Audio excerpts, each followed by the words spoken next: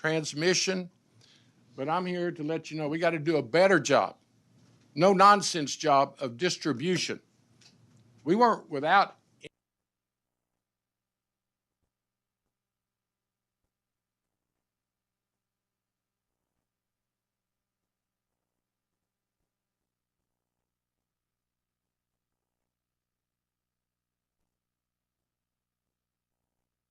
energy. We were without supply to the homes.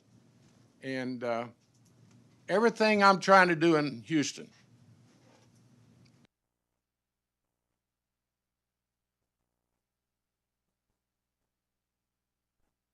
depends on electricity, whether it's public safety, our medical center, our infrastructure, our port.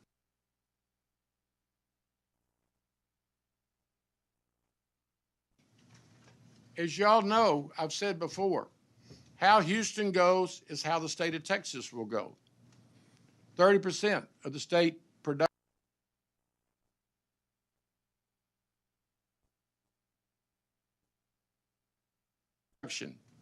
25% of the state's employment. We have to do whatever is necessary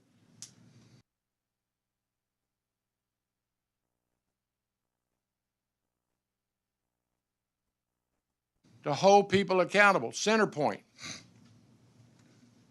Doing business as usual is unacceptable. You cannot act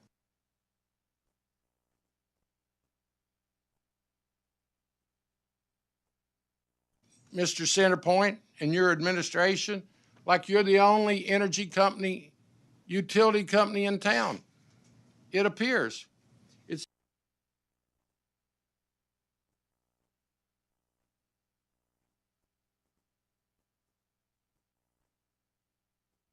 either complacency or incompetence. But the bottom line is they must do better. For instance, I've learned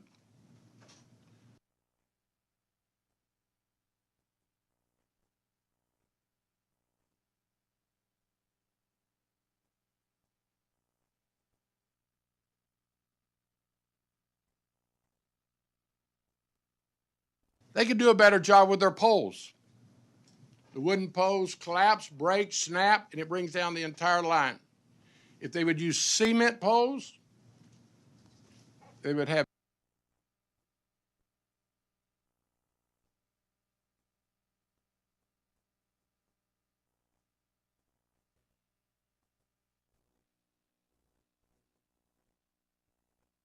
better resilience. There's also a composite pole that breaks up into 3 sections. The line pulls on the pole, the top section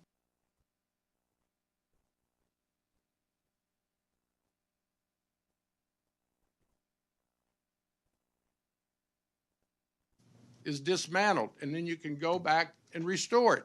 It's expensive, but they've got money. And that's probably going to be the strongest tool you have.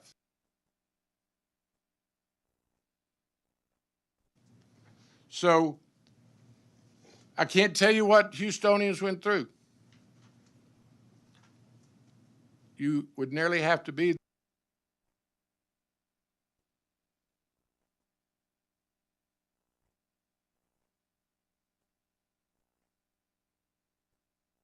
there. But let me also thank some people. The state of Texas, Nim Kidd is a godsend. The lieutenant governor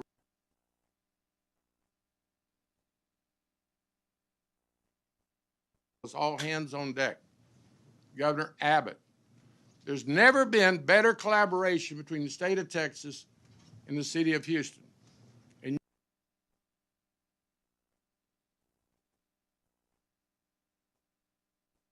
you and I know that's because of our relationships and also the leadership commitment to their hometown, Lieutenant Governor and the governor.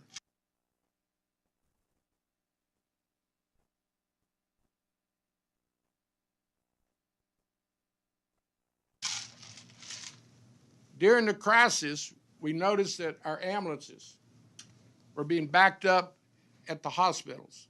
They weren't released.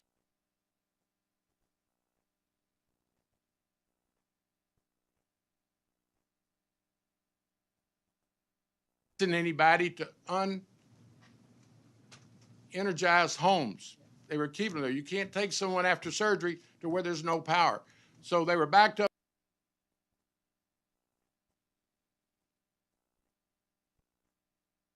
in the halls, and the ambulances couldn't drop off emergency cases. So we were down to only 4% of our ambulance capacity available for calls.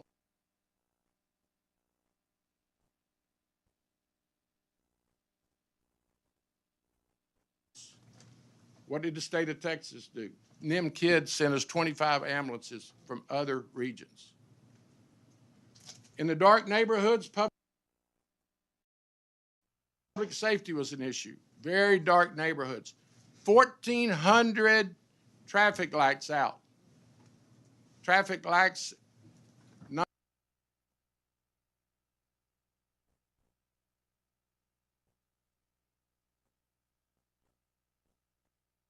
numbers equivalent to entire San Antonio. People were desperate to travel. We kept cautioning them, don't travel.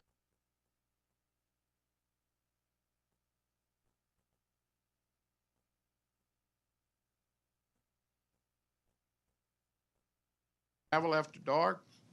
We actually cautioned and told the bad guys, if you take advantage of the lights out, we're going to be there. But as you know, Houston's law enforcement is stretched. We went to mobilization, 2 12-hour shifts, all hands on deck. We still wanted resources. The state of Texas got 100 additional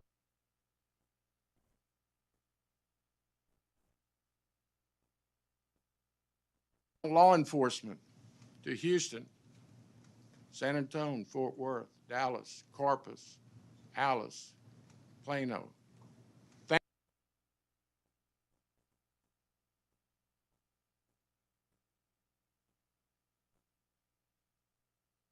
Thank you, cities that came to our assistance. Thank you, the state of Texas. But what we have to do is prepare for the next storm. I know the city of Houston could do a better job. I had no idea. And some of my critics said, well, why hadn't he checked it out? Because I have fire chiefs and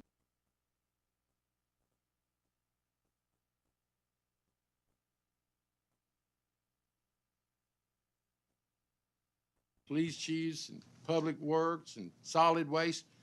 We discovered during the storm, Senator Alvarado, that 10 fire stations did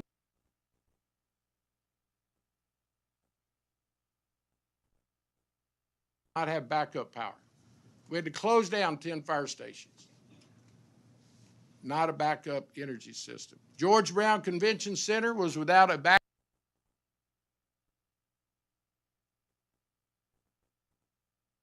system, and we had 1,500 FFA students at our 2 convention hotels waiting to have a convention.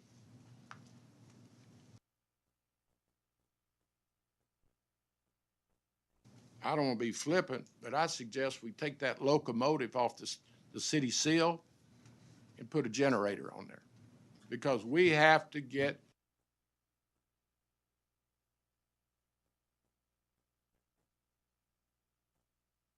generation and backup power at every essential city service.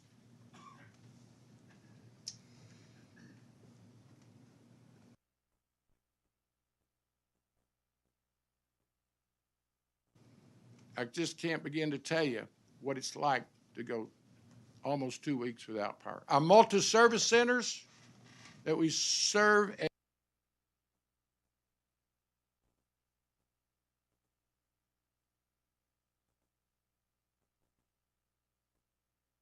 as cooling centers, ice, water, other essentials, no power. I also learned as a mayor, no backup power at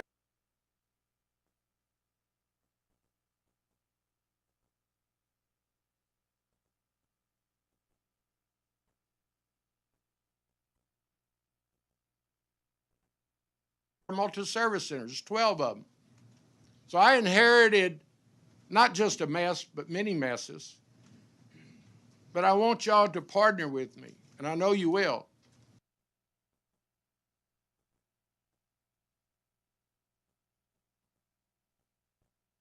To get better prepared for our storms, our resilience, and Houston's a great city, great people.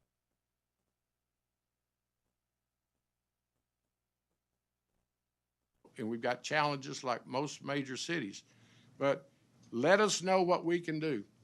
I know the PUC is taking this serious. The chairman was present.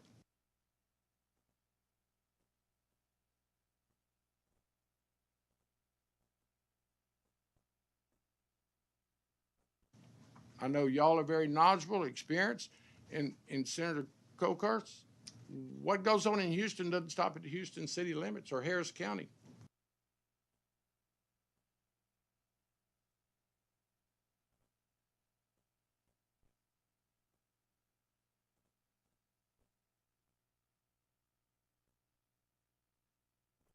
It affects the region, and I've told Senator Perry for years, you know, that cotton you grow in Lubbock is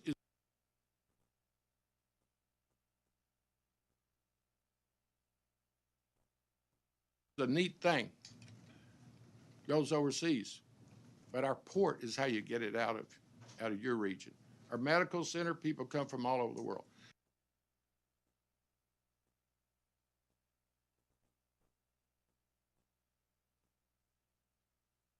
So help me fix Houston, not only in storm preparation, but multifaceted.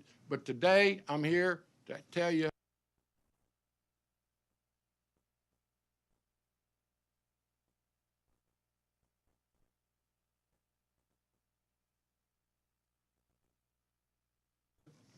we have to do better on preparation, operations, and recovery by CenterPoint.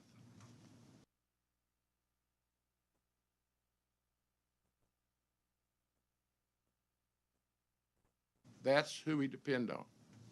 And they've got to be motivated, let them know that we're not, I'm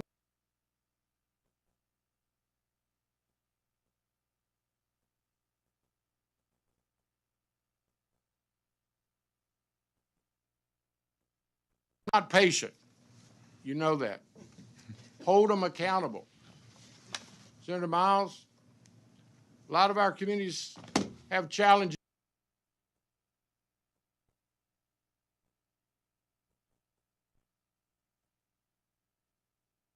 before they have a storm and lose their power. Seniors, here's something I would challenge you to do. The reliability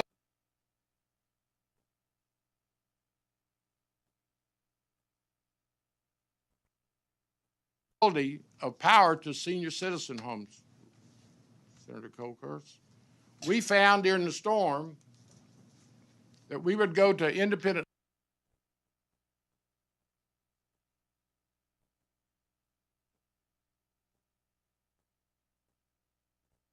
living site, and the management and the ownership had disappeared, gone back to California, wherever they hang.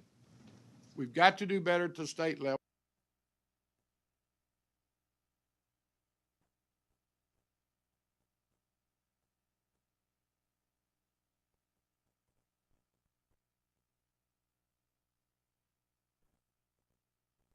The health department and others protecting the seniors in nursing homes, independent living, and assisted living locations. So I could go on this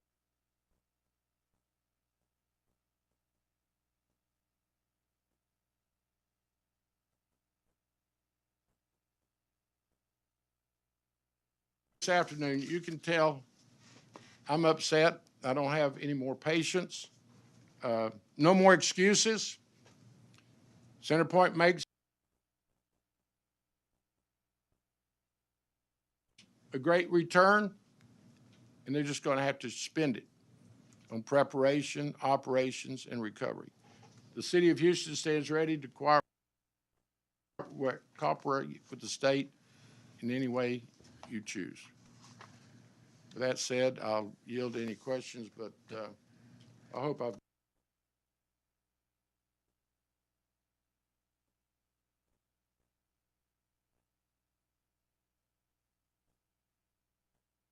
made myself clear. Thank you, Mayor. The state does and emphasize after Uri reliability, hardening of production,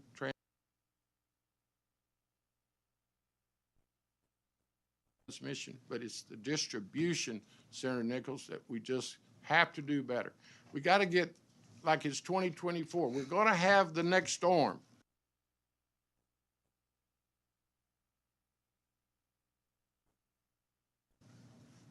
And we're working on our front right now. With that said, Thank you, Mayor. Your care and concern and frustration is evident in your testimony. I am glad you lead Houston. I think everyone on this dais knows your commitment to the city, to the state. Thank you for being here. I know there are a number of people that want to testify. We're going to start with the Houston delegation, or to ask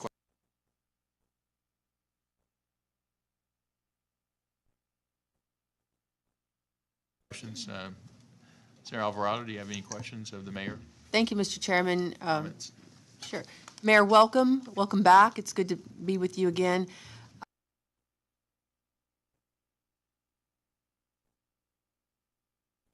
You mentioned a point that I encountered in my district, which was senior living centers. I went out to one in Jacinto City.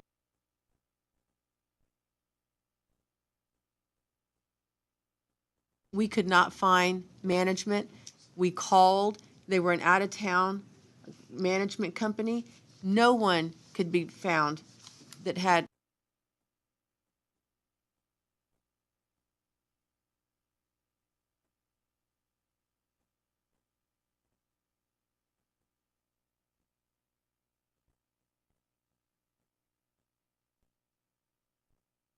ownership or management to that facility. So I do plan to introduce legislation that will hold management companies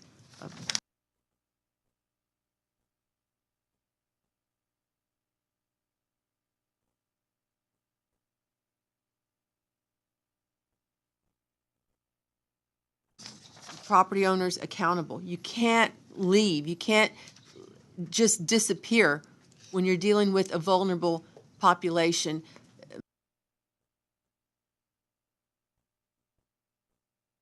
Mayor, I know you encountered some of those situations. I don't know if you wanted to add anything else to that. Well, it was so bad during the rig show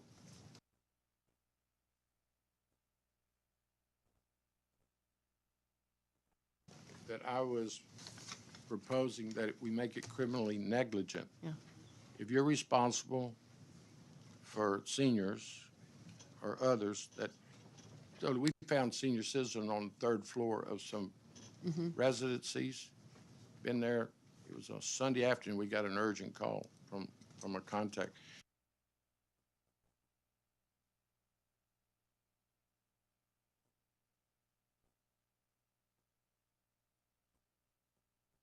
They hadn't had any water, power since the Thursday of derecho, which came in.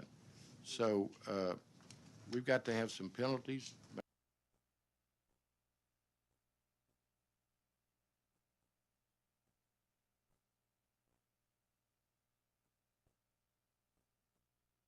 Maybe criminal negligence, but if we're going to license them at the state level, inspection, backup power, and a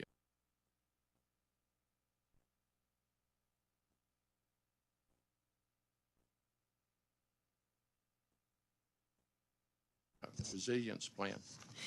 Can you talk about the impacts? It's pretty widespread. Yeah, Senator. it is. Switching topics, can you talk about the impact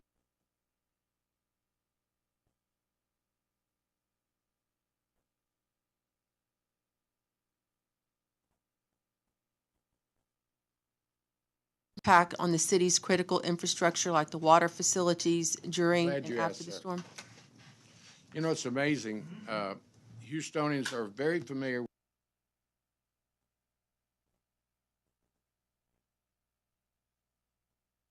with our streets and drainage being broken.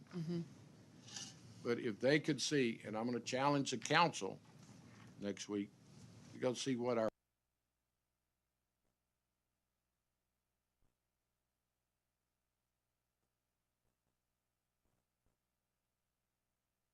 water supply, East Side Water Plant looks like. Built in the 50s, held together with tape and baling wire. We had Public Works sleeping on the floor to monitor it. But we've got to do a serious infrastructure plan for the city of Houston, and I would suggest most of our major cities.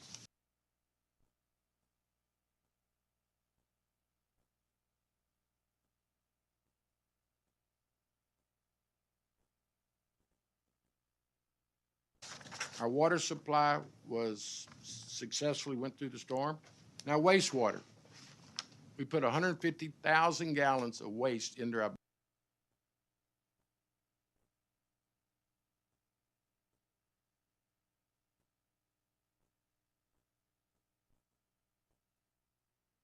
bayous because our lift stations had no power. And we're under consent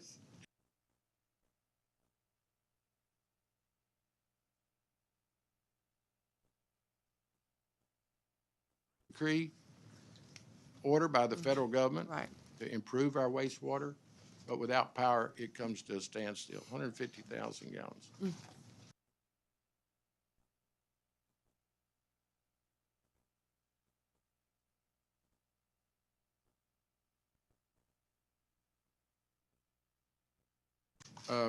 Before I get it, I just looked at a note, and I've already mentioned it, but I've just got to emphasize so CenterPoint's listening to me and my colleagues. The outage tractor is essential.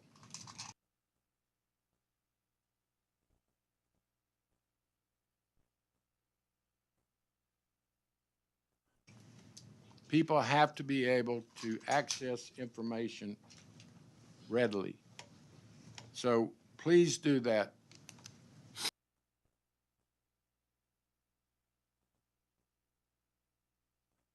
And another thing, you can't tell people on Monday they'll have power on Friday. It completely destroys morale, creates anxiety.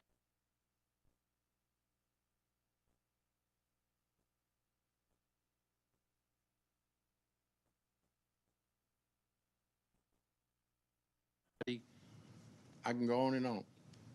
The message ought to be working with the operators. Oh, and let's get to safety in a minute. That we're going to do it as humanly possible. I just can't imagine the messaging. Who in the world got paid good money probably on messaging to say in a week you'll have power? That's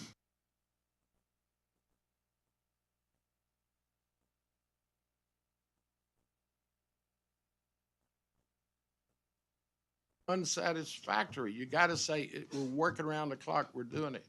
Now, let me tell you another thing. And I was in contact with the CEO.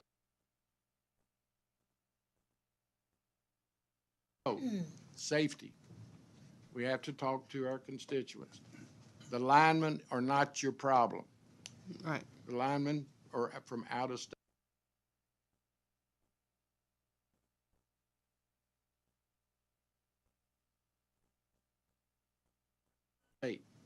They left their families. They're our friends.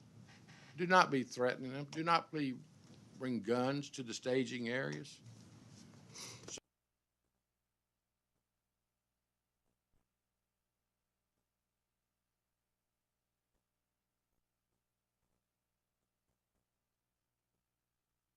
So we were in contact, provided law enforcement, HPD at the staging sites, and went out with the linemen. But let me just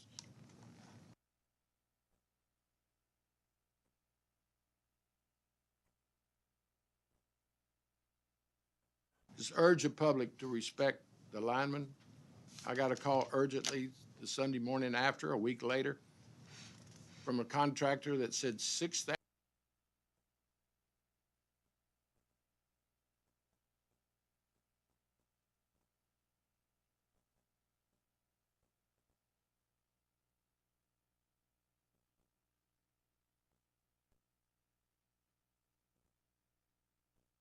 Thousand of our people. We got approximately 12,000 there on the ground from out of state. CenterPoint brought them in. When did they do it soon enough? I'll let them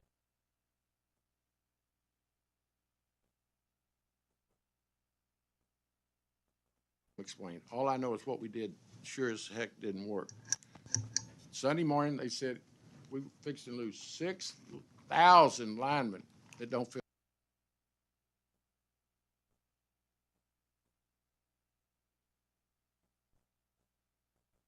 safe during this recovery period.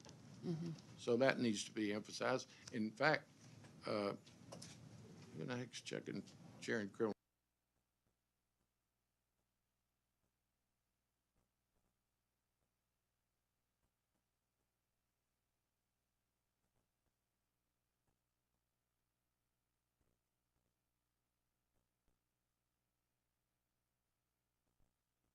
Just as Pete Flores. We might need a penalty, Mr. Chairman, and enhance the penalties if you harm a worker on an energy line, Yeah. on a utility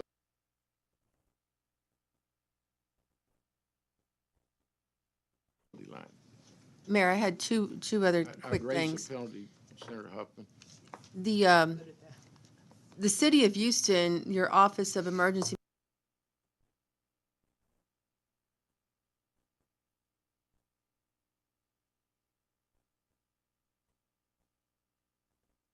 Management came up with their own outage tracker, is that right? When Yes, ma'am. CenterPoints went down? We- And we- you kind of did it on the fly, but you had something. We did it on as an impromptu, right?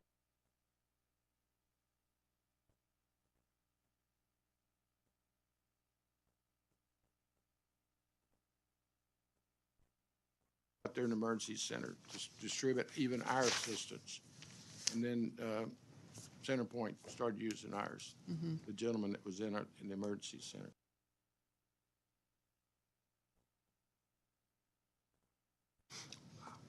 That's incredible. Y'all were able to get I something got some going really so quick. smart people. I can't be more proud of the rank and file and the leadership in the city of Houston. Our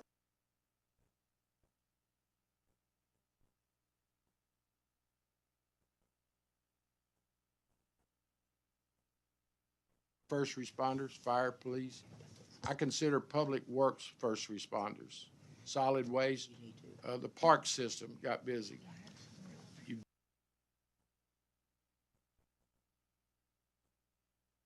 just never seen the damage that these 75-year-old pine trees, 75 feet tall, completely go through and destroy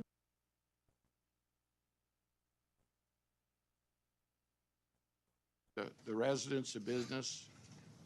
And there again, thank you for reminding me of what the damage is done by our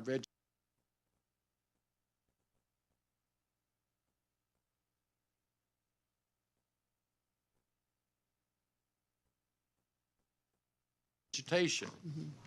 There's another thing, Mr. Chairman, that you can insist on. Better control over the vegetation.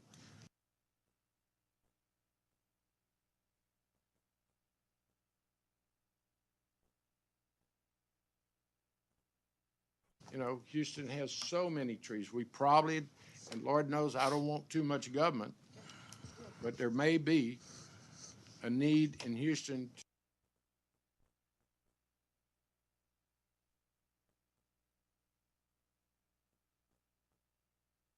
to restrict the planting of trees under power lines, certainly in the backyards. And it was brought up in a conversation in my office today. I said,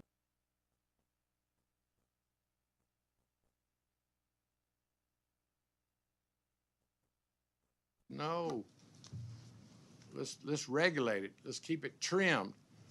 But it might very well be that in this day and time, you can't allow One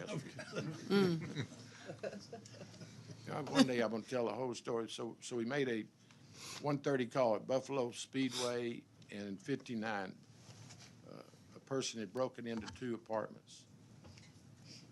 So we got there, and there were 2 young officers there trying to get over. North, I-69 North was out of power for 5 days. Judge Keogh from Montgomery County was going for the city. You're going to obviously be extremely effective, as you always are, in working with the legislature on solutions for the city of Houston that's much needed, and look forward to partnering up with you on these and other issues that I've mentioned today. Thank you, Mr. Chairman, members. Well, and also, Senator, let me remind everyone, this was a level 1. Okay, go on. So that ought to be a huge wake-up call. We don't have time to waste.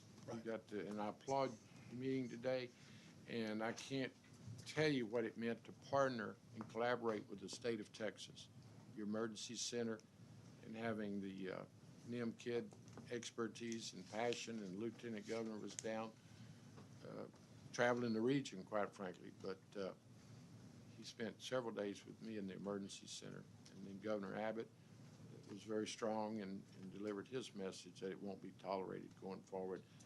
Status quo is unacceptable, and I'm certain we'd have a 31-0 vote on that one and put me down too. Status quo just unacceptable. We got to get ready for the next big one, and no one can be complacent at any level of government, and certainly at CenterPoint. Senator Colchers. Thanks. Again, Mayor, thank you so much for what you have been doing. And you're right, you've faced one crisis after another. And it's good to see you on those Houston channels leading in your press conferences and boots on the ground. I really appreciate that. And the passion by which you're representing Houston, because we know you love Houston. I want to follow up on what Senator Alvarado and you mentioned, and Senator Creighton now, and Senator Bittencourt. And I've been on the phone making sure about our role as state of Texas Health and Human Services Chair. When we talk about senior living, I want to make sure we define it, because nursing facilities, which are nursing homes, they are regulated by the state of Texas. Assisted living is licensed, and that's kind of, less 24-hour care. When we talk about senior living, I'm in my mind thinking, is that tax credit housing for senior living? What is it? Because Probably all the above. Okay. I'll be honest with you. because I want to know who's not. I mean, I know nursing facilities, and I'm hard on them, man. I'm telling you, we've passed legislation and we've done things in the budget, and so I know they wouldn't walk off because you can't. Okay, but who are these people when you go and you say they weren't having electricity? I mean, are they apartment buildings that are senior? Independence living, the ones I've visited during the crisis was mostly for-profit folks, and they are licensed by the state. And what we've got to do is come up with some penalties or requirements. They can't abandon their responsibility. Absolutely They have not. not only a fiduciary responsibility, a human, they got a requirement to don't abandon ship. And so when we got to Independence Hall on Airline in 45 during the reach-out, Sunday afternoon, we got urgent calls. In fact, they were in their rooms. HPD, we had to authorize HPD to kick the doors down to go in and have a life-saving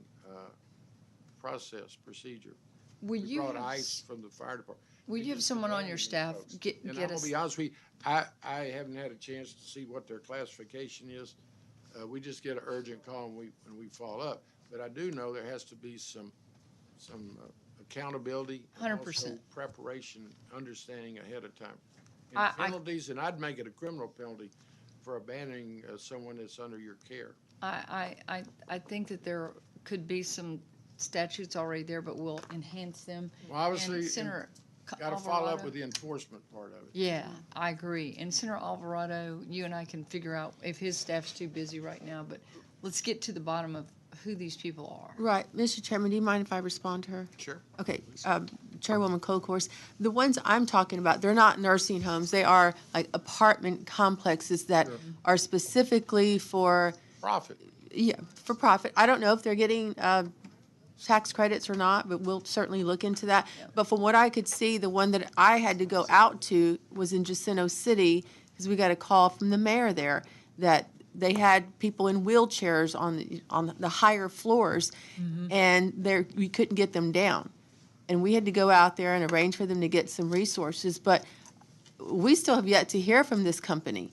And they were out of state, and there's, I mean, suspect I know the, what this model is. office, We're gonna the get at. management office was open. You could walk in there, but nobody was in there. Yeah. And they just left. I think that's reading we're gonna have to go the criminal route. We're gonna work on this. They're for-profit. Thank y'all for bringing that to my The attention. residents are getting Social Security, barely making it, and so first of all, they're in deplorable conditions even before a storm. They just don't reinvest any of their income stream into living conditions. 6 years. But to get there, and the office was I locked. gotta when tell you was there.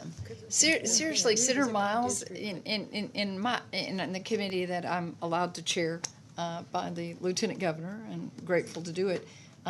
Senator Miles is one of the committee members and a very good one, and we work together on a lot of issues. And he's brought several bills to Senate Health and Human Services that we've passed out, and we've even had some of your officers, Mayor, come and testify. There's a whole new department now. Right, and somehow it gets out of the Reentry Senate. folks. I know where Senator Miles is going. and- It's a serious and- concern, particularly We during gotta the do storm. something. Think about who's monitoring the probation. Here you go with Senator Miles, you're on to something. When the GPS monitor as a condition of parole or probation cannot charge those batteries, what the heck do you think that opens us up to the risk? And so we got to do something from a criminal justice perspective and a housing, Senator Miles. HPD. When the neighborhood goes dark and you got residents that are not always ready for reentry, you got a serious problem on your hand. In the GPS, there's Senator Hubbard, think about this. I was talking about Miss Mays in the probation department. She said, we got thousands of probationers that are supposed to have a monitor, and they're not charging those batteries. We don't know where in the hell they are. In the dark. Well, I just want y'all to know, I'll work with y'all from the Health and Human Services and the Health and Safety Code, but also, if we need to, the Penal Code on abandonment and things like that. And Sure. we'll get to the bottom of this, and I already have Health and Human Services Commission looking into this because, again, as you say, what can we do better? That's what this committee is all about. Sure. Learn from these mistakes and let's get it right and let's move forward because we got to do it. Thank you, Senator. Just a point of administration here. We continue to have some audiovisual issues with the Senate feed based on the third-party entity that helps us with that. I believe that's KView that's broadcasting live back there, right? Okay. So for those listening, if they want to have an alternative option, KView is broadcasting live, KVUE. So you can go to their website. Thank you. Any other questions or? Senator Miles. Thank you, Mr. Chairman. Mayor Whitmire, now that you've gone through Beryl, in the future, would you consider directing the Houston Public Health Department to work with CenterPoint to identify neighborhoods to prioritize in their emergency operations plan to collective aid or prevalence of existing medical conditions? You keep talking about the seniors, and we need to prioritize. So what I'm asking is, in the future, would you have the City of Houston Health Department work with CenterPoint Sure. to identify those particular neighborhoods in our communities where you keep saying our seniors and those who have prevalence of health conditions, and we know those communities, so that they can get some type of priority inside of their I will get with our health department, Steve Williams. Yeah. Very competent He is. director, and let him assist us in prioritizing from the health department, certainly public The works, age. and our Department of Aging. public safety, fire, police. We have a lot of work to do. Senator Miles, I want you to know, certainly everyone from Houston, right now debris pickup. I've never seen anything like it. And we were already in our second trip around town during Derecho. And then here comes Beryl. And it's just, don't tell my security team, but I still get in my car and drive Houston by myself. It's how I stay in touch. I think you just told them. I was in Independent, in Oak Forest and Garden Oaks over the weekend. You just can't imagine what it looks like. And they were putting them on the Esplanade out front. But we're doing everything we can. I race cane with the solid waste director every day, Kingwood. Raised cane with him the other day about Kingwood. And so what they've done is a stationary drop-off for the debris, and then we'll relocate it back to Houston as it's ground up and becomes more efficient to get it out that way. But So, Mayor Whitmire, I want you to imagine the problem we're having with Beryl and heavy debris pickup on top of those communities that we already have dumping issues in, like Sunnyside. illegal and Central dumping Park. drives me nuts. You know how I feel about that. It affects our drainage, and we've got to improve Houston's drainage. We need a maintenance program that probably hasn't been in existence since Bob Lanier. The neighborhood drainage culverts are so full of grass clippings and debris before the storm. So I've just got a lot of work to do. Let me just assure you, I ran because Houstonians asked me to come fix things, and I've never worked harder in my life. People regularly ask me, what's the difference in being a senator and being a mayor? Being a mayor, you never get away from it. Truly, 7/24. I know how hard y'all work during the session, long hours, but the job I've got right now, it's 18-hour days, even before a storm. But I've got a great team. I look forward to going to work. The collaboration between the city and the county's never been better. I've got 3 county commissioners. Let me give them a shout out. Tom Ramsey called and said, I'll bring my resources, equipment from the unincorporated area into Houston. Judge Keogh out of Montgomery County, Joe Zimmerman out of Sugar Land. People want to help Houston. They're excited about my administration, if I have to say so myself. And I want to close by just thanking the state of Texas.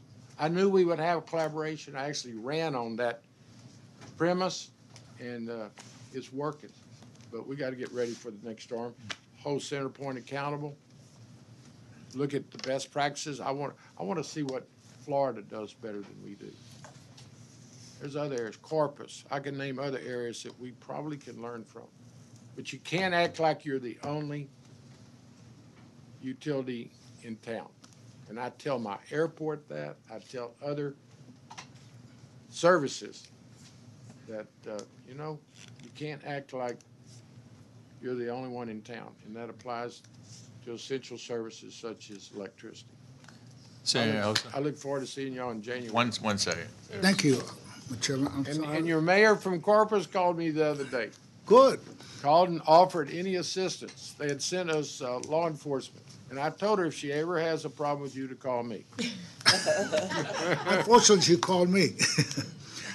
Mayor, let me just, as I was listening to your concerns and what happened with Hurricane and CenterPoint's, I guess, response, I was reading a report from when Mayor White was the mayor of the city of Houston, 2009. Paul Hobby did it, and it's been collecting dust ever since. I just got a copy of it the other day. And that's my point. The same complaints, the same concerns about CenterPoint, and there was no follow-up. Been a lot of neglect. It didn't get like this overnight. It won't get fixed overnight, but I'm doing everything humanly possible, collaborating with every level of government and the private and the faith and social services. Let me give a shout out to the Red Cross, Salvation Army, the Houston Food Bank. We got through this united like only Houston can do, but we got to get better prepared. And to Paul Hobby, I've already started talking to Paul Hobby about doing an update. I promise you it will not collect Mayor, dust while I'm mayor. My point is this. CenterPoint, these recommendations were made for CenterPoint. and have not done any of the recommendations. And here we are again. Well, I'll let their leadership answer for themselves, but you're absolutely right. I'm not sure we're better off, certainly since Harvey or other significant storms and crises. Well, one last question. So you always Sir? don't hesitate. One last question. Yeah. You never hesitate giving your opinion. If you were king, what would you do different in terms of policy with CenterPoint? Have this conversation before the storm. Probably would have done more as a legislator, but you know, we get spread thin. I never held myself out as a utility or energy expert. We all got involved, and I served on the committee after Uri and asked tough questions. But the magnitude of this is something I never imagined. I think CenterPoint needs to do a better job of showing their coverage, 21 counties. See, what's amazing, everyone in Houston thinks it's just us. And if you go down to Galveston, it's just us, or Conroe. I think what I would do, or what I would say is to CenterPoint is, you got to take this from a global standpoint, a region, a state issues. And, you know, I think we all share a little bit of the responsibility of not anticipating complacency or maybe not even the best practices. Let me close. There is absolutely no excuse for lack of communication. You know, I've never run a utility a day in my life, but I darn sure know people deserve to know what's going on with their lives and property and safety. So And I know what I've done earlier, you know, I've lived in Houston, grown up. It's a different environment. The weather patterns are different, and maybe that's something that we've got to be more cognizant of. These are not normal days of storms. They're sudden, they're intense. Another thing, the tracking. You know, we watched Beryl come across the Gulf of Mexico. Saturday morning, it was Mexico, northern Mexico, and South Texas. So we've got to be more. Of course, we were listening to the National Weather Service. I don't know how you do much better than that. But we got to be prepared for it to take a turn. And maybe that's what CenterPoint has to be required to do better. Maybe you don't gear up like it's a direct hit, but what if it does change directions overnight? And you pre-position some of these folks. And I know you don't want to put them in the path of the storm or they get blown away, but maybe halfway to Houston. Maybe position them Austin, Dallas, or somewhere that is closer to for a more immediate response. I don't know. That's just something that we'll learn through hearings and examining their logistics. one last point, Yes, sir. and that is that I agree with you to take a global approach, but the reality is that many other companies, transmission companies here in Texas, Yeah. have not encountered the same type of problems. They have communication, they're prepared, and do the vegetation mitigation that needs to be done. It's just a point that needs to be made. I'm certain we can learn from Corpus, Brownsville, in your area. Smaller scale, but I bet they've got some practices that we're missing in the Houston area, certainly in terms of preparation, communication. So I look forward to visit with you.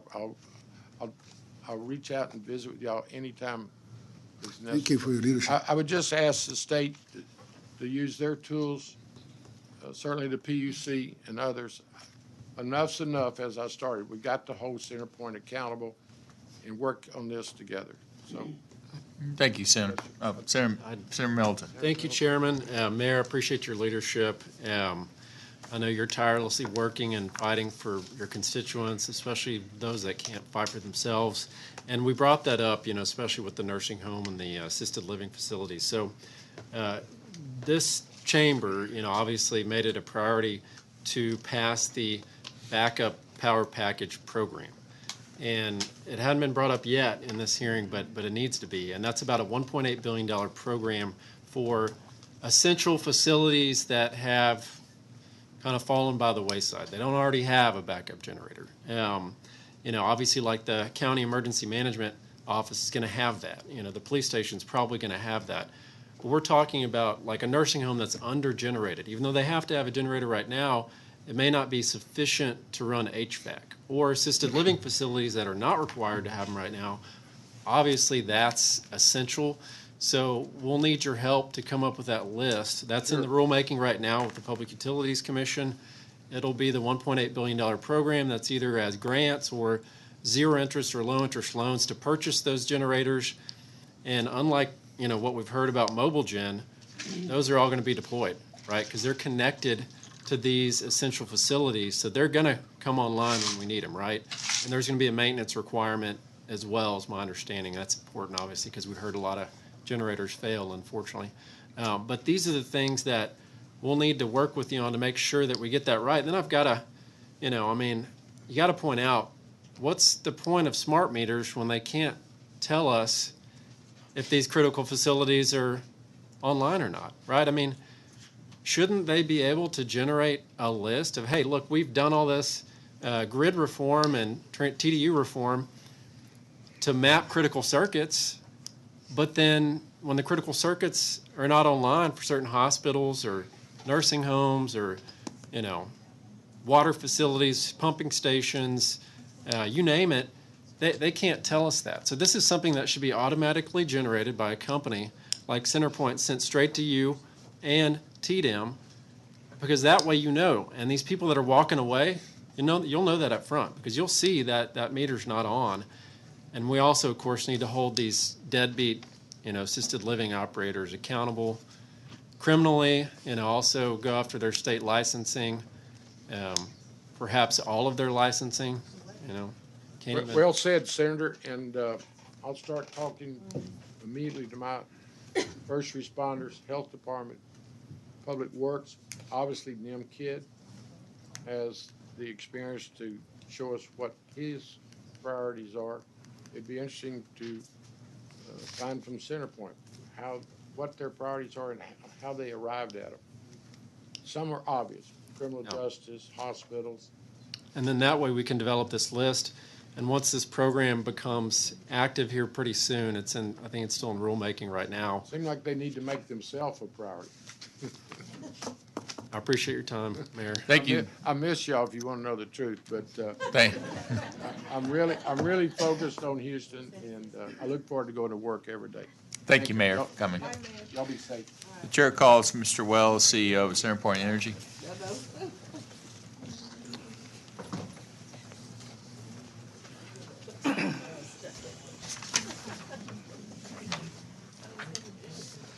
Welcome, Mr. Wells. We're going to let you provide your written comments, and there's a whole host of questions I'm sure members would like to ask. Thank you for being here. Thank you, Please Mr. begin. Chairman. Thank you, Senators. For the record, I'm Jason Wells, CEO of CenterPoint Energy. I thank you for the opportunity to speak before you today. I've passed out my prepared remarks, so I'll keep my comments brief so we can get to the questions at hand. But let me just be very clear. Our response to the impacts of Hurricane Beryl in our communications were not acceptable. They did not meet our expectations nor those of our customers, and I take personal accountability for that. I want to apologize to our customers and their families for the frustrations they experienced during Hurricane Beryl and the restoration process. We have outlined over 40 immediate actions to address resiliency, communication, and better preparedness in our communities that we are enacting for the rest of this hurricane season. I want to be clear, though, those actions are just the beginning. We've convened outside experts. We will take feedback from our regulators, our customers, obviously this body. We are gathering the best practices so we can improve the quality of service that our customers expect upon us. We understand that as part of rebuilding trust, there needs to be transparency in terms of our progress. We will be launching a dedicated website that will track our progress on the 40 commitments that we've already made and the additional ones that will follow. And with that, I want to thank you for the opportunity to be in front of you today. Members, I know you all have questions. I'm going to let y'all go ahead and begin. The Houston delegation. Senator Betancourt, Senator Alvarado. Chairman Wells, yeah, I think it's on. Chairman Wells, first off, I have to say, how long have you been? There we go. How about this? Mr. Wells, how long have you been in your current position, CEO? About 7 months. Okay, there's been, somewhat of turnover, 3 CEOs in the last, 3 years? That's correct, yep. Okay. Executive chairman, you've had 3 executive chairmen in the last 3 years? That's correct, sir. You have also a head of the, I assume you call it an electric group. I'm not sure if it's a department division. You don't have a chief operating officer, unlike some of the other utilities here. But that, I assume that job is effectively the COO of the transmission distribution group, right? Of the electric operations. The that's electric correct. operation? That's right. How many people are in that electric operations group? We've got about 5,000. Okay. And that president, or that senior vice president, I believe, which we call it, was terminated last week.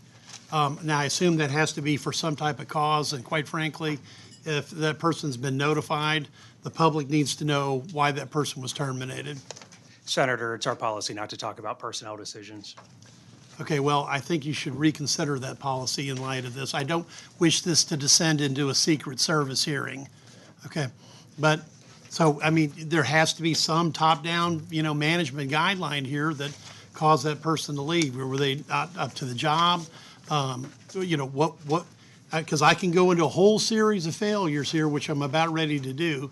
And if that person's responsible, I think the public needs to know. I take personal accountability for not meeting our customers' expectations during Hurricane Beryl. It's my job as CEO to make sure that we have the right team in the right roles. And as part of the 40 commitments that we outlined, we've made 3 principal changes. The first is to bring on a chief communications officer. The second is to bring on a senior experienced emergency preparedness and response leader. And the third, I made a change for the leader of the electric ops organization. Okay. Now, that change you made is because of dissatisfaction with the response internally? Certainly, there was extreme dissatisfaction externally. I take into consideration sort of the totality of an individual's work and the current needs of the organization when I make leadership changes. And that's the reason why you made the leadership change. I believe that we need to move faster with respect to some of our resiliency investments. As you've all discussed in this hearing, there's clearly improvements we need to make from a communication standpoint. Much of those communications really rely on a good estimate for the time to restore service. Our customers really want to know when they can expect power to be back. Those changes necessitated the organizational adjustments that I made. Okay. Now, let's go over the power tracker decision, because this is probably the single, quite frankly, most double dumbass decision I've ever seen a major corporation make in your business, which is you have a power tracker, it goes down, and then what's the decision-making process at that point? Now, I heard that this lasted about a week after the derecho, okay? So the site didn't go down all at once. Apparently, there was some period of time afterwards. And I'm astonished that it would go down without a replacement being in process, nor the fact that if you already knew it was limited by bandwidth or by application, why this wasn't handled in the off-season. And you're talking to somebody that runs a seasonal business, and yes, my little IT team went to the cloud with great effort, but we didn't do it in the middle of hurricane season. So please, I'm fascinated by this. It's inexcusable that I wasn't ready for our customers during Hurricane Beryl. When derecho impacted the greater Houston area, we noticed about a 16-fold increase in website traffic that overwhelmed the system that we had hosted on our internal servers. Immediately, we conducted a root cause analysis and determined whether or not we could expand the scale of the server capacity to meet anticipated demand for future storms. We quickly concluded that our own servers would not provide the capacity that was needed. And so we immediately launched a project to move our outage tracker from an on-premise solution to one that is hosted in the cloud that can scale infinitely based on demand. Those projects generally take about 3 months in our industry, connecting to our smart meter data. We have over 2.8 million smart meters, mapping those against all of our electric assets. We have over 25,000 miles of distribution overhead conductor, as an example. Mapping all of those assets generally takes about 3 months. We knew 3 months was not acceptable after the derecho. So we launched a project that we said we had to be online August 1st, which has historically been the peak of hurricane season in the greater Houston area. It provides no relief to the customers that were impacted by Beryl. But that's why I'm confident as I sit before you today that we will have the outage tracker online this Thursday. How many years have you had smart meters? I think the company began implementing them around 2008. Right. So we've had 15 years of smart meters, and we just finally think of the fact that we need to integrate the smart meters with enough of a system to handle all the input and be able to handle the customers. I know you said it's inexcusable, but it's really horribly inexcusable because you poured gasoline on a fire with people that are out for some extended period of time, because we're about ready to get into how bad this tracker was. It is inexcusable. There has been a change, as we all know, in the way websites are utilized for media purposes. There's bots, there's data scrapers. It leads to an exponential increase of demand on the servers. We should have recognized that earlier. We recognized it, and we immediately moved to a cloud solution that can infinitely scale based on demand. Now, you heard Nim Kidd's discussion that when you release information that is wrong, it's even worse than no information at all. I detected the Saturday after Beryl that the maps were basically junk. We found out later they were being manually updated. True? That's correct. So we had people in a multi-billion-dollar corporation coloring in individual streets, houses, et cetera, somewhat haphazardly, okay, because there were many times there were false positives where the map said that the area was energized. It's not. There was also false negatives where the area was, going to come on, but obviously didn't. True? That's correct. I want to tell one story about Representative Sam Harless, because he actually got into an engagement with not only his government relations person, but actually somebody from operations. And he and his wife Patricia apparently drove a neighborhood at night because your team kept insisting that it was energized. And guess what they found? Power was still off. Power was off. And he actually had to go to the subdivision and hold his phone up and say, "It's not on." Now, that worries me greatly as a systems guy that sold process control equipment and robotics. I'm not in your business, but when your operations people can't tell me with smart neighbors, or can't tell the state representative that a neighborhood subdivision is on or off, that is very, very bad operations and potentially health and safety life affecting. True? Yes, Senator. We knew the residents the addresses that were on and off. We also understand how important electricity is to our customers, and the absence of the outage tracker was frustrating our customers. We attempted to provide an interim solution that provided directional support for where power had been restored, when it would be restored.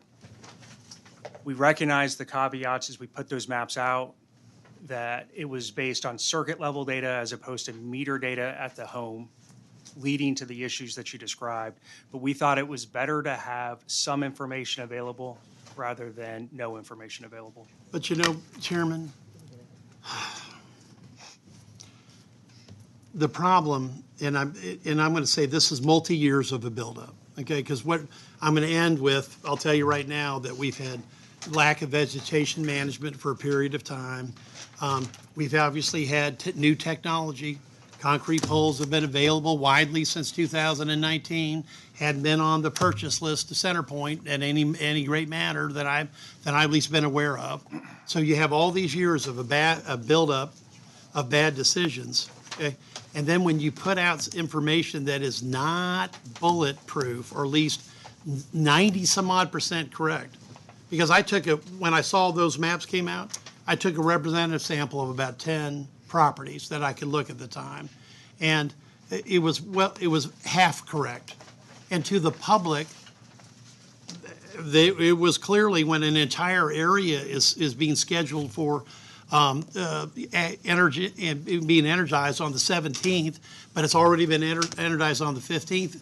They don't like they can't possibly conclude they have any respect for the process. For the product. True? I understand, Senator. Okay, well, understand, do you agree? I agree that it created confusion and frustration in our attempt to provide some level of information as we navigated a storm that had tremendous impact on our community at a time when our outage tracker was not available. Right.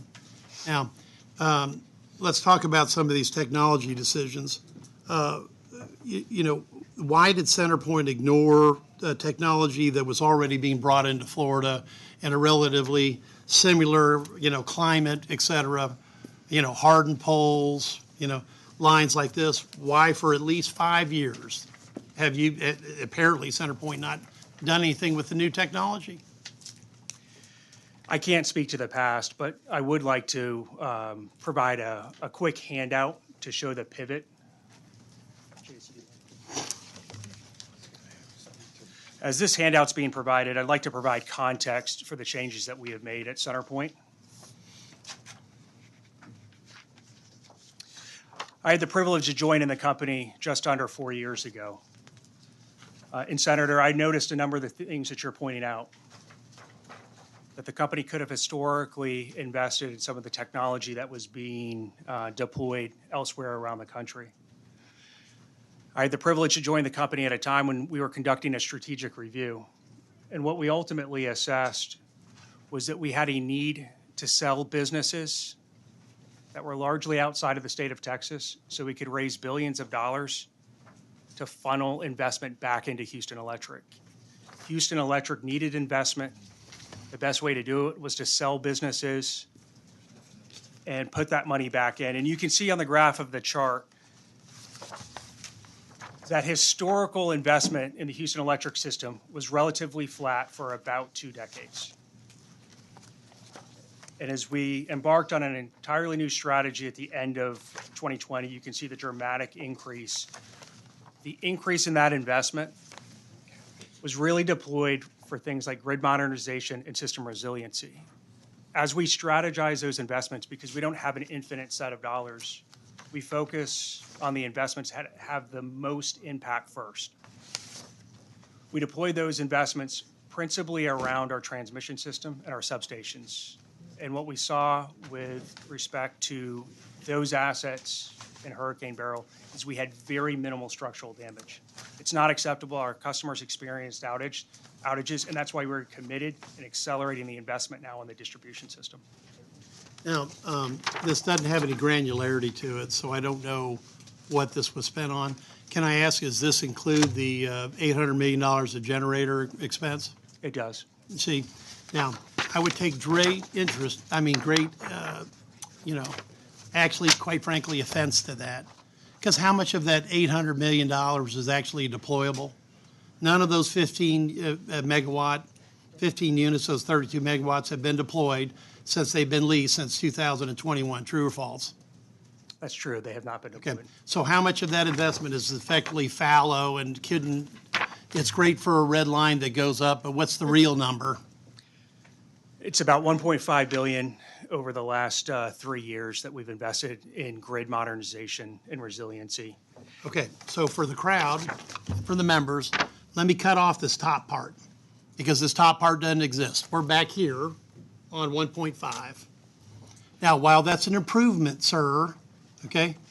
It is not worthy to have a discussion of a spike that the ratepayers had paid for with 9.5% profit and no result to the bottom line of keeping the lights on. True or false?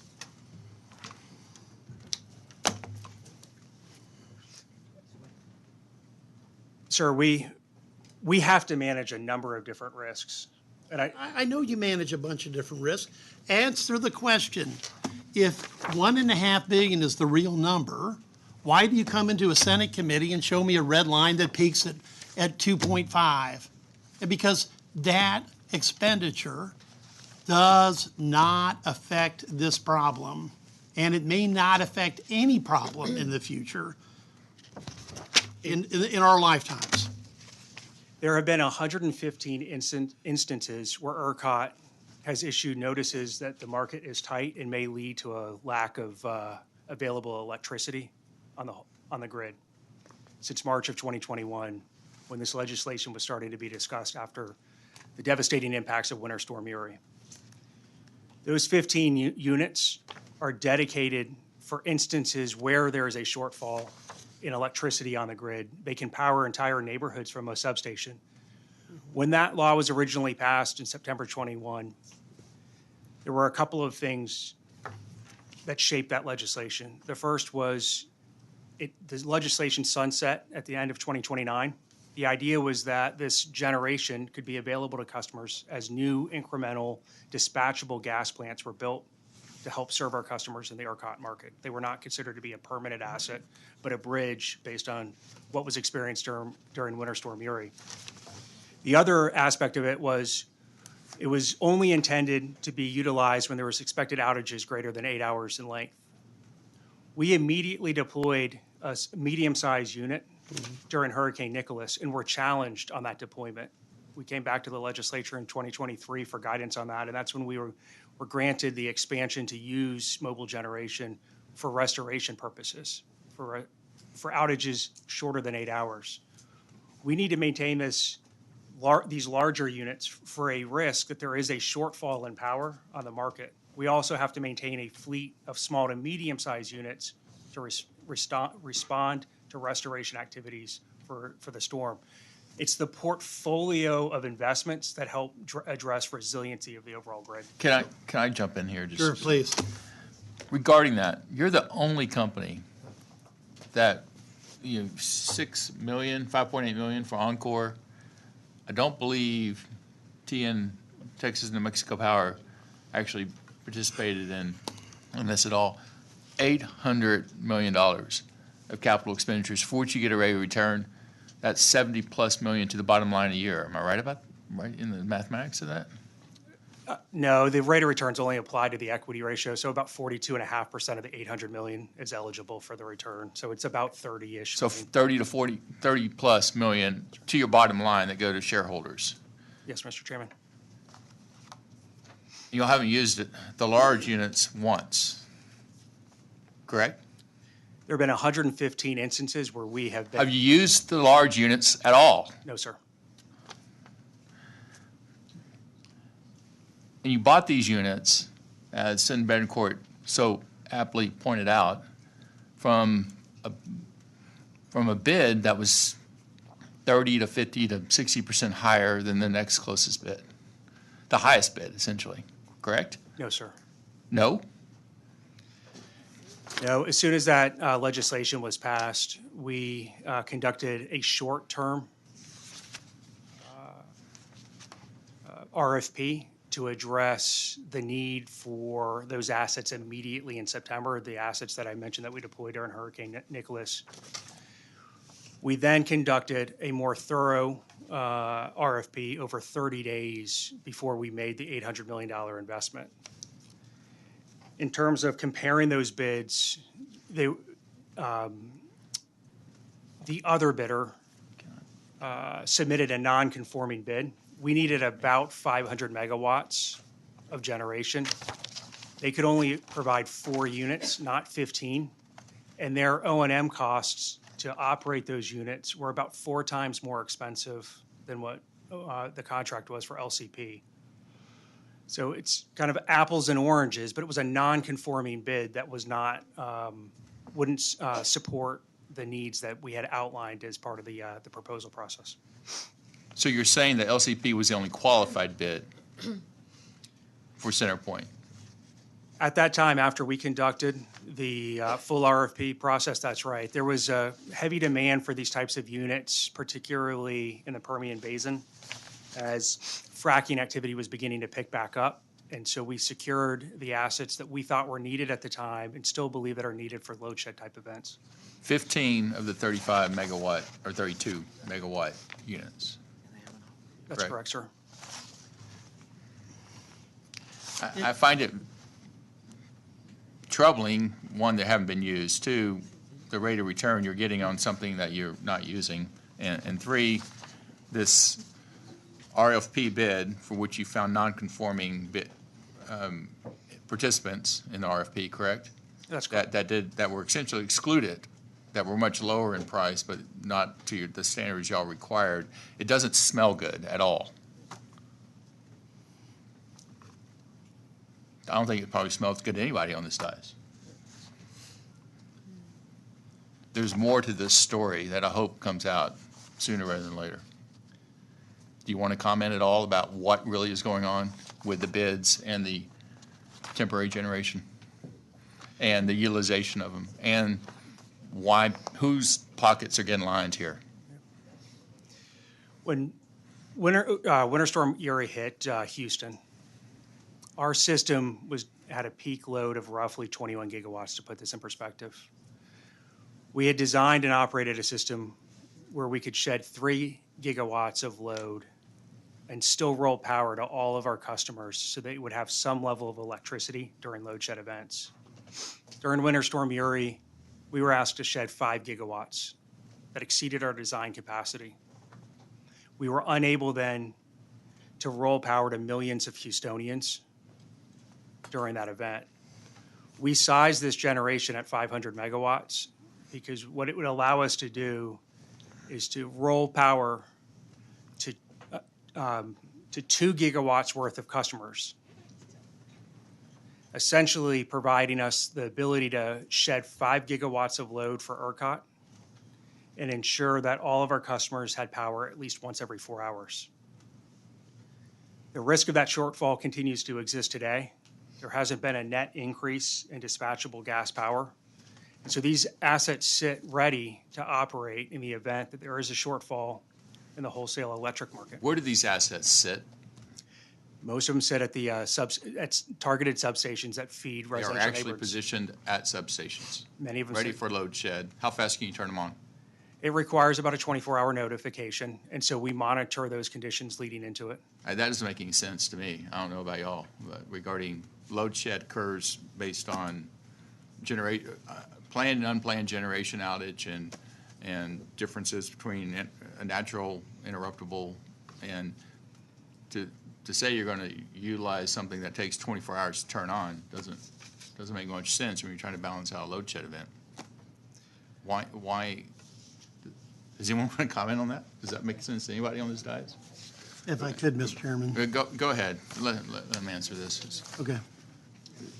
How can you use it for load shed when load shed is like this, and you have to shed load? Yeah. Yes, sir. We actually track the conditions with ERCOT. ERCOT within a week's time frame will start to outline conditions that may become tight. They update those daily. And so as we start to see conditions that present themselves as a potential risk for load shed, Do you turn on the units? we notify LCP, and depending on what status we get to in terms of how tight those conditions will be, we actually get those units warmed and ready, or we just notify them to be ready to begin that process When they're warm and ready, how fast do they turn on? pretty instantaneously. I mean, these are, How many times have you done that? we have not had to use them. How many times have you warmed and readied the non-used large generation portfolio you have? I don't have that number, but I can get it to you this afternoon. All right. There's a lot of questions about the decision-making regarding the leasing, long-term leasing of very large temporary generation quasi-mobile systems. It doesn't make sense for what we envisioned as legislators regarding temporary mobile generation and utilizing it during critical needs, during weather events, and mobility of it, that I have envisioned temporary mobile generation to be temporary and mobile and utilized during extreme needs. Senator King, do you have? Oh, Mr. Chairman, please? I Right. think I've got something specific to this. Mr. Wells, somebody familiar with the bid process has sent the following information. CenterPoint assumed that all 500 megawatts would run 96 hours a year, which is interesting because since Winter Storm Uri lasted 72 hours, and it was a once-in-a-generation storm. CenterPoint assumed that all 15 of its 32 generators would need to be moved 3 times a year, and all 5 of the 5-megawatt generators be moved 4 times a year. These assumptions basically allowed the bidders to be normalized and took the life cycle power bid, which was so much higher because it included these operational costs. Is this indeed true? The operational costs for LCP were about 25% of the cost of the other bidder. Okay, so that's 25%. So Less. we're already half of the way there to what the administrative law judge, et cetera, people that were complaining. But again, did you all make this assumption that all these generators would operate all these units would be operating 96 hours every year, and that all 15 of them would needed to be moved 3 times a year? I don't recall the specific usage assumption at that time, but we made some assumption around the level of runtime and the number of movements to address and sort of calculate the O&M expectation for those units, the maintenance aspect. Right, so you've made assumptions to basically normalize a bid that are not correct. And you, as the chief financial officer at the time, would know that, in retrospect, that these assumptions are preposterous. Because you can't move these things 3 times a year. They take about 24 hours also to move from location to location. They are mobile. They're not rapid deployment as we have for the small and medium-sized units. In that case, we deployed 18 as part of the storm restoration for Hurricane Beryl. It would seem to make the life cycle power bid look a lot cheaper because of those assumptions. I want to go to one overarching point because I've already spent a lot of time with you compared to my colleagues, and I want to not be mindful of all that and the chair's indulgence. We have had vegetation management numbers that are obviously lower than your competitors for a long period of time. This power generation project that you did has already increased, the average home, $1 a month, maybe it's going to be $3 a month. So the ratepayers are paying it. And at the same time, we were shorting vegetation expenses, which are critically needed. And one of the things that Florida, Power and Light proved, that the combination of resilient poles and vegetation management was a winning combination. Except CenterPoint seems to have ignored that obvious for half a decade.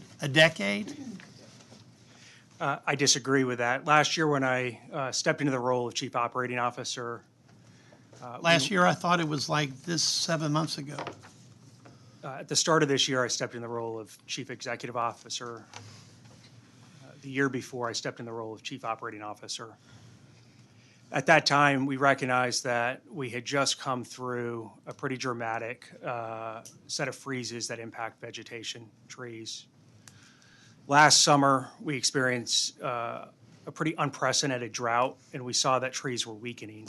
Last year, then, we increased our vegetation management spend over 30%. We collect in rates from our customers about $40 million a year to manage vegetation around our lines. Last year, understanding the risks related to vegetation management, we proactively increased that to $56 million, effectively taking that incremental $16 million out of profits for the company. We implemented what I consider to be a high hazard tree approach. Historically, utilities have often maintained vegetation around their rights of way on time cycles. We have historically targeted about a 5-year cycle to trim around our facilities. As we all know, vegetation grows differently based on growing seasons. We supplemented our ongoing activity under those annual cycles with what we consider to be a high hazard tree analysis, using some of the latest technology to determine which trees need to be removed. Some of the challenge with identifying those trees is those trees sit in property that is not owned or leased by CenterPoint. It's personal property of homeowners, businesses, government. And we don't have the right to trim those trees unless we get consent from the homeowner. This high hazard tree analysis tries to identify that risk and tries to work proactively with the landowner, but we have to get their blessing to do so. We proactively took those steps last year, knowing that this risk existed, and have continued that process here in '24, before now doubling our vegetation management workforce as a result of Hurricane Beryl. But even if you took a 5-year run, which I would be fascinated to see how you could do it with the resources you've got, even if you start at the end of last year, we're still roughly 4.5 years from actually completing that project by the math, true? That's right. Right. So the bottom line that we've got is we've got a Category 1 storm that flattened the user base, excuse me, or your consumers, okay? We haven't done, we finally had somebody that actually made a decision to start working on the critical areas of vegetation management.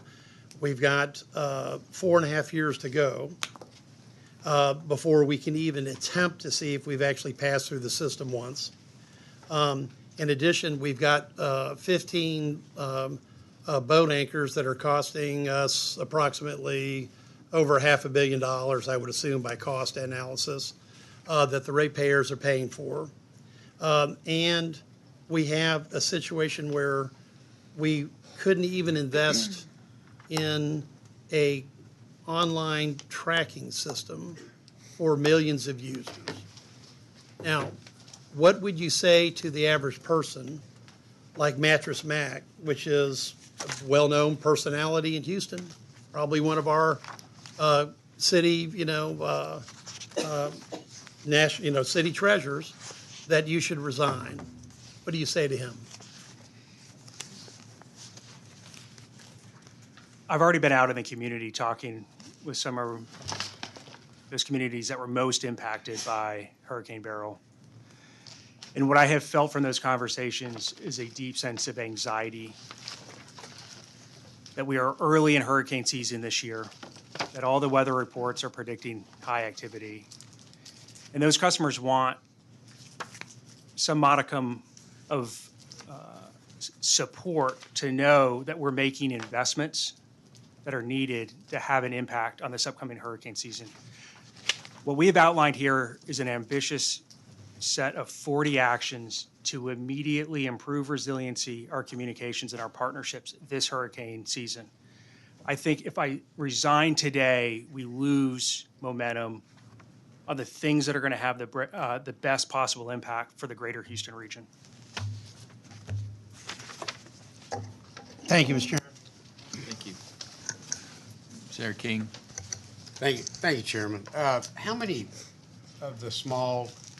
of the units that are truly mobile do you have? The small, I guess they'd be the small and medium on the handout you gave us. They're all mobile to different degrees, and so we have 5 medium-sized units that I would consider to be very mobile.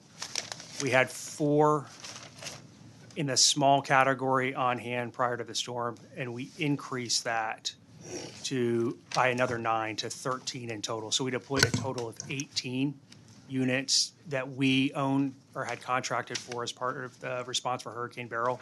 And we were fortunate to borrow another 12 units from our utility peers. So for a total of 30 units deployed at 28 sites. Okay, so the high number there, so you had 18 of the small units, we'll call those the really mobile ones. And how many megawatts does that, of the 500 target? I don't have that number, but I can get it to you. Well, the largest one is 5 megawatts, so even if we considered half of them being, you said you had 5 that are 5 megawatts? That's correct, sir. So that's 25 megawatts. Then you've got, what, 13 that are, Somewhere between 200 kilowatts and half a megawatt. okay, so we'll call those half megawatts, so it'd be 9, so that's 34 megawatts probably max that you get out of that, out of the mobile ones. How much of that $800 million figure we keep hearing, how much of that was for the small units versus the 15, 32 megawatt units? The 800 million covered the 15 plus the 5 megawatt units, so the 25 megawatts. Okay, so so how much did that, of that 800 million was the 25 megawatts? I don't have the breakdown. I can get you the number, but Give me a ballpark. I'm guessing they cost, say, $100,000 a piece? they're about 100,000 apiece. Yep. Okay, so 500,000 of the 800 million went directly to units that you could deploy in a quick storm, That's correct. or at a hurricane. Okay, so, wow. And those are on a how many year lease? The lease ends at the end of 29, about a 7-year lease. And they were leased in 2021? Yes, that's right. So I know you weren't there then, but again, what really just astounds me about it, and I actually didn't realize y'all had purchased the big ones until all this came up. And maybe I should have, but I went back and read the statute while I was sitting here. And the statute does allow you to purchase for load shed. It doesn't discriminate. It would allow you to purchase it for a tornado event or a hurricane event, for something where there's damaged lines. And it would allow you to do it for load shed. What really disturbs me is it says that you can get cost recovery for necessary and reasonable expenses related to that. I'm really shocked that CenterPoint now or then would have thought that almost $800 million going to units that would rarely be used would be a reasonable and necessary cost. And I'm absolutely shocked that the PUC allowed that and actually overruled the Administrative Law Court on that decision. Would you today say that that is a reasonable cost assigned to the ratepayers, to the consumers? I do. And tell me why that is. I'm just baffled by that. Because the conditions that presented themselves with Winter Storm Uri, a shortfall in electricity, still exist today. Right, but you've had a Uri event once in how many decades? Forever. For a long time, yes. Forever. Yes, yeah. Okay. So anyway, thank you. $500,000 of that. $500,000 went to the ones that you could actually deploy. How many units? You said you had 28 deployments. Now, when you say deployments, were those actually connected, or were they just at a specific site? Connected and used. All right. And when you say 28 also, were those 28 that were placed at a site and remained there until there was a full recovery, or is that kind of, were they moved from here and then you get power up here, then they moved to another place, another place, another place? We did move to multiple locations after power was restored at critical facilities. Okay. So were all of your small generators deployed during that time? That's correct, sir. Okay. And how many did you borrow from Encore? 12, 8 from Encore and 4 from AEP. Okay. Let me ask just a couple other topics while I've got you here. During Uri, there were 2 or 3 big issues, obviously weatherization and fuel supply. One of the biggest and loudest was communications. We really thought that comms had been taken care of out of the legislation that came from Uri. Can you explain to me why, and again, I know you've been there for part of that time, but everyone knew that communications, the same things we're hearing about complained out of Houston today, we heard statewide after Uri. The exact same complaints. And the legislature provided assistance and funding and certainly a lot of direction for the communications issue to be fixed. It just, again, it astounds me that here we are 4 years later and that hasn't been corrected. Help me understand why that is. I understand you had something break down on this event. You're trying to switch after the storm a few weeks ago. You've had 4 years. For 4 years, everyone knew that one of the top 3 or 4 problems coming out of Uri was communication with the customers. It's inexcusable. I should have had our teams load test all critical applications to make sure that we would not have an outage like we did. Unfortunately, we did not do that. Both Senators Betancourt and Middleton mentioned the smart meters. So back in 2005 or 2007, CenterPoint and others came to, primarily CenterPoint really came to the legislature and said, we'd really like to do smart meters. In fact, CenterPoint had a really neat demonstration place set up, I think in conjunction with IBM, if I remember. I don't remember who it was. But a lot of us went in there and toured it, and we were showing all these things that we would get out of smart meters. And again, just like we did with mobile generation, we had to pass legislation to allow you to do cost recovery on there, so there'd be an incentive to go out and purchase those. And the smart meters were into the billions of dollars statewide, if I remember. Very expensive project. But the idea was that it would be allowed, would give you real-time, 24/7 communications with every customer. You would know when an individual customer was out. You would know when a block was out, so that if you had a storm come through, instead of having to send a lineman driving up and down the street, you could just look at the readout and say, okay, the 2300 block of Forest Drive is out, the 2400 blocks up. And you could immediately determine where the problems were. So that was one thing. Another thing it was supposed to do is you were supposed to install, we were told that you would be installing remote switches. So when that 2300 block was out, you could immediately see it, and automatically the system would reroute that, block off that, shut down where that line's down, make the area safe, and run a power through another circuit. Are those automatic circuit switches in place? Were those ever put in place? Yes, sir. Okay. Throughout the CenterPoint system? There's more that we need to do. There's automated switches provide tremendous relief for sectionalizing our grid, isolating outages, as you said, and rerouting power. We have been implementing those since we've adopted smart meters, but there's still more that needs to be done. So when the electricity goes down, are the smart meters still of any benefit, or do you lose contact completely? We still have contact. We could see when a customer was out.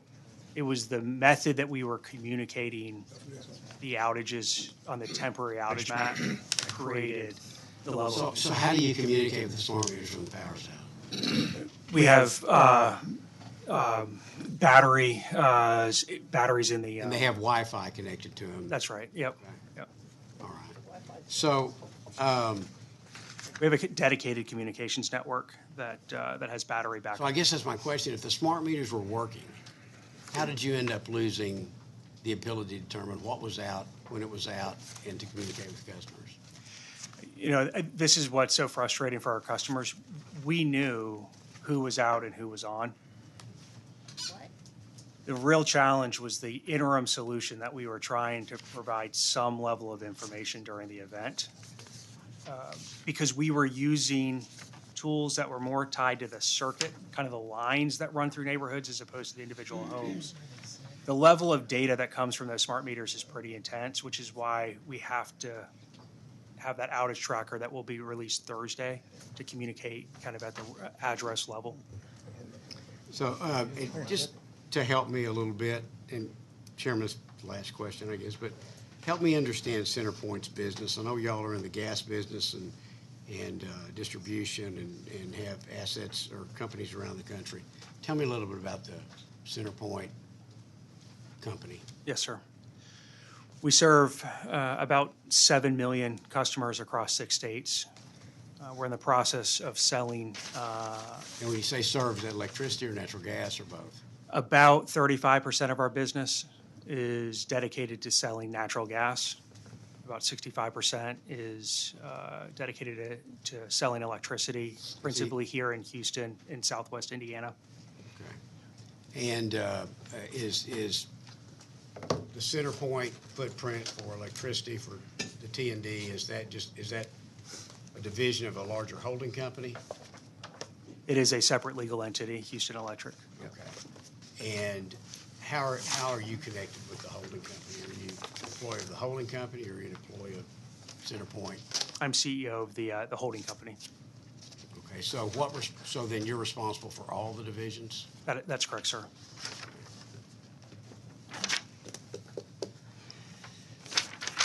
So I guess one of the questions that keeps coming up, is CenterPoint too big? In other words, have you become so large? I know you've had acquisitions in recent years. Indiana one was a really big one. And I think, didn't that make you like one of the largest gas distributors in the nation?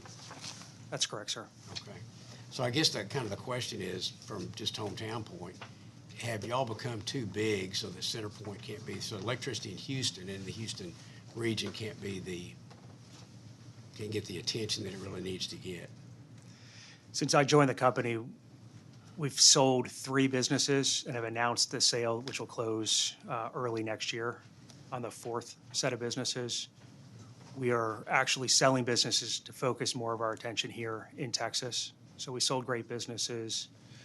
Just this year, we announced a sale of our gas businesses in Louisiana and Mississippi that will close early next year, so that we can bring that money and invest it here in Texas. And so the company did acquire a utility in the Midwest, I want to say around 2019. But I would say over the last 3.5 years, it's been about selling businesses to get more focused and to invest here in Houston Electric. Okay. Really, last question this time. Are you aware of any other TDUs that bought the large 30-megawatt type units? No, I'm not. You aware of any co-ops that have bought those, or any municipal utilities? Anybody else in the state of Texas have bought those? I'm not aware of another utility in the state of Texas that's Do you still consider those to be a good decision? I do. Okay, thank you. Mr. Wells, you came from Pacific Gas and Lighting in 2020 as CFO to CenterPoint, correct? That's correct. Right. And I've read that at the time, CenterPoint was being heavily invested by a hedge fund, Elliott Investments, which invests in distressed equities. Mr. Paulsinger runs that firm. Did you have pressure to push the bottom line because of this outside hedge fund investment that invested $1.35 billion into the company? No, sir. And utilize capital equipment, for instance, as a mechanism to juice the bottom line? No, sir. The company was in a struggle. It had more to do with an interest it had in a midstream gas business that had to significantly cut its distributions, which impacted CenterPoint. Elliott and other investors at the time helped recapitalize the company, put us on a strong financial footing. And got board member seats and the new CEO. And we, as part of accepting that investment, conducted this strategic review. We're coming out of it. We decided to sell that midstream business. We will, the close of that transaction, have sold 4 gas LDCs, and we have sold a business that's involved in energy efficiency, all to put more investment back in Houston Electric.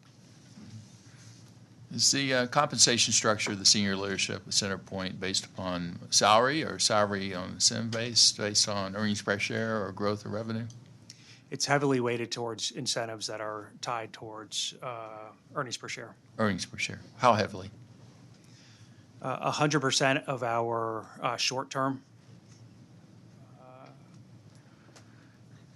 and about 25%, if I have that correctly, of our long-term incentive plan are tied to earnings per share. The top leadership. That's correct. Not just yourself, but CFO, COO, everybody.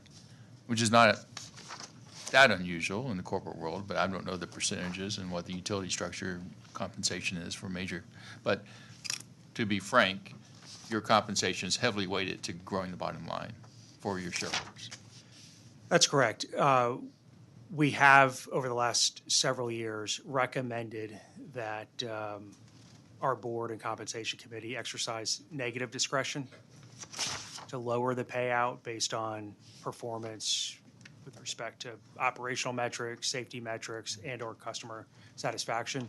But the program, as outlined, is heavily weighted towards earnings per share. Is LA Investments still a major shareholder of CenterPoint? They are not. They divested That's correct. after their significant bottom line billion-dollar-plus profits in 2022 and 2023? I can't recall the specific year, but it was roughly that time period that they sold their shares. Okay. I got a lot of questions about pre-positioning planning and thoughts about that, but I'm going to turn it over to Senator Alvarado for if she asks next. Thank you, Mr. Chairman. Then Joan, Lois. Thank you. First, I do want to commend some of your employees, the linemen, who I know some of them are represented here by IBW, and many of us have had conversations with them. They did outstanding work. And some of your other folks, I know that when I called Jason Ryan, Jeff Bonham, Gerard Torres, we had specific requests from constituents. They responded. There still remains the whole thing about the miscommunication, lack of communication. We had those daily calls with y'all. They were helpful. What I was not pleased with is that we couldn't ask live questions, which I thought was a disservice. And y'all did change that after a while, but it seemed like y'all were very defensive. You didn't want questions unless they were submitted beforehand. And sometimes we would learn things on the call that would spark another question. And we couldn't do that. So I'm glad that enough of us weighed in and you allowed us to ask questions. So there's just this whole cloud about communications. I see that you're going to hire a head of communications, is that right? That's correct. Okay, you need to really ramp that up because optics means something. And when people, you know this picture, when people see you with the temperature at 70 degrees, it's not good optics, It's not. okay? Now, CenterPoint has had things about how you can help on energy costs, and it's on your own website to put the temperature at 78 degrees. So I think y'all need to practice what you preach on that. It was incredibly insensitive. My focus was on the restoration and getting the message of accountability and apology out on our communications. I was so focused on that clearly I was not focused on the thermostat on the wall behind me, but I understand it was insensitive, and for that I apologize. I'm told that 42% of your customers are on the alert system. Is that correct? That's right. Okay. And so you're going to strive to get that number up pretty high. I know I'm not in a position to ask for this. I would like to ask for this body to consider support in that. We have a service relationship with each address, but we don't have a commercial relationship with customers. Those commercial relationships are maintained with the retail energy providers. Mm-hmm. And so the only way that we can communicate proactively with our customers is if they opt in. Obviously, we need to be able to communicate with our customers in times of need, and it would be helpful if it was a requirement to provide that contact information in periods where we'd only use it of emergency. Okay. Well, sounds like you have a plan moving forward, and that part of it will come from us. But communication is key. Keep it simple. Motel 6 has. You know who Tom Bodette is? I do not. Tom Bodette says, "We'll keep the light on for you." Okay. Yeah. Maybe take a page out of his book.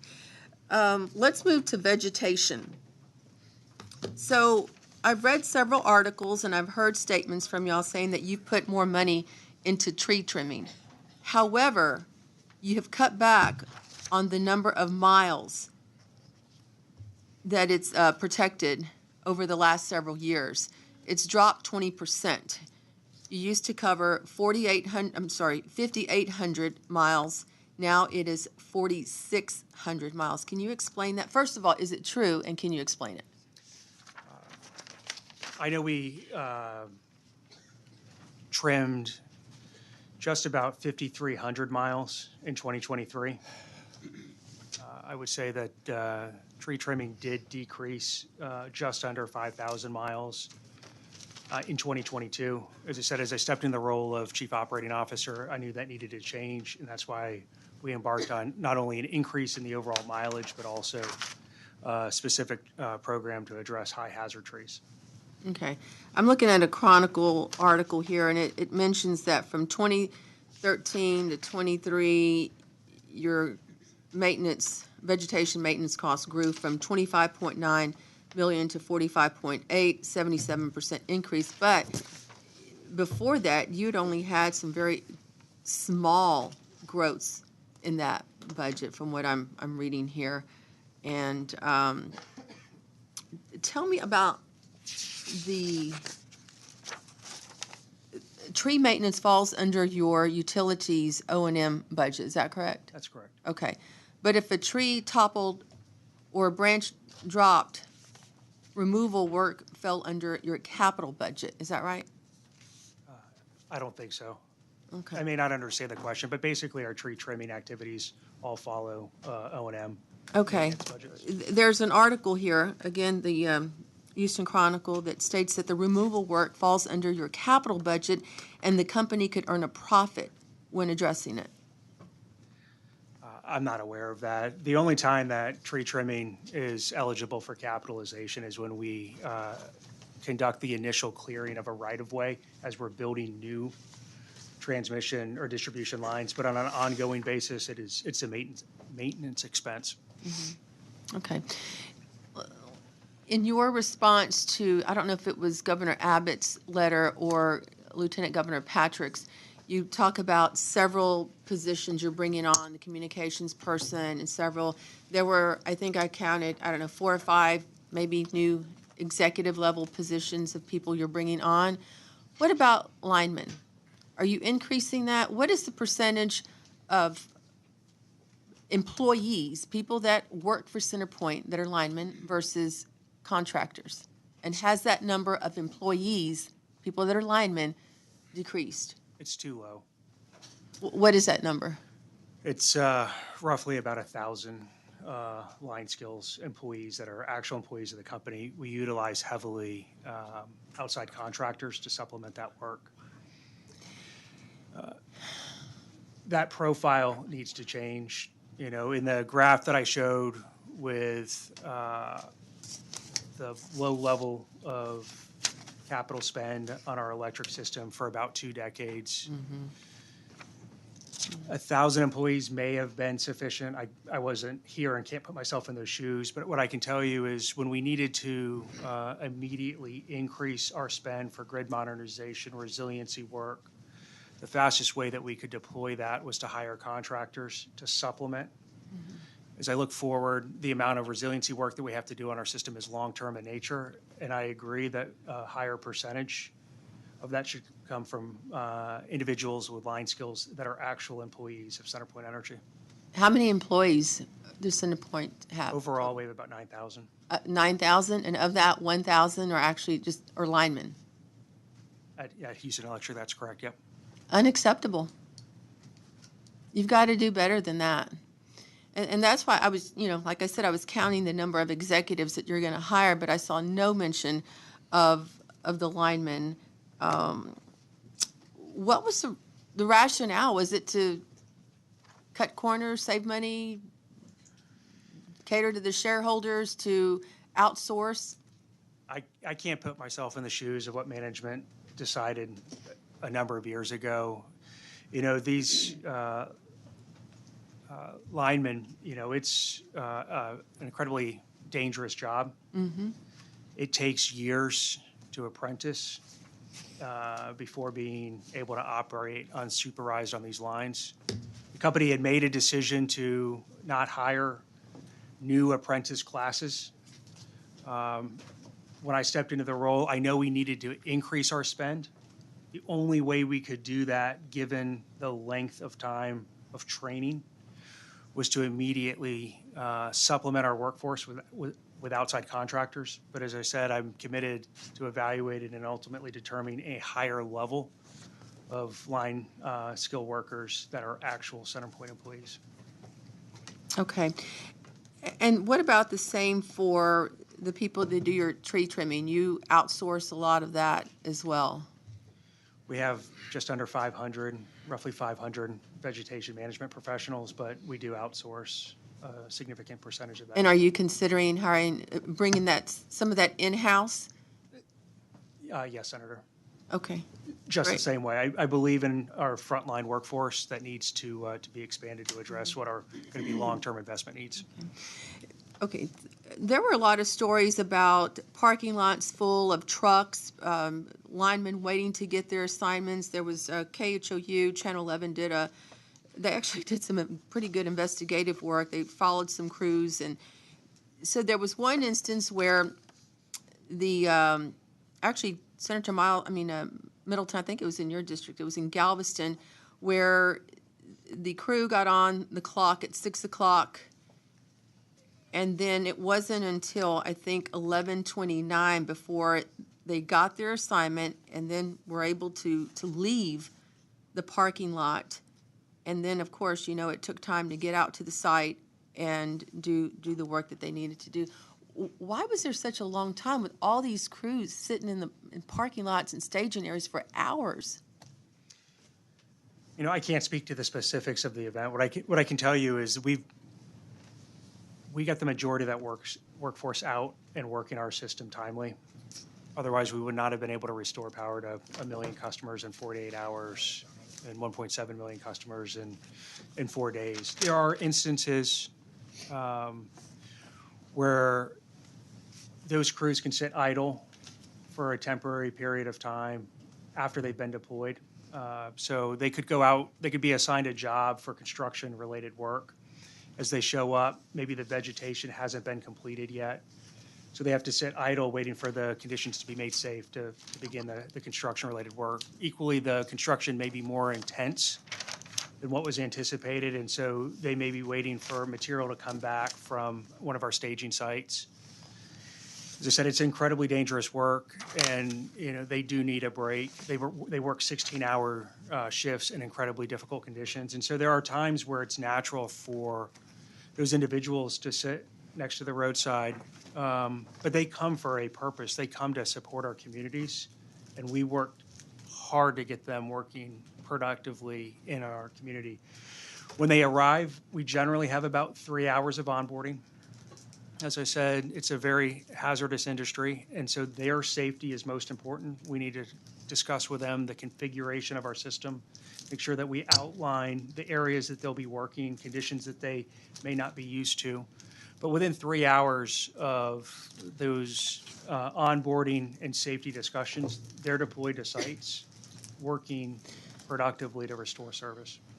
Okay, you should be able to comment on why this has happened, because it seemed to be a recurring practice that happened. It was in various publications, and we're not talking about a few hours. You're talking about linemen that got on the clock at 6 a.m. They did not get their work orders, and they were sitting in the trucks. Okay, it's not like they were inside someplace getting trained. They were sitting in their trucks for 5.5 hours before they were able to depart. So Every morning during this response, I would stop at least at one staging site, if not two, to ask our staging site coordinators if they needed information, if they had what they needed in terms of materials and support, if they were getting the information to deploy these crews timely. I take with great pride watching hundreds of these trucks leave those staging sites with the sole mission of restoring power. I did not encounter in my visits, and we had 21 active staging sites, lengthy delays like that.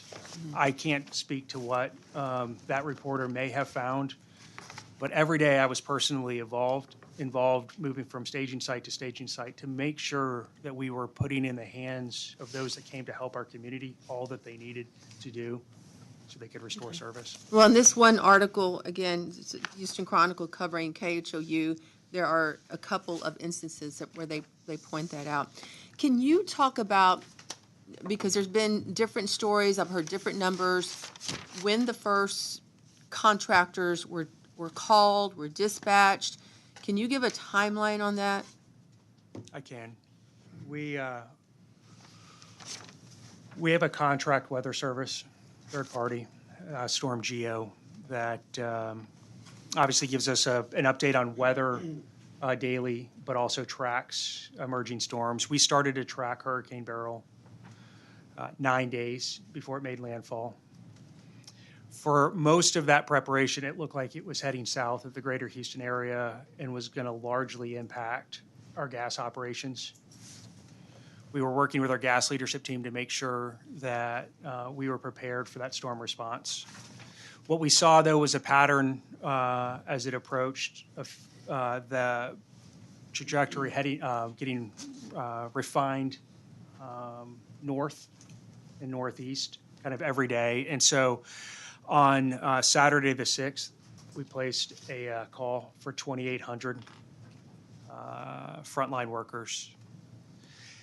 As that system on Saturday looked like it was coming further north, on Sunday we made a call for 3,500. We ultimately made a call for the balance of the nearly 12,000 initial resources on Monday as the storm was passing through our system. We had on site, as a result of those calls, 4,900 frontline workers on site Monday as the storm was rolling through. It is uncommon to stage significant concentrations of line workers in the direct path of the storm. There's a variety of issues. Their equipment's not rated for high winds. They could have difficulty being deployed for flooding. Could put in harm's way those individuals that could lead to a lengthier restoration. And so as part of this process, we were pre-staging outside of the greater Houston area so that those individuals could come to Houston and get started immediately. The first step in our restoration process is to assess damage so that we understand where we need to deploy the crews. And what you'll see from that build up is that we had 10,500 individuals working the system on the Tuesday after the storm passed through. Okay. How long is that assessment period? Because it seems like that has to be complete, is that right, before the lineman can actually go out into the field? We have our own internal crews who know the system as well as our native local contractors who know the system well. We start to deploy those crews immediately as we also are conducting that damage assessment. For mutual assistance crews that don't have a history on our system, we generally want to wait until the damage assessment is done. In this instance, it took about 2.5 days to fully complete. But over the first 2 days of the storm, we restored power to 1 million customers. So we were out restoring as we were assessing the damage. Okay. Is there any way to shorten that assessment period? Absolutely, and we will. How is that? A number of our utility peers use aerial technology, whether it's helicopter, drone. We've started to use that technology and deployed it here in Hurricane Beryl, but it was insufficient. There is more that we can do to outfit helicopters and drones to conduct that inspection at night. And those are the tools that help significantly accelerate that damage assessment. And those are the things that we're adopting and will now continue to adopt on an accelerated basis. Okay. I was told that when the contractors come in, they have to go through, is it 48-hour training? Is that correct? There was a lot of misinformation, but that's not correct. Yes, that was reported, but that is not correct. That is not the procedure. Okay. Mr. Chairman, I'll come back later for round 2. Thank you. Thank you. Senator Huffman.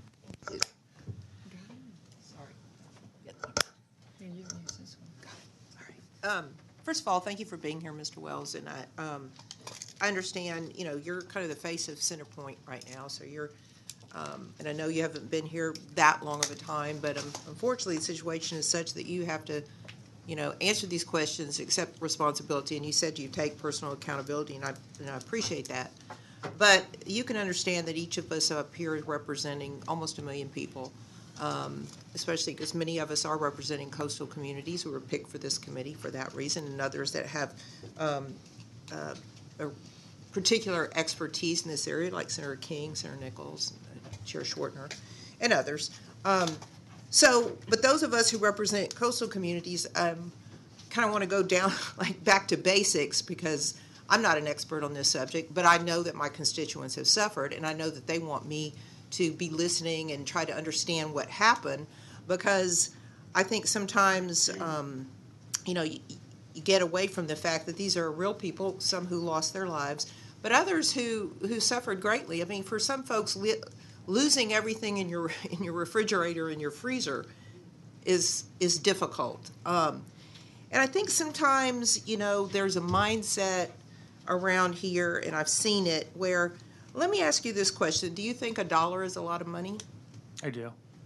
Well, because sometimes, you make these big investments, and we as a legislature give you authority to make these investments, like the bill that allowed these mobile generation facilities to, or not really facilities, I guess units to exist, passed on to the ratepayer.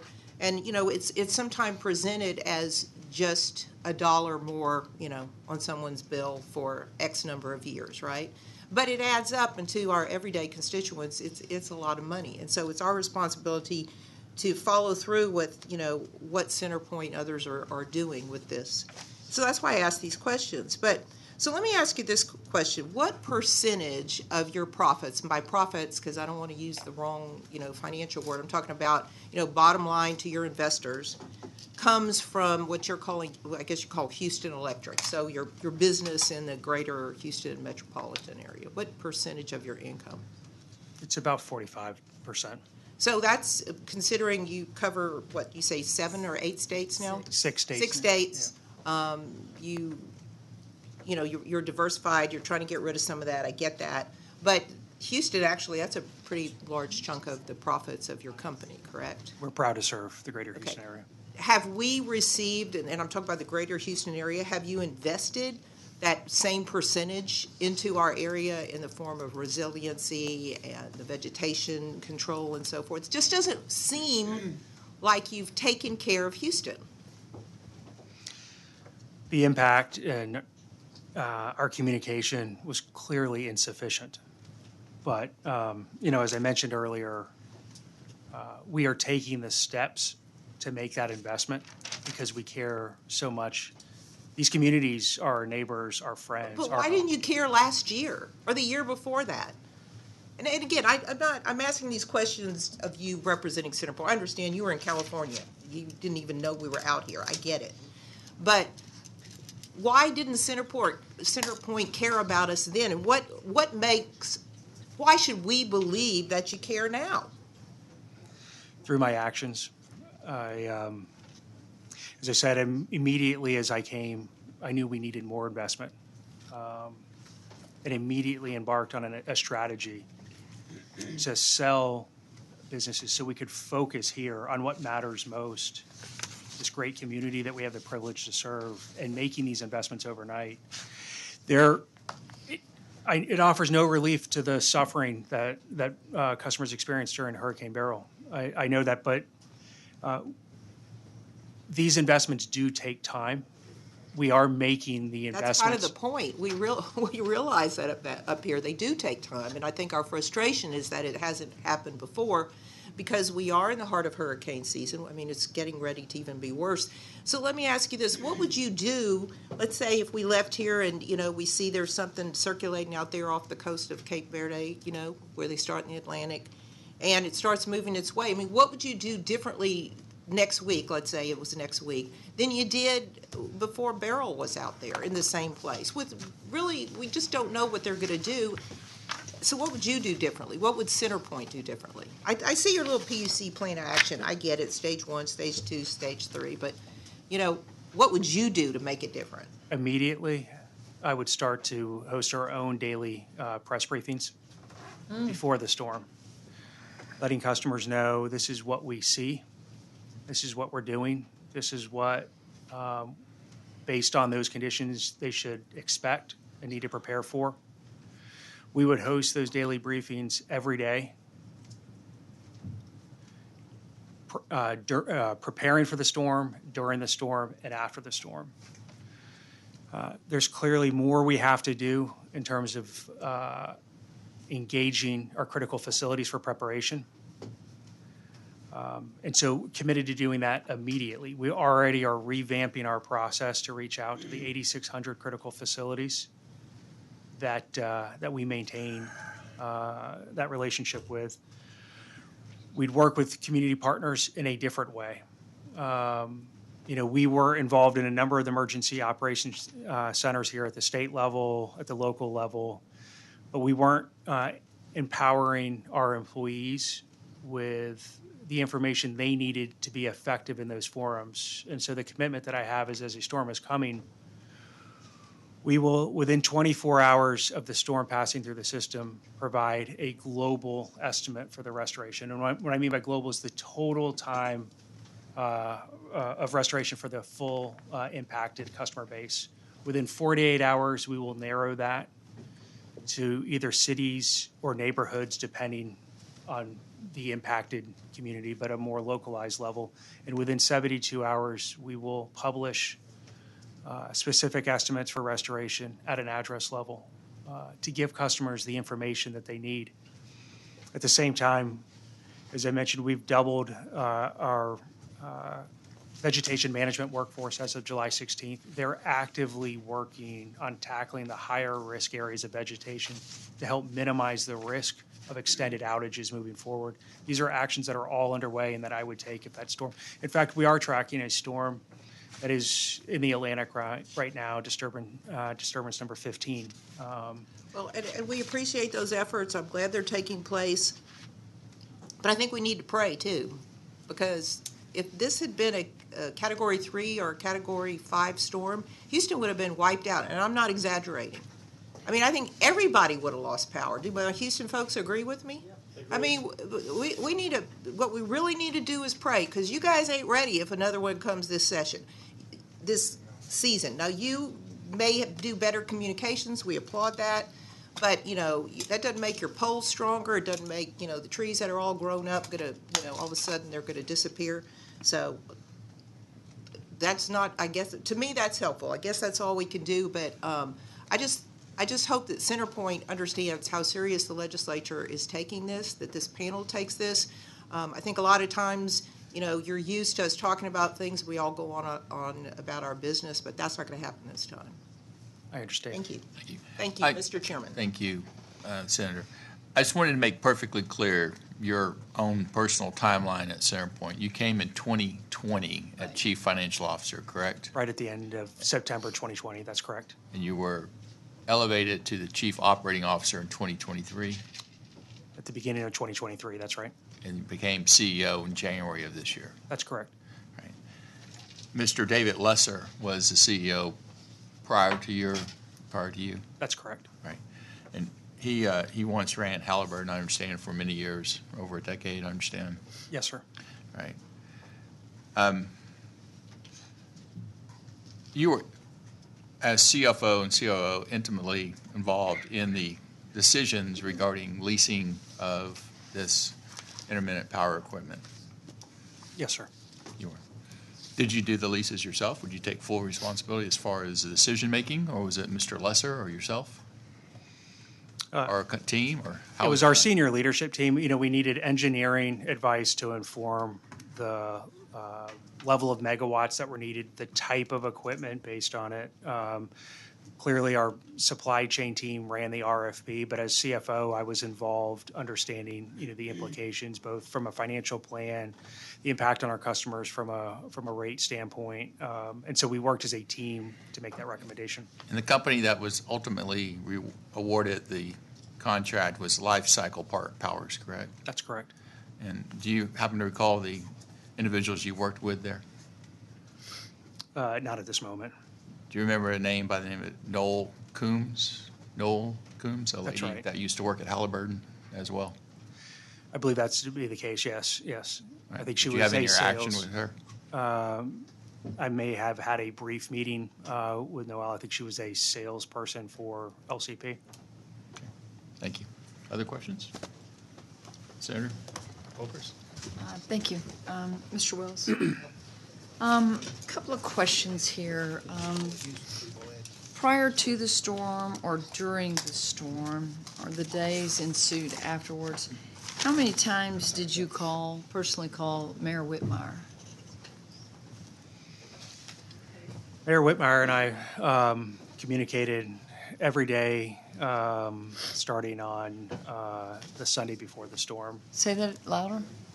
Mayor Whitmire and I communicated, I'd have to look at my records, but I believe virtually every day starting on the Sunday before the storm. He testified that y'all's communication was not good. So he used another word. So I think we need to kind of clarify that. How many times did you call Judge Keough in Montgomery County? I know I communicated with the judge through text messaging. I can't remember if we had a conversation. I was talking to so many people during that storm. No, you didn't. In fact, I think Judge Keough had to find your cell phone number to be able to call you. And I think that what I've heard you tell some of the other senators today is that you're going to do better communicating, and I think that's really of essence. When Mayor Whitmire asked for, you know, I need the top administration in this EOC. No offense to middle management or lower management, they're great, they have their roles, but when you're in that kind of crisis, I think you finally got a vice president in the room. And I think that what Senator Alvarado spoke of is optics of you sitting below an air conditioner at 70 degrees. I think of all the comments and emails that I received, that one probably struck the greatest ire of the constituents that we represent, or at least I represent, because I heard that over and over and over again. And so sometimes it makes you think about leadership skills and leadership decision-making processes, that if you're that tone deaf during an emergency, maybe that's why we're all talking about vegetation and things that just seemingly we thought were happening. Maybe the PUC should have asked more questions. We've talked a lot about profits versus reimbursement, that's your capital expenditures versus just your reimbursement, which you don't make 9.5% on. But it's a pretty amazing business model. Most of us that run a business, we don't get reimbursements for our expenses. We're out there, we're just trying to make it. I mean, that goes into the entire budget. It goes into the expense side, and we just hope that the profit side actually covers it. So, you know, it's interesting on these investor-owned utilities that they get reimbursed. They get reimbursed for vegetation. There's no excuse. I mean, like, I know you have to go before the PUC. You have to get these rate changes. It's eventually passed on to our constituents. But, you know, as I look at this chart, and I want to make sure I heard Senator Betancourt correctly when you talked about it. And I was like, wow, when I got this, I was like, wow, look at that spike.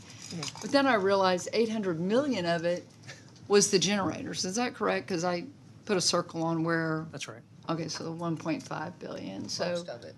true investments. And I see that the little red line's coming down right now. Hopefully we'll see that go up again. But I also want to ask a question. As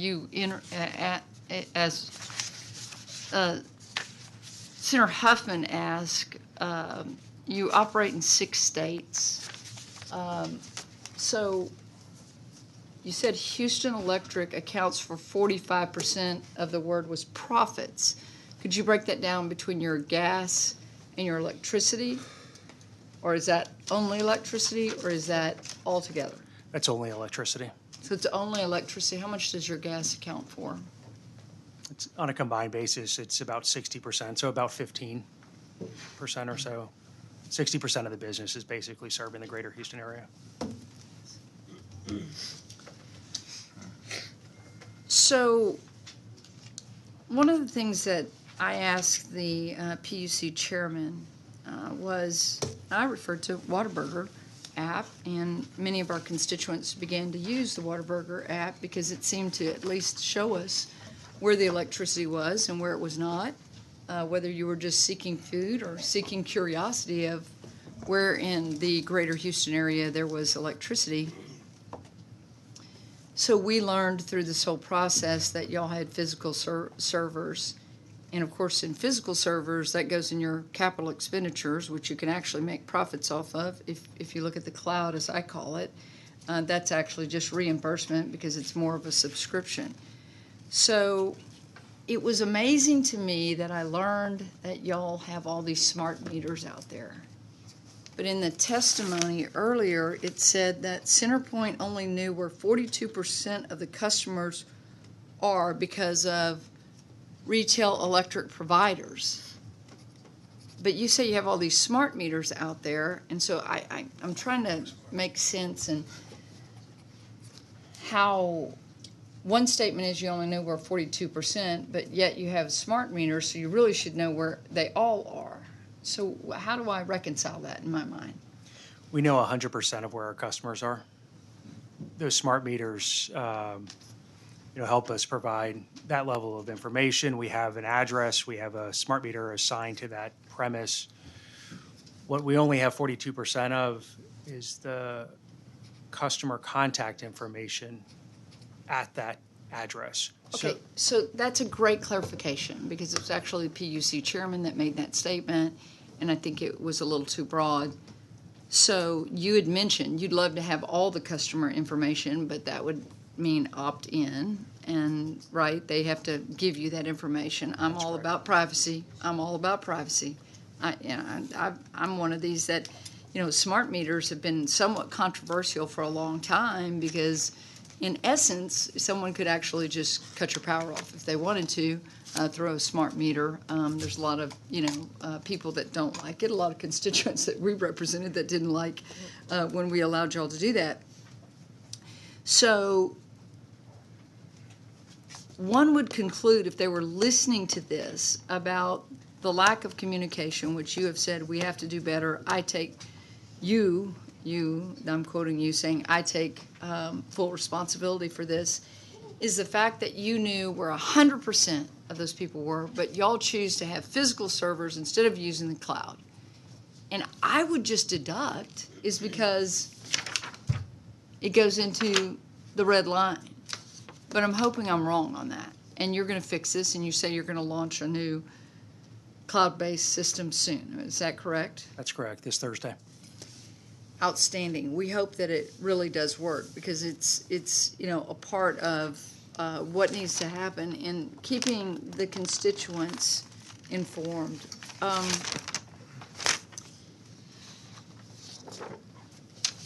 Mr. Chairman, thank you for your little bit of a deep dive into the progression of investors, people on the board, how we ended up where we are today. And I've often said leadership matters.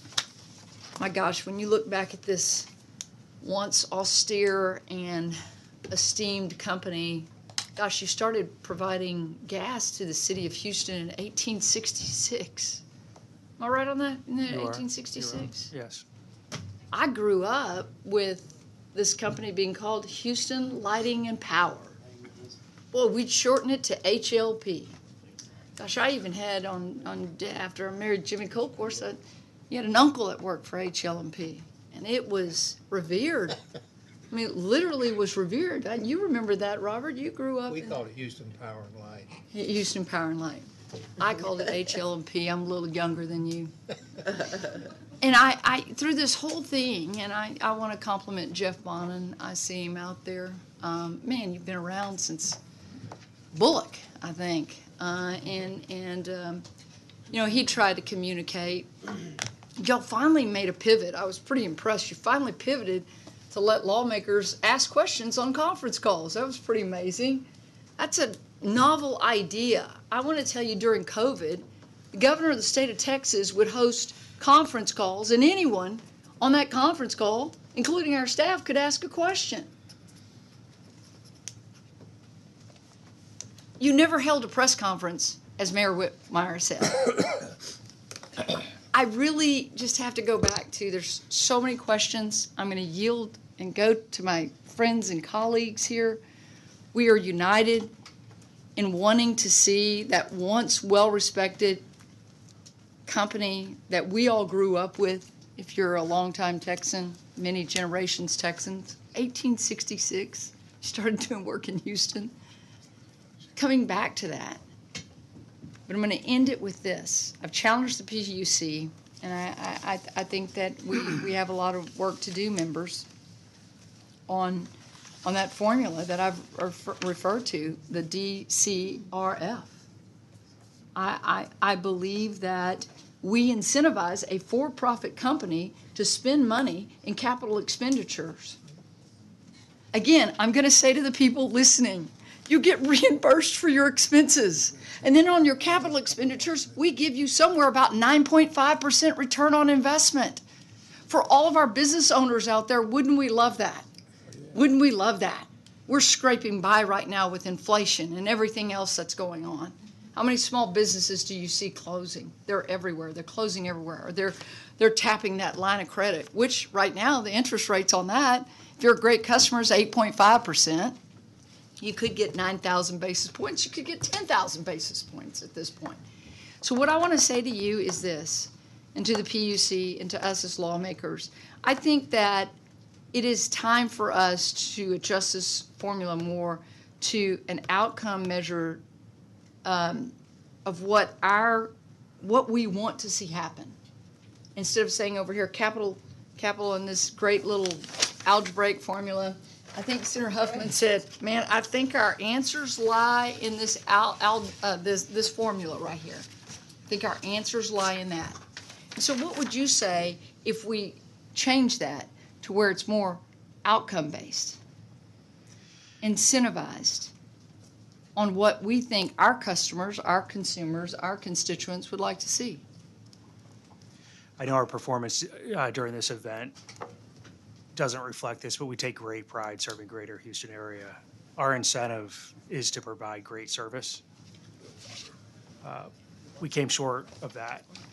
I'm open to alternatives, but I do want to clarify that when we say reimbursed, we don't get reimbursed directly. We make an estimate of what the costs to run the business are, and if we spend more, that comes out of shareholder profits. And so like the decision that we made last year to increase vegetation management spend by 30%, that's not reimbursed. That's a purposeful decision to reduce risk for our customers that's taken out of profits.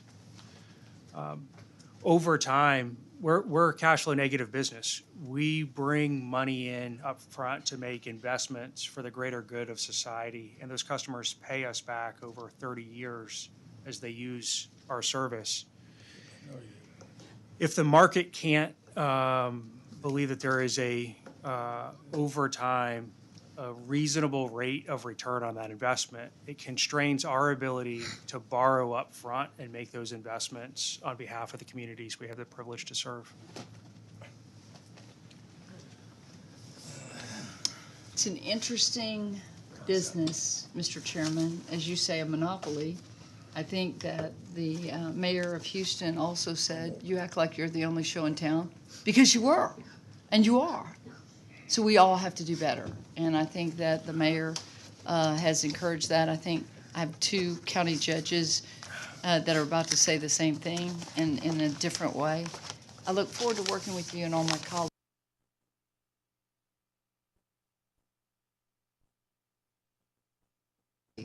on, again, returning this company to something that was once revered, respected, and most of all,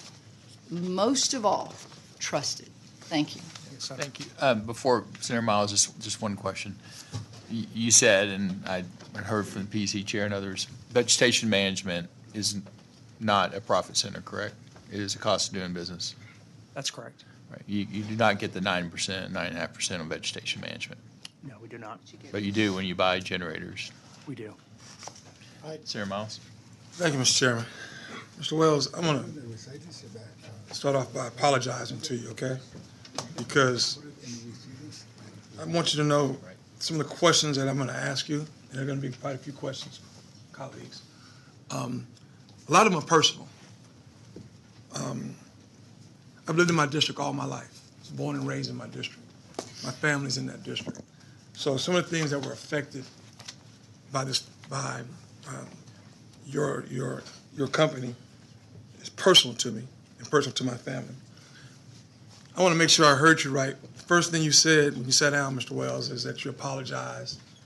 It was a tragic mistake, and that you take full responsibility. Is that correct? That's correct. So I just want to make sure that I'm hearing you, and I'd like a yes or no answer.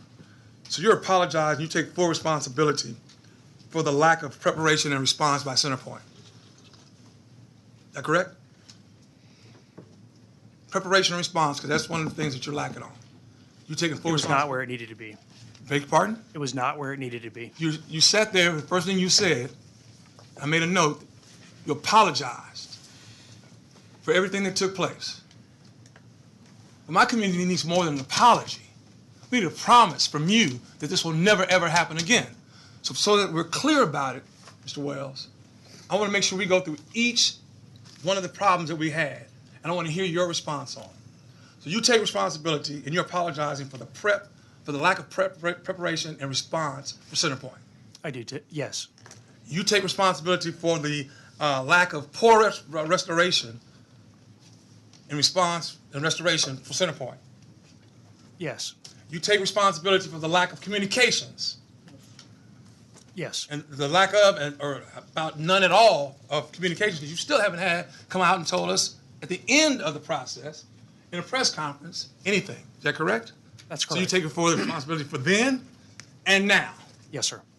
And you take responsibility for the lack of vegetation maintenance in the city of Houston and Harris County for CenterPoint. Is that correct? No, sir.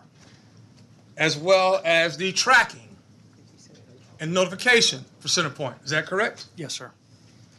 And you also take responsibility for the overspending of your supply of your what do you call them, consumers' money as it relates to the mobile generations. No, sir. You don't? You say no or yes? No, sir. I'm sorry. No. No? And why don't you? I don't see it as an overspend, given the risks that we're trying to manage on behalf of our customers. I get that these assets were not utilized during the storm restoration, but these assets are maintained for a different risk that has presented itself nearly 115 times. Okay, so I'll take the 5 out of 6. Okay, that you do take responsibility for. Okay, so let's just one step at a time again.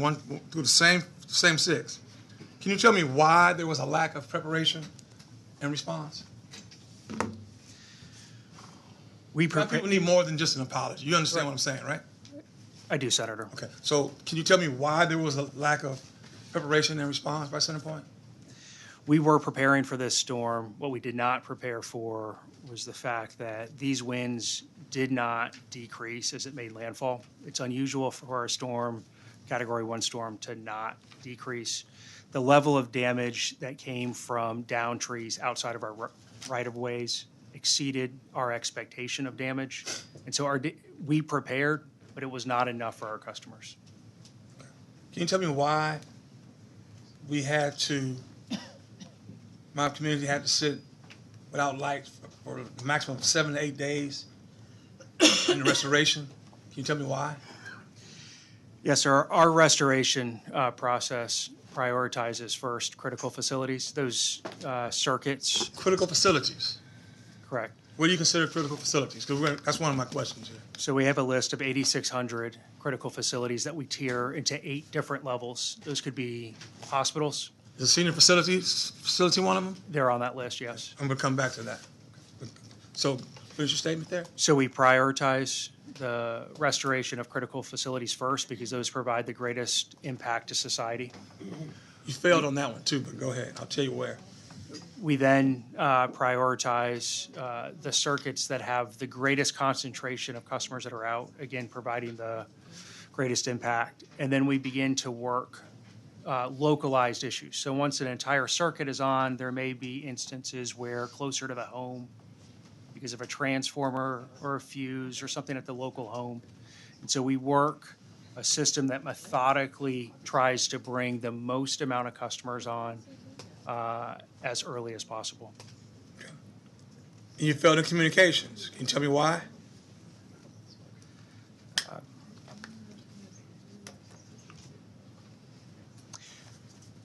We need to do a better job of communicating internally the expectations of the restoration time so we can empower those leaders, whether they are communicating with our elected officials, through the media, and other circumstances, to have the information that is relevant to what our community's needs are, and we did not do that.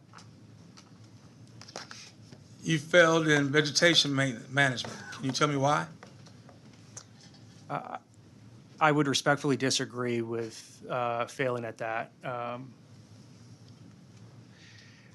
Our largest vegetation contractor that helped work this restoration estimated that 60% of the trees that fell into our lines were outside of our right-of-way. We don't have a legal right to trim those trees. That 70% of that vegetation that came from outside of the right-of-way were full trees, not branches. So we don't currently have the authority to address those trees that really created this devastating damage. And as I testified earlier, we significantly increased spend on the areas that we could address beginning last year. So you don't think that CenterPoint failed in vegetation management and that it didn't cause some of the problems, a lot of the majority of the problems that took place in Beryl? Is that what you're telling me? Vegetation was the dominant issue here. So it was. Creating the outages that we're experiencing in Greater Houston area. But we did what we have the legal right to do in terms of trimming trees. We cannot go on to property owners and cut trees down unless they give us. What about utility ways? We do. You do? You have the right to cut them in utility ways? We do. Easements? Yes, sir. Okay. I'm going to come back to that one because I'll tell you a personal story. And what about tracking? Did you fail in tracking? Why did you fail? You already said that. So why did you fail in tracking? Why did you fail in tracking? I should have asked the team to do load testing of all of our critical applications before the derecho. After the outage tracker failed, we moved it to a cloud-based solution. It just it was too little, too late. Too little, too late. And going back to your generators where you think you did not fail and you did not misuse your consumers' money, you don't think that was a failure? No, sir. We maintain a portfolio of assets, and we utilized every single asset that we own for restoration purposes as opposed to borrowing from our utility peers. So right now today, knowing what you know today, knowing what you've heard from my colleagues and what they discovered, if you had to make that same purchase today, would you make it? Sitting here today with the information that I have access to, yes, and let me clarify why. Right now, we are under order from the PUC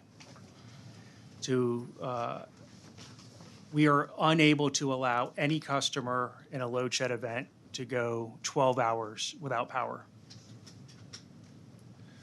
We don't have the ability to comply with that standing order unless we have generation that we can tie to a substation and supplement the shortfall from the wholesale electric market. So the only way that we can comply with that standing order are these large units. Now, these large units were not useful as part of this restoration, but that was not their intention when we originally acquired them. I think somebody wants to step in. Mr. Chairman, It takes 5 days to get those large units in the field. It takes 2 days to disassemble them, a day to move them, and 2 days to assemble them and turn them back on. You can't possibly meet that 12-hour standard with those 15, 32 megawatt units. So why are you sitting and telling the panel this? Our engineers that work with Life Cycle Power test this and tell me that when we forecast those conditions and we get them prepped and ready, that they will be ready for a load shed event. And just so I heard you correctly, you stated that the smart meters, that everyone is using everybody has a smart meter. That's what you stated earlier. I think virtually likely every one of our customers, there may be a couple that don't, but. A couple? I can You haven't been to my neighborhood, have you? I can get. When the last time you been to Third Ward? Sunnyside, South Park, Fifth Ward. How about the East End? Because I know they don't all have smart meters. I'll get the exact number. Okay. Afterwards. I can assure you that there's not everybody in Third Ward doesn't have them. Because I own a couple strip centers. I don't have smart meters. I own some properties. They don't have smart meters, so I can assure you of those. I'll get your office the exact number. Yeah. So let's get started in this line of questioning. Most vulnerable places. During the restoration, my office received several reports that there was both senior living apartment complexes and nursing home in the same area that were without power. And I'm not going to worry about the part that people were saying, and their workers, linemen, sitting in the parking lot right down the street in the parking lot of the church. And they've been sitting there for 6 hours, sitting there miles. Let's just address that there was no lights on in some of these facilities that you call priority. Section 38.072 of the Utilities Code requires electric utilities must be given to nursing home facilities, assisted living facilities, dialysis facilities, and hospice facilities. The same restoration prioritization as hospitals. Why was it then that we had skilled nursing facilities in my district that were going on 4 to 5 days without power? And before you answer, my grandfather is in one of those facilities, and they didn't have electricity or air for 4 days. For 4 days, my grandfather. So could you answer the question, please? I can't speak to the specific, but I was out in the field with one of these senior assisted living facilities. The level of damage was significant. Poles had come down across a bayou crossing. Our linemen had to navigate the bayou to restore service in a very complicated restoration. That took a couple of days for us to rebuild that system to restore service to the facility that I was at. I would imagine that the length of time it took to restore at the facilities you mentioned had some similar circumstances, that the damage required a significant rebuild of our facilities, and that ultimately took days to complete. To simply complete? And restore service. Okay. And since this is a hearing for the public, because this is a public hearing, why don't you explain to people, because you touched on it a little earlier, on why we had so many complaints, especially in my neighborhood, why you had linemen just sitting around 4 or 5 trucks in parking lots for 5 to 6 hours doing nothing, because I didn't know what to explain to them. I don't know what to say. Some of my constituents went over and started talking to them, and they said they were still in contract negotiations. They're waiting for contracts to be negotiated. Some said that they didn't have work orders. So since you're here and this is a public and the public is watching, why don't you explain to the citizens of my district on why these people were just sitting around? There was a lot of misinformation reported throughout the entirety of the restoration process. 95% of the contracts that we utilize for the nearly 100 mutual assistance groups that provided support in this restoration process were pre-negotiated. And it's a very simple negotiation. For those that are utility workers, we pay full expenses, no question asked. So the rumor that some of those outside line people were paying for their own food and board, that was not true, is what you're saying? Is that what you're addressing?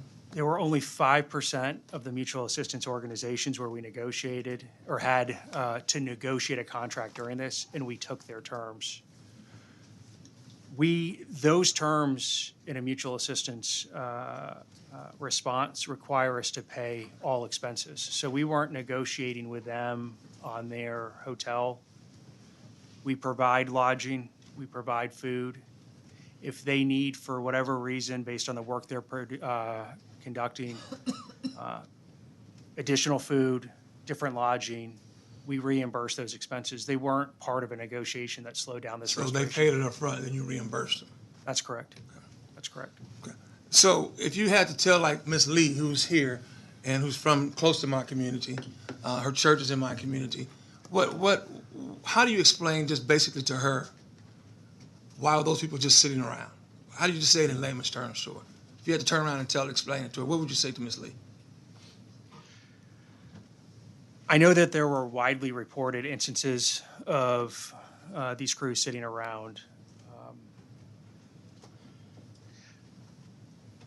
I don't believe it was as extensive as being reported, because we restored more than 1.7 million customers within 4 days of that storm response, or in 4 days of the storm coming through the greater Houston area. That means we immediately put this workforce to work on jobs that were requiring restoration. As I testified earlier, there are instances where those crews do need to take time. They may be in between a job. They may be in the backyard of one house, hand digging to install a new power pole. That hand digging, because of all of the infrastructure that is in that easement, can take upwards of 6 to 8 hours. They're working full 16-hour days. They may park to recover shortly before their next assignment. You know, there are instances where they come to the job and it is not quite ready for them to perform their work. So there are instances where crews sit around, but these folks that come, they come with a singular mission in mind. They take a great deal of pride in terms of restoring service. And so I don't believe that there were widespread issues with crews just sitting in parking lots. I think it was isolated instances. That's a lot of isolated incidents. But I do want to thank you for explaining that to Mrs. Lee, because we got a lot of those calls. So I want to thank you for explaining that to Ms. Lee and the rest of the people that are listening. Can we move on to the tracking now? Okay. Mr. Chairman, I apologize to my colleagues again. I've got quite a few questions. Okay. Let's talk about the number of complaints that we got from constituents regarding your communications. Was about the outage tracker. Constituents were rightfully complaining that they weren't getting adequate information. Okay. What are you going to do to fix that problem? You said you have a cloud something now. You want to explain that to my constituents who are listening? On Thursday, we will roll out an outage tracker that will have the same functionality as all of our utility peers here in Texas. That no matter what the demand is on the website, it'll be able to scale to that demand so that it won't crash and be unavailable. It'll effectively be available beginning Thursday for our customers going forward. And you understand why that's so important in communities like mine? Absolutely. What do you think? What do you think it is? I think it's important to everybody to know when they're going to get restored, how they have to plan around it. As I've been out in the communities already gathering feedback, I've heard the pain from customers who are diabetics that had insulin that wasn't kept refrigerated and they lost. I've heard customers in the pain as they have to buy food to restock their fridge. I've heard the pain that customers have gone through sitting in the heat. And so I know that this outage tracker is incredibly important to providing them a sense of confidence. We know that they're out and that what they can expect of us as to when they'll get their power back on. Well, that too, but historically, in situations of a natural disaster or freeze or some type of flood, historically, in Texas, I'm sure in other states, it's not just Texas, it's always the minority communities that will get attention last. I represent a minority community. And there's no way of proving that except for the actual return times.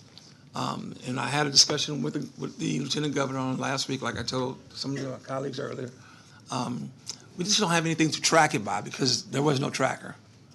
My office is taking physical count, and by the physical count and physical counting of the precincts and when they came on in zip codes, Mr. Chairman, some of our communities were the last. Like, a large majority of our communities were the last to get lights in and on.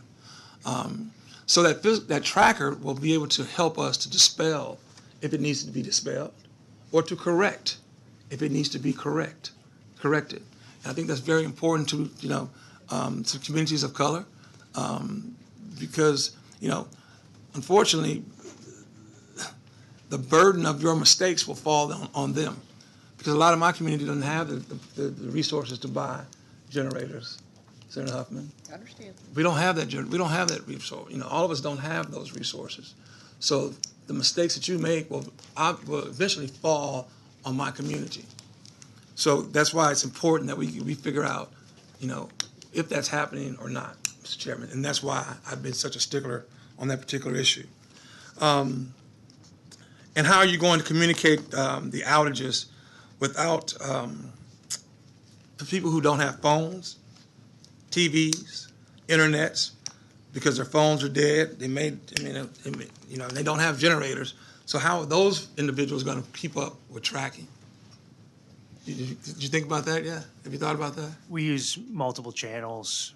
For those that don't have access to working internet, phones, for whatever reason, we need to partner better with community leaders.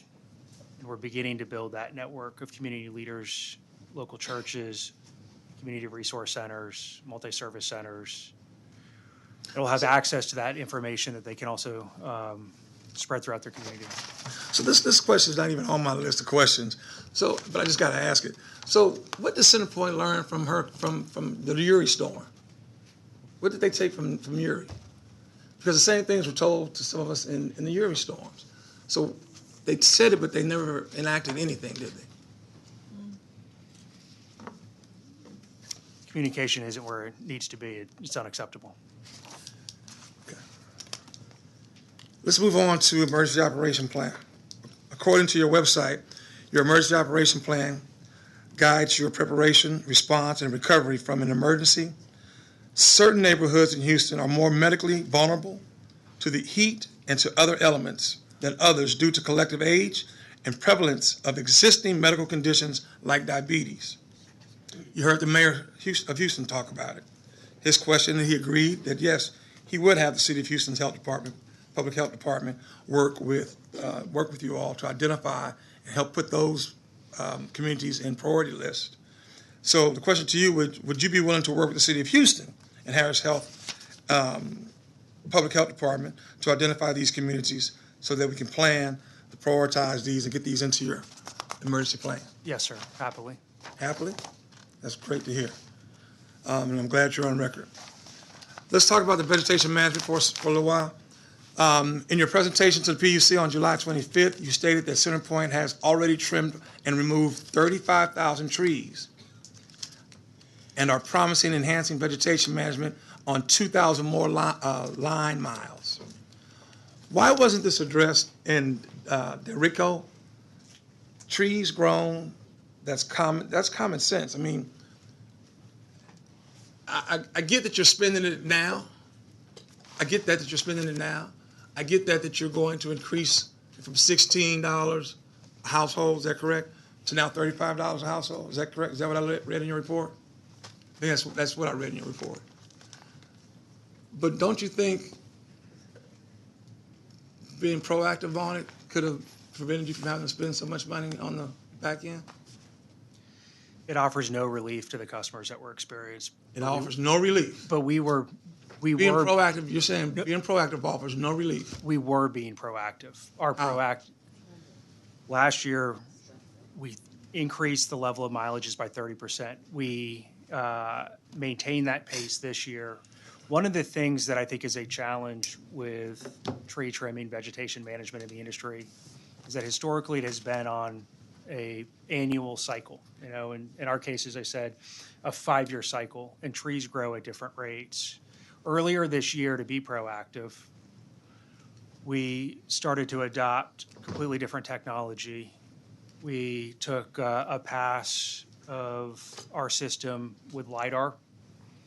We used satellite images. We used local weather information to get ground saturation, rainfall levels on a micro basis across our system. We fed all of that information into a model that was effectively a digital twin of our electric grid, so we could look at conditions that. Stop, Mr. Wells. Yes. Could you remember that when you're speaking, Yep. I don't know about all the rest of my colleagues, but when you're speaking to me and answering the questions for me, Yep. I want you to think about you're talking to my constituents back home. Okay? Yes, sir. So could you keep it as simple Yes, sir. without the technical, and just kind of break it down to them so they can understand it, because they are listening. I'm getting messages as we speak. When you speak, I'm getting messages. So could you kind of Yes, sir. act like you're talking? Because, you know, we postponed it. Mr. Chairman, thank you for postponing because we weren't streaming out. Yep. And they believe they're listening back home. So can you kind of break it down for them? Yes, sir. Thank you, brother. I appreciate it. What we see is the density of the canopy of those trees, the leaves around the trees, coupled with the saturation of the ground, how wet the soil is, creates conditions that lead to higher rates of tree failure, those trees toppling over. That growth in rainfall doesn't follow a typical cycle. And so we need to supplement our typical cycle with analysis that tells our crews specifically where they should go to target that higher risk vegetation. We were proactively putting that system in place. And so my reference to this offers no relief to those that were impacted by Beryl. That work was being done proactively, but it's available now to inform our work that we have committed to do for the remainder of the year.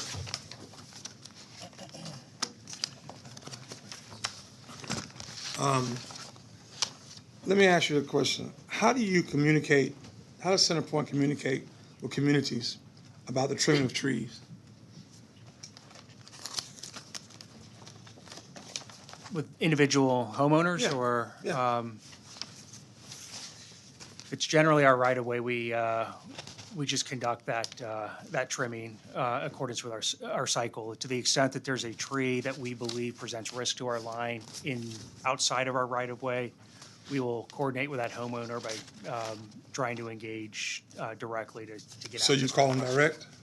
To get access to their property. Yes, sir. Do you just get access to their property when y'all have inspectors that drive around the communities or something and looks at the lines?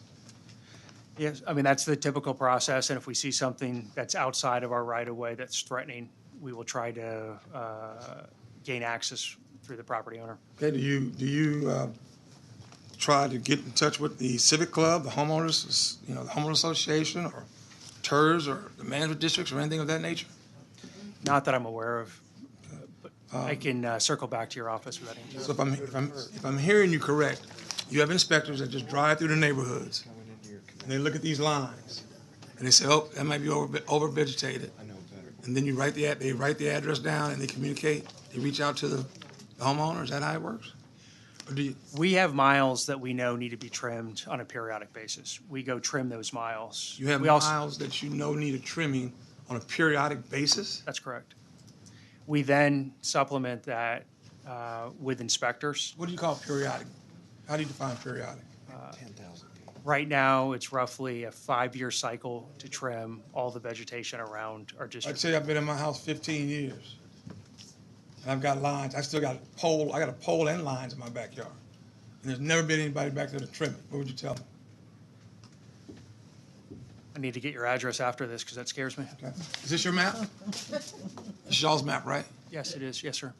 And these dark spaces are the darker, the dense part, communities for which you need trimming, correct? Correct. Where you're going to put some emphasis in, right? That's right. Okay. That's Third Ward. Do you know that Third Ward has historically requested trimming and lines to be put underground? Over and over. Oh, wait, I got this, brother. I know. Do you happen to know where I live? You wouldn't, would you? I don't know. I live in Third Ward. Okay. Okay. Over my first year as a freshman state rep, 2007, I made a written request. It's on record somewhere in your files. I'm sure I have it. About my tree line, my backyard lines, poles in my backyard. I still have poles and lines going over my swimming pool. Okay? I still have vegetation. And I've been in that house 15 years and nobody's ever come by my house and asked to cut nothing. See that's Third Ward. See that dark line there? Yeah. That dark patch? That's Fifth Ward. Okay? See this far one over here? That's East End. That's Carol Alvarado's, Senator Alvarado's district. Okay? These are the communities that we're talking about. And not once have you ever, and I've been living in that community basically all my life. I can go to my mama's house. And she's been in there, we've been in that house, our family's been in that house for over 60 years. And there's lines and trees growing over them. So don't sit here and tell me that y'all are doing it every 5 years. You may be doing it in other communities, but you're not doing it in these communities every 5 years. Do you understand what I'm trying to say? I do. So when you talk about tracking, you talk about fairness, your map is telling the truth right here. You haven't been in these communities, brother. These communities are the last to get serviced. It's not in your head, and I'm concerned. Not in your head, sir. I'm sorry. I'm concerned to hear that. That's my nod. You understand where I'm going now? I do. You understand my concern? Yes, sir. Colleagues, do you understand my concern? This is not my map. That's their map.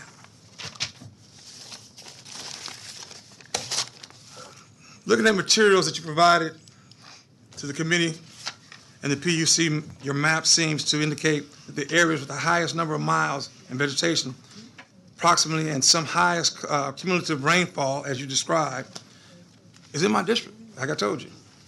It's also known as to the constituents of Third Ward, Fifth Ward, East End, and historically has been complaining about vegetation around poles. Again, as a freshman House member in 2007, I made a formal request. Just come out and look at it. I got a response from, somebody that works for the company. Just told me they're not going to do it.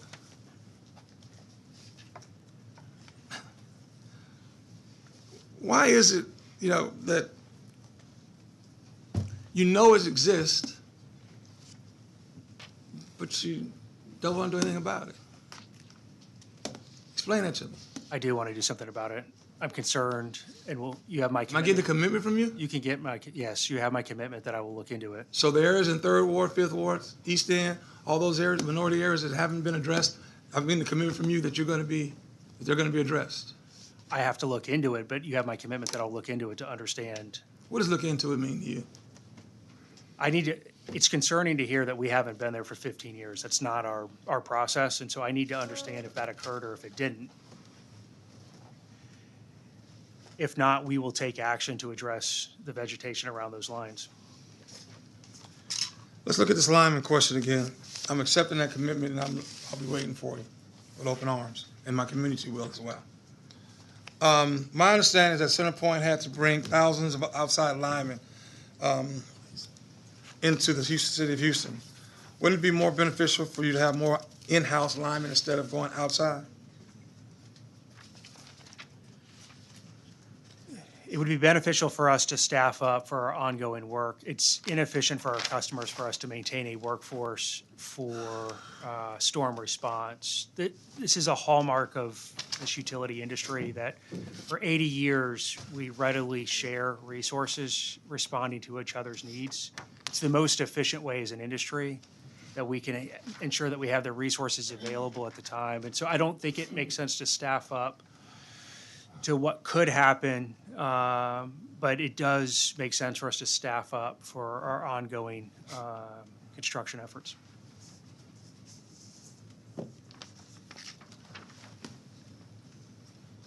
I don't think I like that answer. Let me rephrase it. I've got union guys back there behind you, who just might happen to be linemen. What does our workforce look like internally for CenterPoint for linemen? It's roughly 1,000 line professionals. 1,000? Yes. I think one of my colleagues, I think it was Houston or Alvarado, that said that wasn't efficient. That wasn't. It's that wasn't 1,000 out of their 9,000 employees. 9,000. Out of And I think I heard you saying it's a dangerous job. So wouldn't it behoove CenterPoint to maybe start a training program or some type of intern program for with the union to get some more linemen in here? Yes, sir. Wouldn't that be more profitable in the long run for CenterPoint? It's the right Maybe thing start to maybe do. like a second chance program. We'd be willing to help you with it. Every year Sure, that I've been my at the college would be company, willing to help you with some type of second chance program. every year that I've been at the company, we've hired an apprentice class. I believe strongly in building up the internal resources, Okay. given the level of But training. have we it been does take effective? time. You've only been there 7 months, right? In this role, yes. In this role. Okay. Well, maybe now that you're in this role, we can make some things move together. What do you say? I'd like to do that. I'm gonna hold you to it. Okay. And let's talk about the moratorium, miscellaneous questions. Why is it declared a moratorium on non-disconnect? Not on the front page of your website so people can know what is happening. I think that's a big deal, don't you think? I do, and I don't know why. I'll get back to you with that You answer. understand my I do. same question I asked PUC? I understand. It's a big deal. If people don't know about it, then they can't take advantage of it. Yes, What's sir. the use of having it? 4 more questions. We're almost there. There are 2 types of power lines, high voltage and low voltage. Burying high voltage lines is expensive and will require a comprehensive plan. That's what I was told when I asked them about the lines in my backyard. And burying low voltage lines is relatively inexpensive. Burying lines in the common practice in other flood-prone areas, including the Woodlands and just north of Houston. So would CenterPoint consider burying low voltage lines and requiring burying lines for new development and construction? Is that something y'all can consider? Yes, sir. On that point, about 80% of our new construction is served underground. We build to that standard as we build new construction, new houses. Back in 2022, we also proactively adopted a construction standard for the above-ground facilities to be built to extreme wind and excessive ice loading. So we have been adjusting our standards for the new build to be more resilient.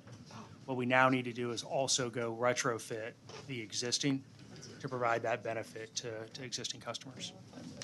And how much did y'all say CenterPoint made last year? What do y'all say? What do you? 2022, they made $1.2 billion, I believe. That was profit? Then the next Profit. year, 967 roughly. Profit? Yes. I look forward to seeing you real soon. And will these communities of this dark that you indicate on your map, will these communities get their lines buried too? Burying lines is not the only answer. As I said, But it's the safest answer. 60% of our customers are served underground today, and they still experienced outages. Those communities generally are fed from lines that are overhead. So is that your way of telling me no? I think undergrounding is part of the solution. It's not the only solution. And so some of it for the wires that are above ground, we need and are implementing more composite poles. So there's different hardening for different solutions. So I can't commit to a specific area without seeing what it is to say what the right solution is to address the resiliency and reliability. Well, can you tell me this? I'm sure there's a long standard that helps to make the decision, right? Is it something that can be looked at for these communities? We can look at it, absolutely. Okay. And can they be held to the same standards that's already on paper than some of these other communities? Do you understand my question? I do. Our standard is for new build, though. And so what I can commit to is that I will evaluate those communities and understand the best tool to improve reliability and resiliency.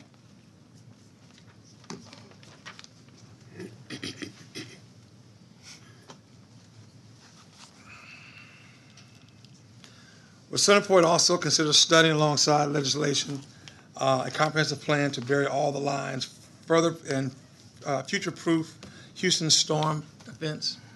That's all the Houston lines for storm defense. And I think you just said you'll take it on a one basis, basically? If the state's desire for us to bury all the power lines, we would comply with that. I think that there are ways in which we can achieve similar outcomes. Were you aware that after Hurricane Ike, Mayor Bill White formed the Blue Ribbon Commission to investigate and prevent further harm? Clearly, we have not accomplished the goals set out by the commission. How can CenterPoint amend the emergency operation plan to ensure that we do not end up in a similar situation in the next decade? I am aware of that report. I've evaluated, I think, 8 or 9 of the 13 recommendations are specific to CenterPoint. We've either fully or substantially adopted those recommendations. My commitment is that we are accelerating the pace of this work to help minimize the risk of future outages moving forward and to improve our communications immediately. I hope they understand that back home, what you just said. So the Florida Power and Lighting undertook a comprehensive vegetation management initiative every May that was talked about earlier, specifically the preparations for hurricane season. Does CenterPoint do something similar to that? We have not, but we will moving forward. You have not, but you will be moving forward? That's correct, sir. So we can expect that every May, specifically, that CenterPoint will start doing the preparation for hurricane season? We prepare for hurricane season, but one of the best practices that we learned from FPL was that they actually host community partners, the press, elected officials, to talk about the new tools, the expectations for the upcoming hurricane season. We have not done that. That's my commitment. We have historically prepped for hurricane season. As was mentioned earlier, we had our annual emergency preparedness drill at the end of April. Mm-hmm. But we are in the process of overhauling that to improve its effectiveness. Well, since we're falling, we've agreed to do like Florida and do it every May. As we see more extended power outages from corporate failures and extreme weather, we also see a displaced volatility of pricing pushed toward poor people as the wealthy people buy generators. What will CenterPoint do to proactively address that issue and ensure that those with the least who already suffer the most are not paying for the mistakes that you make? I'm proud that the company's average bill today is the same as it was in 2014. We've maintained a flat price. Sure about that? Despite. You sure about that? Our average bill is roughly a little under $50 today, and it was the same in 2014. A light bill is $50 today, the average light bill? Our portion of the T&D charges on that bill, the energy cost has. Your portion? That's correct. Okay. Sorry. Can't find it. Explain that, can you break that down for my people at home?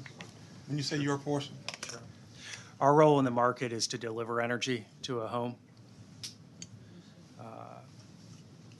So every customer is billed what's called a transmission and distribution charge that encompasses the cost to deliver that energy to the home.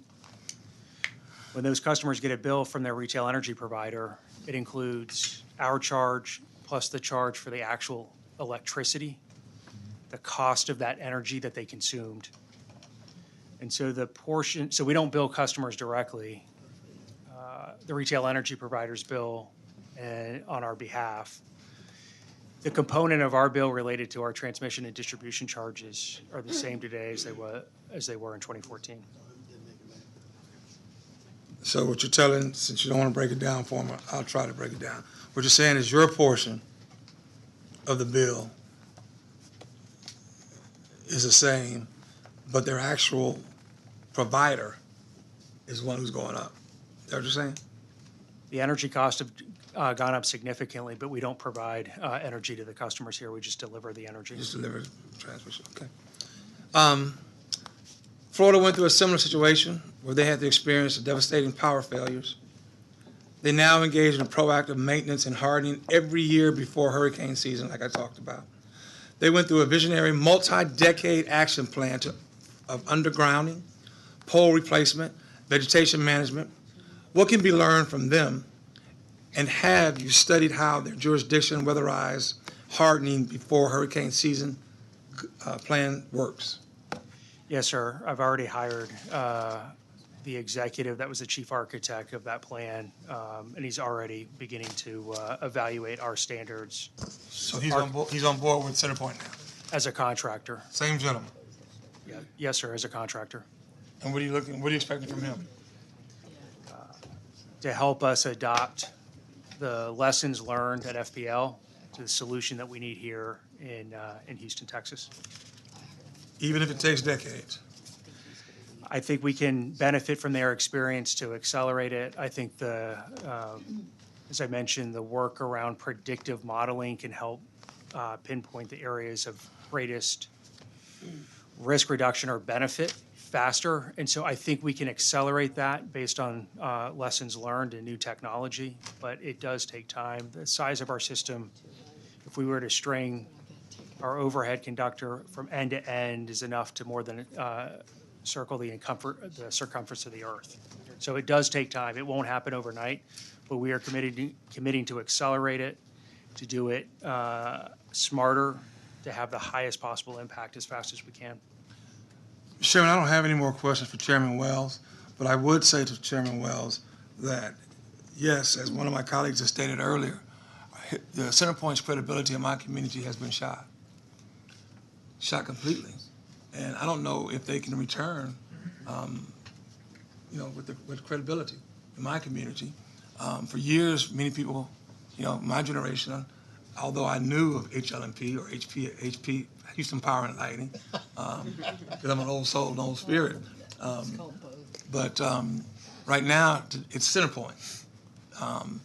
And the communities for which I represent, I understand. I understand the frustration. I don't condone it, but I understand the frustration that some of your linemen met when they came into my community. People went for the maximum of 7 days. Okay, we had medical facilities such as old folks' homes that went without 5 or 6 days. It's like, and those communities don't have generators. Fortunately, I'm not going to sit here and be, I do. I have a generator. Okay, but a lot of people in my community don't. And they had to suffer through it. And when you're already suffering, it's like when Mayor Turner said, the heavy trash pickup. When there's already trash from a storm, and then you talk about communities that's already being dumped on, it just makes the problem worse.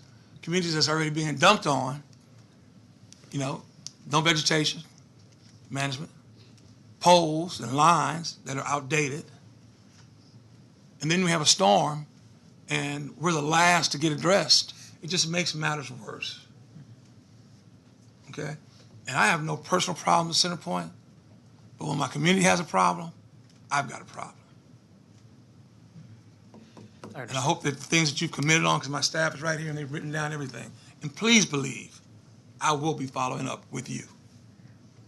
With you directly. Thank you, Senator. Thank you, Mr. Chairman. Thank you, colleagues, for your patience. Mr. Wells, just 2 or 3 questions on follow-up of that line of questioning. Your pole maintenance or your vegetation maintenance is 3,500 miles a year? That's the minimum amount that we conduct. We have last year completed about 5,200 miles. 5,200? Yeah. Okay. You all have 28,000, so the math wasn't there adding up. That'd be an 8-year cycle instead of 5, but your 5-year cycle is what you're saying. Yes, sir. Okay. And what really caught my attention was the question about knowing now what you know, would you still affect and put in place those leases for the temporary generation, specifically the large ones? Is that still a yes? Yes, sir. And what is the total number of megawatts that generation would provide? The large generation, if you had all It's about 15? 450 megawatts. Right. And during your area, how much did you lose or have to shed? 5 gigawatts. 5 gigs. I thought it was 8, but 5. Still, so it's a tenfold factor compared to what you would have in mobile generation. The idea behind sizing it it was a total At of the 110? 500 megawatts for all of the different assets, was that we could roll power once every 4 hours to all customers. It wasn't to be able to provide power to the entirety. Does that large generation have to be positioned at a substation that serves that circuit for it to essentially be functional? Yes, sir. So how many circuits do you have in Houston? A little over 1,800. 1,800? That's correct, sir. So how many can one mobile or quasi-mobile large generation facility or units, how many circuits can it supply? They can, there are multiple circuits coming out of a substation, so they could probably. How many, what's the typical number of circuits Maybe, coming out of a substation? maybe 3 circuits in total would be. Maybe. Out of a substation. And there are 18,000 circuits? 1,800. 1,800, okay, 1,800, okay. So the math still doesn't work out there that much. 45 out of 1,800 circuits. Yeah. So there, and then the last one, you said one of the reasons you decided to proceed as CFO or COO with this lease, or was it your decision again, or was it CEO's decision? Or a group, or who made the decision? Ultimately, our CEO did, but it was a recommendation of the senior leadership team. Did you ever buck the CEO? If I don't believe in something, I state my mind, and But if it came down to putting more money on the bottom line with affecting a long-term lease, and you could, quote, legitimize it, no reason to buck them, right? this was about bringing tools to mitigate a risk that was immediately in front of us. We were asked to prevent effectively the outages. A URI issue. That's right. With 3 circuits per substation, 1,800 circuits, the math there, again, we'll figure it out, but it doesn't make sense to me, is what I'm saying. Mr. Chairman, I understand that math.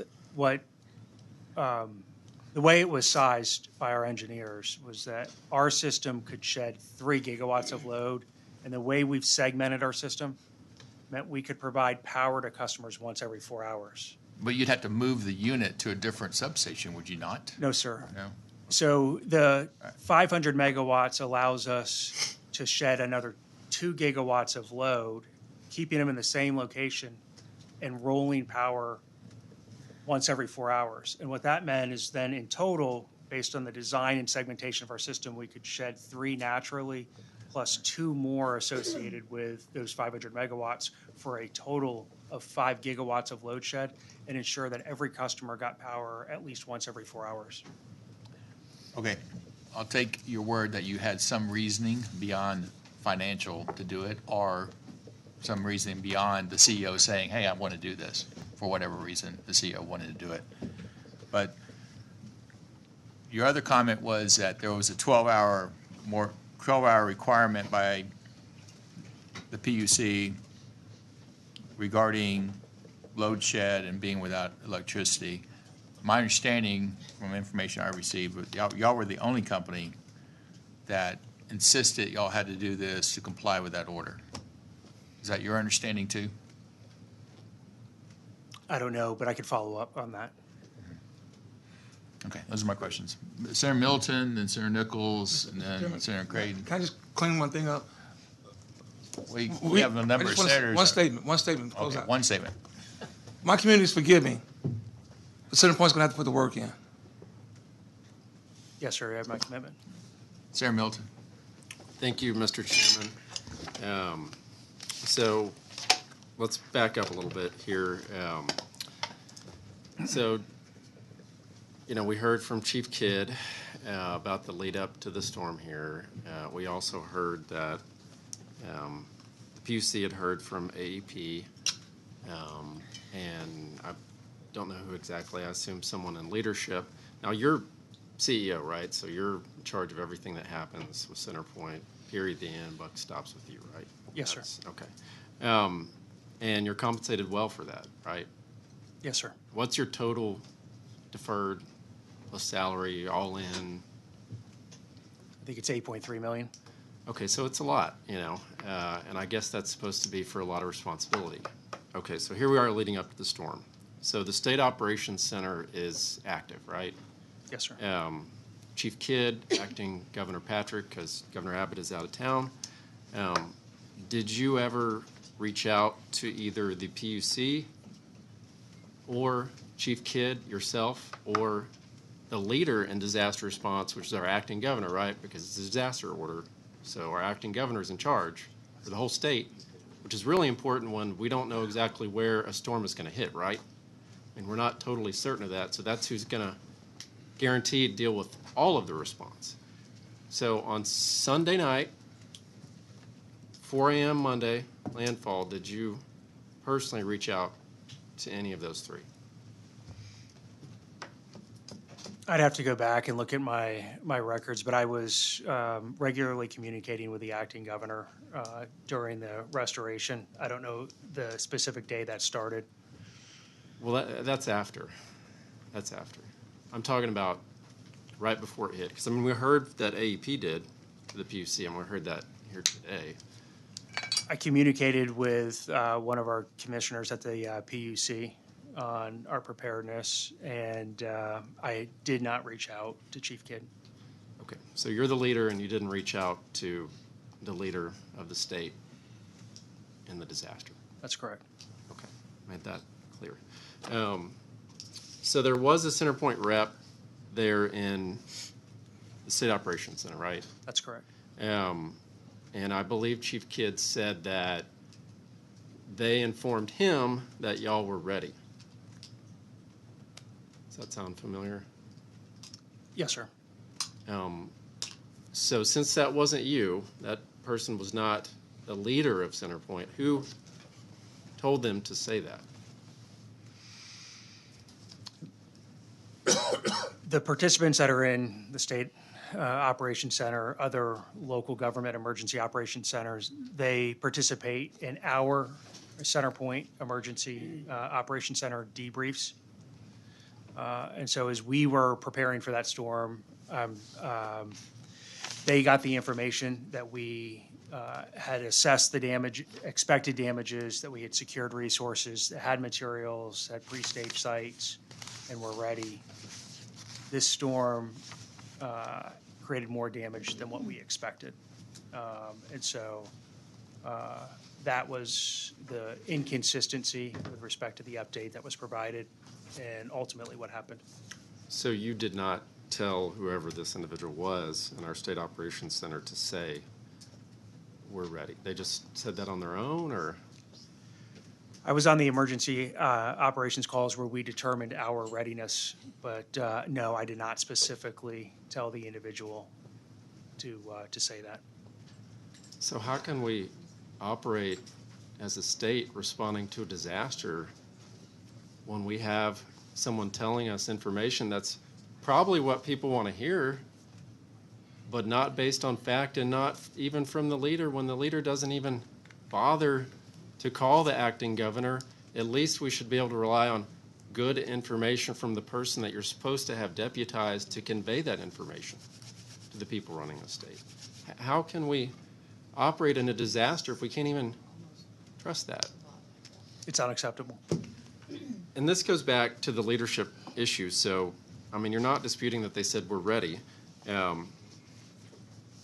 So 42%, I think you said, of your meters are on your alert system, right? 42% of we have contact information. 42% of meters, sorry, are on your alert system. We have contact information, customer contact Okay. information for 42% of our meters.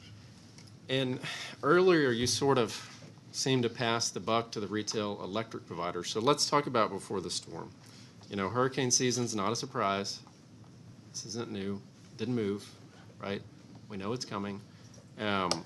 Did you or anyone at your company try to get that information and make a request of the retail electric providers for the other 58%? Yes, sir. You did. And did you get that information? No, sir. Okay, I've heard different things from retail electric providers, but they didn't hear from y'all. So we're gonna have to look more into that. And that's something that, as a hostage, right? You're the monopoly, right? There is no other transmission distribution utility that That's they're going to correct. serve, right? That's correct. And as a monopoly provider, you're saying that you don't have any leverage over them to get that information, and you can't seem to get that. Is that your statement? That's right. I think it's a travesty. We need access to that information. So as the largest, I think, TDU, the retail electric providers don't have to give you any information at all. Some do, but They've they don't said have no. to. Correct. Okay, let's move on to something different here. Let's talk about leadership's prioritization of expenditures, right, leading up to the storm, and some of the things that we've talked about today. My understanding is y'all spent $45 million last year on vegetation management and $220 million over the last 5 years. That's 5 years. So in the last 2 years, you spent on average about $80 million, right? I think we spent about $56 million last year and about 40 the year before. Those numbers seem a little So low. 96. Yep. But you over 2 years, and then over those same 2 years, you spent $800 million on mobile gen. That's right. And we think probably at least 80% of it was not doing anything for us in a Category 1 hurricane, right? It was never intended to support storm restoration. But so this is the leadership issue that I'm getting to. As CEO of a company, you're supposed to prioritize the use of assets and expenditures of funds. And you spent close to 10 times as much on mobile gen, which a lot wasn't even working, over vegetation management that probably could have prevented the use of mobile gen, the smaller mobile gen to begin with, the ones that were connected to facilities directly. So how's that being ready? How's that being ready for the storm? We have to be ready for a number of different events. So we prioritize funding, for instance, for flood events. We have to elevate our substations so that they don't get submerged and lose power. We have to maintain readiness for extreme temperature, hot, cold, shortfalls of power. We have to maintain readiness for extreme wind events. There are a lot of different risks that we're managing, and so we have to make progress on each of those risks. I fully acknowledge that the money that was spent on those large units was not useful for this restoration, but that wasn't the purpose. We're managing a portfolio of risks with a portfolio of investments.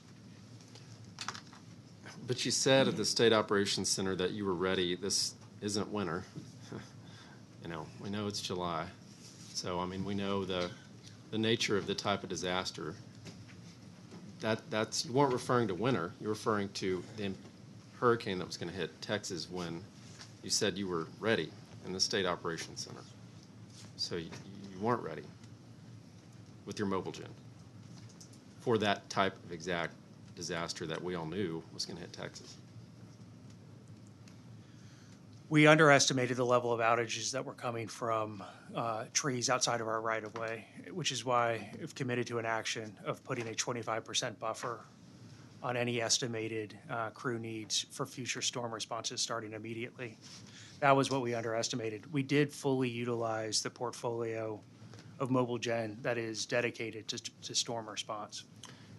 And so if we were ready, why did I hear about field ticket congestion? That's basically the marching orders for the linemen, the mutual assistance, also your, I guess, in-house of where they need to go work and on where they need to restore power. Why was I hearing about that where I don't think that was very anecdotal?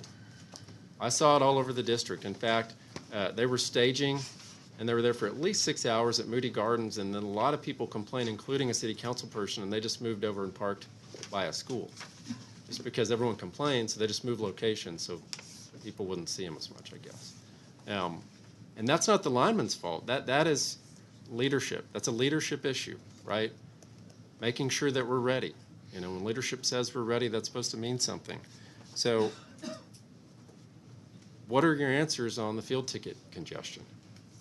We can always get better at every one of our processes, but I will say that we onboarded a workforce of nearly 15,000 and got them to work quickly. Otherwise, we would not have been able to restore power to 80% of our customers within 4 days of the storm passing through the system. So we didn't have a functioning online outage tracker. Do y'all do remote onboarding for all your linemen and mutual assistants, which speeds things up a lot? No, we wait until they get to the staging site, and then we conduct about a 3-hour onboarding orientation.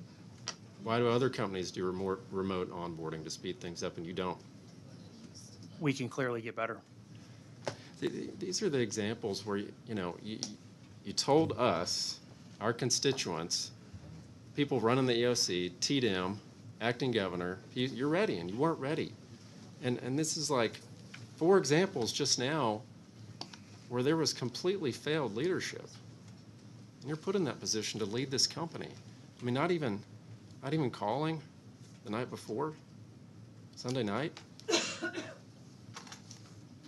It's sad. It's sad for our constituents. People died over it, and it's beyond unacceptable. Thank you, Senator. Senator Nichols. Mine will be fairly short. I'm going to try to get a little more granular.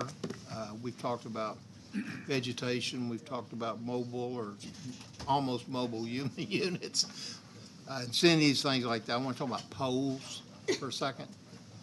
Poles are what caused a lot of the problems when the poles went down because of the trees and so on. We have wooden poles, and I'm sure, I want you to first walk me through the different types of options on poles. As I understand, you have wood, you have composite or composite reinforced, maybe a concrete, steel reinforced concrete, or maybe steel. Is that pretty much all? Those are the predominant types of pole classes, yes. Okay. Cost-wise, as I understand, a composite or composite reinforced, I'm not an expert here, as you can tell, is substantially stronger than the wood. And as you kind of work your way up, not only are the strengths higher, but the costs go up as well. That's correct. So can you walk me through those 4 real quick? Expense-wise, composite compared to wood, and whatever the next one up is, but the strength. I don't have the cost off the top of my head. I can get you that information here at the end of the day. But you are correct that it gets more expensive stepping into each of those. It's a much more complicated and costly installation.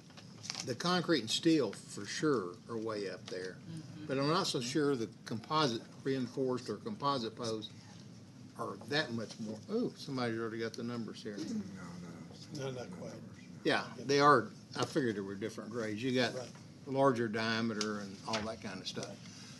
But if the composite poles if there's substantial structural improvement, of them coming down? In other words, if they're 30 or 40% more or something like that, but they're 50% more, have more strength, wouldn't it make a lot of sense to consider going to stronger, Absolutely. more resilient? The total cost of ownership is less when you think about the strength and the fact that they likely are less likely to fail under extreme wind conditions.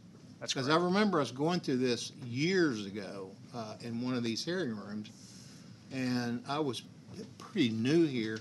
And my district we grow poles, we grow trees, so we sell a lot of poles, and we wanted to make sure we thought wood would be great, but the structural strength and the damage, particularly when you're in high density population area, is huge. So you're telling me that you're going to start going to more structural, better pole? Or? We have started that, yes. Yes, sir. Okay. You just, in your information, got through replacing 3,000 poles. That sounds about right, yes, sir. Okay. Was that the original lower grade wood poles, or was that one of the new stronger poles? We're replacing the 3,000 that were part of the restoration. The majority of those are wood poles to Same kind accelerate. of poles that came down? Yes, sir, because it was part of the speed of restoration. Okay. And I understand you had about, somewhere in all this stuff I read, because I think y'all sent reports like 3 or 4 different times, which I appreciated. We looked at, I think you had in inventory 15,000 or 18,000 poles? That's right. We had I can't remember if we had 15,000 poles or 17,000, but it's roughly that. Something like that. That's okay. right. Yes, sir. Are those all the wood posts that are, I guess you'd call them, I call them minimum standard? Were you just passing me that? Yes. No, sir. Part of that stock includes composite poles. So I'm kind of, if we had the stronger poles, like the more resilient poles, whether it's composite or larger diameter or whatever, in stock as opposed to the weaker wooden poles, when you replace them, like we just did, you would have 3,000 stronger poles. But we don't. We replaced them with the same kind of poles that just came down.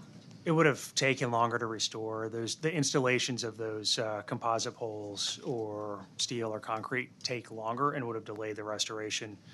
What we've committed to do is we have 100% of our planned pole replacements for the remainder of this year will be done with composite poles, not wood, to begin the acceleration of that adoption. But it does take a lot longer to set in place those poles, which is why I don't really understand why it would take that much longer, because you drill a hole, you pull the old pole out, you drill a hole and you set the pole in there, and then you got to string it up, regardless of what it's made out of.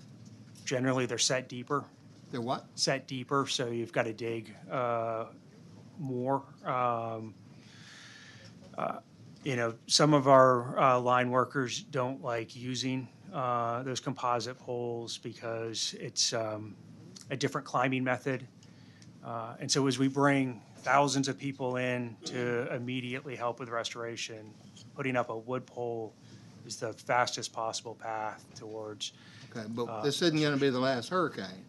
So No, what sir. I'm thinking about is the next hurricane, if we're going to replace another 2,000 or 3,000 poles, or we're going to replace them with the wooden poles that are going to shear off, or we're going to replace them with the more resilient poles. Kind of where I'm going. And you've got 15,000 in inventory. Are we going to keep using those until the inventory's gone, or are we going to replace them and have a new stock of stronger poles? For all of our planned pole replacements through the remainder of this year, they will all be composite. Okay. All right. Thank you. Thank you, Mr. Chairman. Members, any other questions before we get to Dean Zaffarini? It's technical. In Ike, you replaced how many poles? I'm sorry, I don't recall. Can I ask my resource witness? Please do.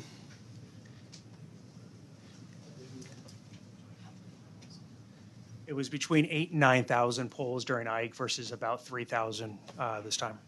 Senator Crane? Thank you. Dean Zaffarini, I think, wanted to go last. Go ahead, Senator Crane. Yeah, thank you, Mr. Chairman, members as well. Mr. Nelson, just a couple of, I'm sorry, Mr. Wells, just a couple additional points. we talked quite a bit today about your plans for CenterPoint Energy going forward on corrective measures. You've got in your handouts improving resiliency, technology, pole replacements, communications, and your third pillar is improving community partnerships. You know, for a company that's been under several different names since the 1880s, do you feel like that those are good enough? Do you feel like for a company that has a protected monopoly for the greater Houston region and all of those customers that have been let down, do you feel like resiliency, strengthening poles, improving technology, and better community partnerships is what this committee deserves? It's not completely sufficient, no. When we outline those changes, those are the initial changes that we have already begun to undertake. We've also committed to a couple of other things to add to that plan. As I mentioned, we hired former chief architect of the FPL plan to advise on our hardening efforts moving forward. We've hired third-party emergency preparedness as well as communication leaders to continue to provide us more information. We've also hired an independent third party to do a comprehensive external review. Our absolute intention is to add to this plan. And so I wouldn't say that it, in and of itself it's sufficient, but it's the actions we are committed and are undertaking immediately to start to improve things. Well, I would encourage you to do so. I mean, I think it's important for this committee and for the rest of the Senate, over 30 million people that we represent. I think it's very important for you to understand your audience. It's obvious that we are not Washington, D.C. My colleagues are very well prepared. They're very informed. They know the granular aspects of exactly what we're dealing with here and the surgical nature of really where we could continue to take this. We haven't even scratched the surface yet. In fact, I don't think for most of us that breakfast is even worn off. We've got a full attendance, full participation, high priority focus with all of our staff and our teams, not just here, but in our offices, working on this around the clock when we have so many other issues pressing for this state. And to understand your audience coming in, and you may not have provided these, your team may have provided them for you, but to give us a worksheet based on 3 different types of temporary generators, and to give us a bar graph from a financial standpoint of something this cartoonish, I think it gives me the impression that we're somewhere in this failure to communicate in between a guarded deposition and a bad Rotary Club lunch presentation. And I'm saying that because you deserve to be prepared coming in here with what we all have as expectations in this almost 8 hours that we've been engaged in this process. And again, I've sat with all of my colleagues here today in 21-hour hearings. This is a fraction of our endurance at $7,200 a year, because we owe it to Texas to make sure we get these things right. And first and foremost, your commitment to keep people alive is the top priority, right? Keep people alive and safe. And I've lost constituents in this storm, as I opened up with, and many of us have talked about. But next to that, we are projecting an image to the rest of this state and the nation and the world that the greater Houston region, which is the tip of the spear for job creation for the country and recovery, we used to be the last to know and the last to recover in an economic crisis. Now we are the front lines and the model for the rest of the nation. And for CenterPoint Energy to fumble that when you have other companies protecting their brand at all costs, Coca-Cola have a Coke and a smile, right? Ford built Ford tough.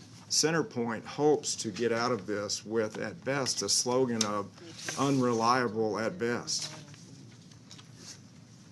And to not be there for your customer base and your and those that pay your rates, and to make sure that communication is paramount. I mean, if you include it in every bill, because I know that there is, it's not true that only 42% of your customers are dialed in to emergency response updates because they haven't chosen to opt in. You can certainly find them when you need their money. So what is included in their billing? And is that once a year? Is that twice a year? Is that once a quarter? Is that with every statement? Big, red, bold letters that say urgent. Text, keep the lights on to the number listed here for immediate storm recovery updates. This will save lives, could be your life or a family member's life. If you included that, I would imagine that as you're trying to, you certainly can find them when you need their payment, but when you need them to dial in on what keeps them safe and what gets your company's message across, there's just no doubt about it that your resources could be channeled in to finding people that are not yet connected. So I understand you're encouraging the legislature to do something about that, but I know that there could be a better plan. In this entire resiliency plan, Mr. Chairman, I'll wrap it up because I'm just filling in gaps because you all have done such a good job today.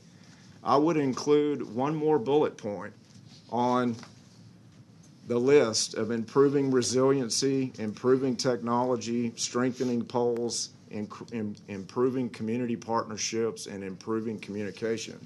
I would include at the top transformative C-suite decision-making that will protect lives and begin the arduous process of returning CenterPoint Energy's good name. That is absolutely paramount for the public to have confidence in what you're offering them, and for us as a legislature to understand that we can trust you again.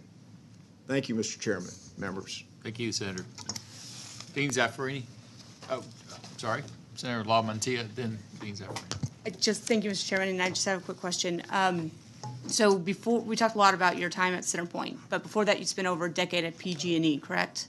That's right. And imagine you had a lot of experience with vegetation management while there. Yes. And so my question is, with your past experience, with the knowledge that there's been root degradation in the area for a number of years, and knowing that the risk factor of a hurricane or hurricane-style winds hitting the Houston area was much higher than the risk factor of another load-sharing emergency like we had in Uri, why wasn't vegetation management prioritized higher than the generation purchasing? It was prioritized based on the experience that I had as I stepped into that role. The decision around mobile generation took place in the fall of 2021. We really saw the impacts of weakening trees as we really started to experience the drought in the summer of 2023. It was at that time when we really understood the risk related to vegetation. I did pull upon my previous experience. It is why we accelerated our program, introduced a revamp of our high hazard tree analysis. That's why we started to conduct work to do this predictive modeling to be smarter and more targeted with our vegetation management work. Was pulling upon that experience to address these issues. And that is why I have confidence as we look forward, we can take the steps necessary to begin to rebuild trust as we execute upon this work. Thank you, Mr. Chairman. Thank you, Senator Hinojosa. Yeah, as I listen to you and your testimony and the questions that have been very smart questions asked by members, there seems to be a lack of leadership, continuity, and lack of institutional knowledge. And the reason I say that, because many of these same issues that we're discussing today, some of the same concerns were expressed in 2009 after Hurricane Ike by Mayor White from Houston, who assigned this assignment to a task force to look into these issues.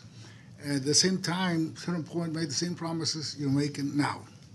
So why should we believe you now? I can't speak to the actions of those previous management teams, but I've dedicated my nearly 25-year career to utility service.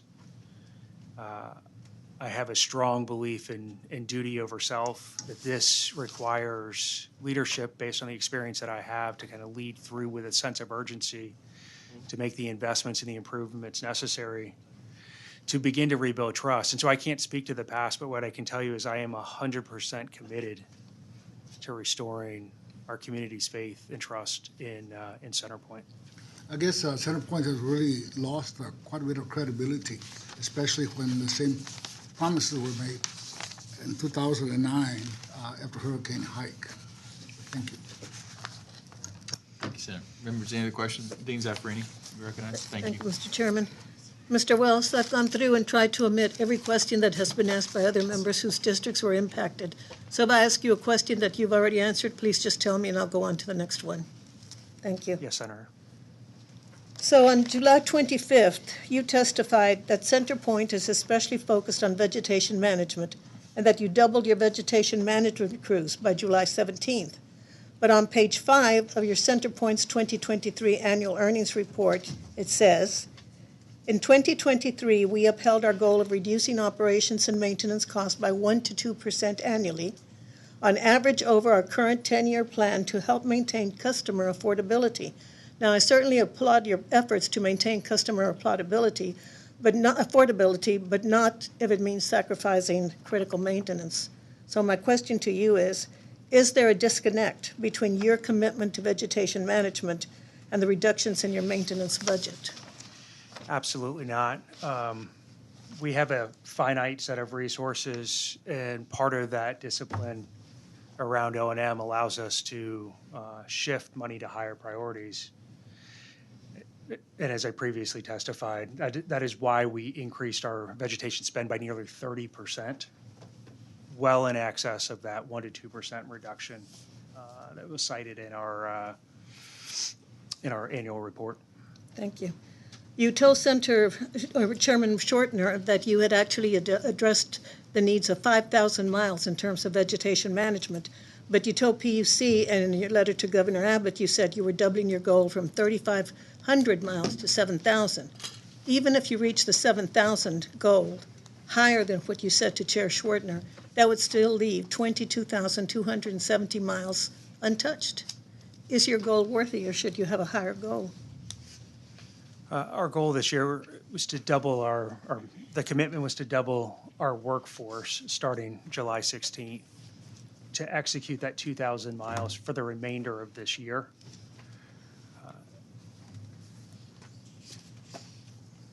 That's why it's not a full doubling of the miles, because we only have 5 months remaining in the year. That 2,000 miles is what we can safely accomplish using, the latest risk technology that I previously described. So how many miles are left? How many miles are left this year? Of the 29,000. We'd only address 7,000, so it would be 22,000 in that case. And what is the condition of the vegetation along those miles? That's what we're using those maps to assess so that we can make the most targeted investment of those 2,000 miles. Now, should you cover the cost of that vegetation mitigation from the profit you enjoyed from leasing those temporary mobile generators? We don't have a mechanism to recover the cost of the vegetation management that I've articulated. As I mentioned, there was testimony earlier that we have recovery of our costs, and we don't actually have a mechanism to recover our costs. Well, we set a forecast of what we expect the cost to be, And if we decide to spend more, as we did with vegetation management, that actually comes out of the profits of the company. And that's what happened in '23, and that's what will happen here in '24. Okay, thank you. In your letter to Governor Abbott, you identify the pillars of your action plan as resiliency investments, best-in-class customer communications, and strengthened partnerships. None of those is rocket science, as I said before when I was talking to Chairman Gleason. Why hadn't you done that before? Why are these new goals that you even call pillars? Many of the actions were underway. We understood, though, given the pain and suffering that our communities experienced during Hurricane Beryl, that we had to accelerate those efforts. My biggest disappointment is that work was underway, but it was not available to our customers in Hurricane Beryl. And so our commitment is to accelerate the adoption, do it faster, better for our customers moving forward. Now, vegetation can cause a lot of problems other than outage. Did CenterPoint experience anything other than outage related to the vegetation problems? No fires or anything else? Not that I'm aware of. Not that you're aware of. Thank you. Mayor Whitmire wrote a letter to the PUC, and in it he wrote, "The residents and businesses of Houston deserve a reliable electricity transmission and distribution system designed to withstand hurricane-force winds, thunderstorms, freezing temperatures, and extreme heat.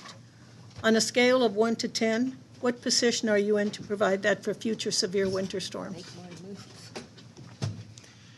I don't have a number on that scale, which is one of the reasons why we've abated our resiliency filing. We have to reassess the pace of those investments in light of the impact from Hurricane Beryl. But I can tell you my commitment is that we are trying to make those investments as quickly and as targeted as possible to have the highest impact for our customers.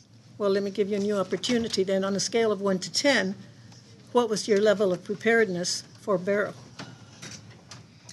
It was clearly insufficient given the number of outages and the time it took to restore service. We had prepared in advance, but as I said, it was insufficient. So what's the number on a scale of 1 to 10? I don't have a number because there are so many elements that go into kind of preparedness. It was clear that we need more resources for future events. I won't ask a third time, don't worry. How would you grade yourself? A, B, C, D, F? Respectfully, I look at this as binary. Do we exceed our customers' expectations or will we fail to meet them? We fail to meet them. And so in my mind, that's what matters. We have to be pass or better. fail. In this case, you failed. We failed, and we need to be better. Thank you. Mayor Whitmire also writes, "The electric utilities that serve Houston were granted monopolies, a guaranteed rate of return on their investments, and expedited investment recovery mechanisms to ensure that sufficient funding was available to provide reliable electricity service." Those are pretty powerful tools. Were they not enough? And if not, what other tools do you need? Those are powerful tools. All I can speak to is the experience that I'm bringing to bear, which is we've dramatically changed our focus around these over the last year and a half.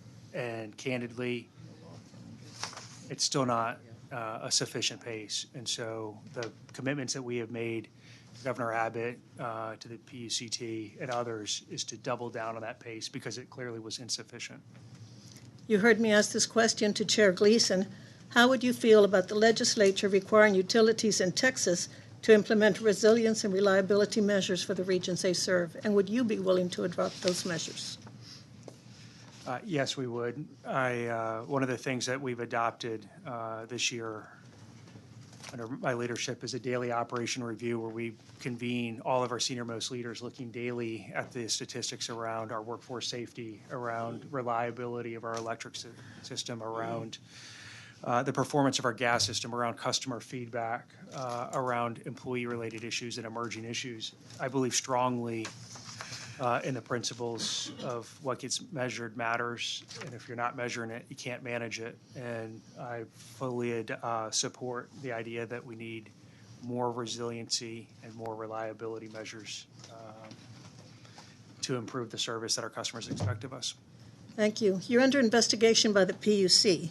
How are you preparing for that investigation? Are you simply looking internally, or are you reaching out to local governments and other partners and others for feedback so that you can respond to their criticism of you? We're preparing comprehensively. Part of that is inviting the feedback of external parties. Part of that is meeting with community leaders. Part of that is meeting with our customers. We're trying to gather as much comprehensive feedback as we can to make sure that as we prioritize our improvements, we are addressing the issues that our community faced and focused and addressing them as fast as we can. Thank you. You talked about trying to restore the public's trust and confidence in you, and especially the people of Houston's trust and confidence in CenterPoint.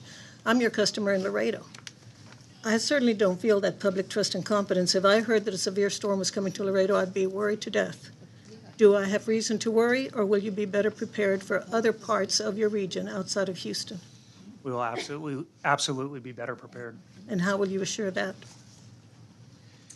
It is in my entire focus and commitment to improve on our emergency preparedness and response for all of the risks the company has to manage and maintain. Thank you. Thank you, Mr. Chairman. Thank you, Senator. Senator Alvarado. Thank you, Mr. Chairman. I'm trying to understand something. I want folks that are in the audience and listening to understand when y'all go before the PUC and you are asking for an increase, a rate increase to recoup efforts after a storm. And I understand that it has to be proven that it's just and reasonable. Okay. What are the examples of items that you list that you want to be recouped, your expenses recouped for? The vast majority of the expenses that we'll seek recovery for are to pay the line workers, vegetation management professionals, the damage assessors who all came to take part and help restore service to our customers. It will also include the materials that were utilized during the storm, things like the poles, the transformers, but it's largely the cost of the nearly 15,000 workforce that restored service after the event.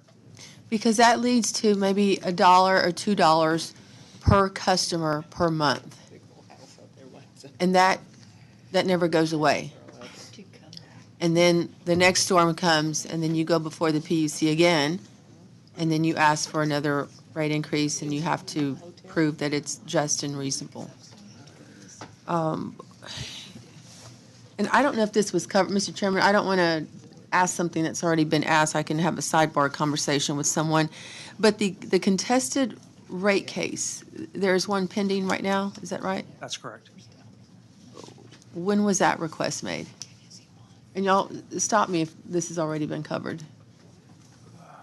We were required to file this rate case back in March of this year. As part of our 2019 rate case for the company, we made a commitment to file no later than, I believe, the middle of March of 2024. So we made that filing a little earlier this year. And what was how did you qualify that as being just and reasonable? What were you trying to recoup for?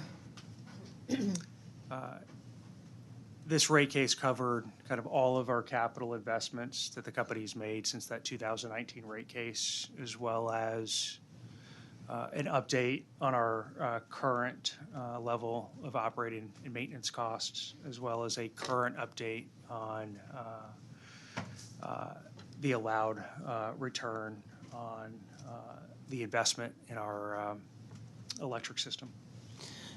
Do you list, is it allowed to include proactive expenses for vegetation? It basically uses what is called a historical test year. What it does is it looks back at the level of our O&M activity. So in this instance of vegetation management, we basically submit the amount that we spent for 2023. Mm-hmm. and use that as a basis to inform the request moving forward.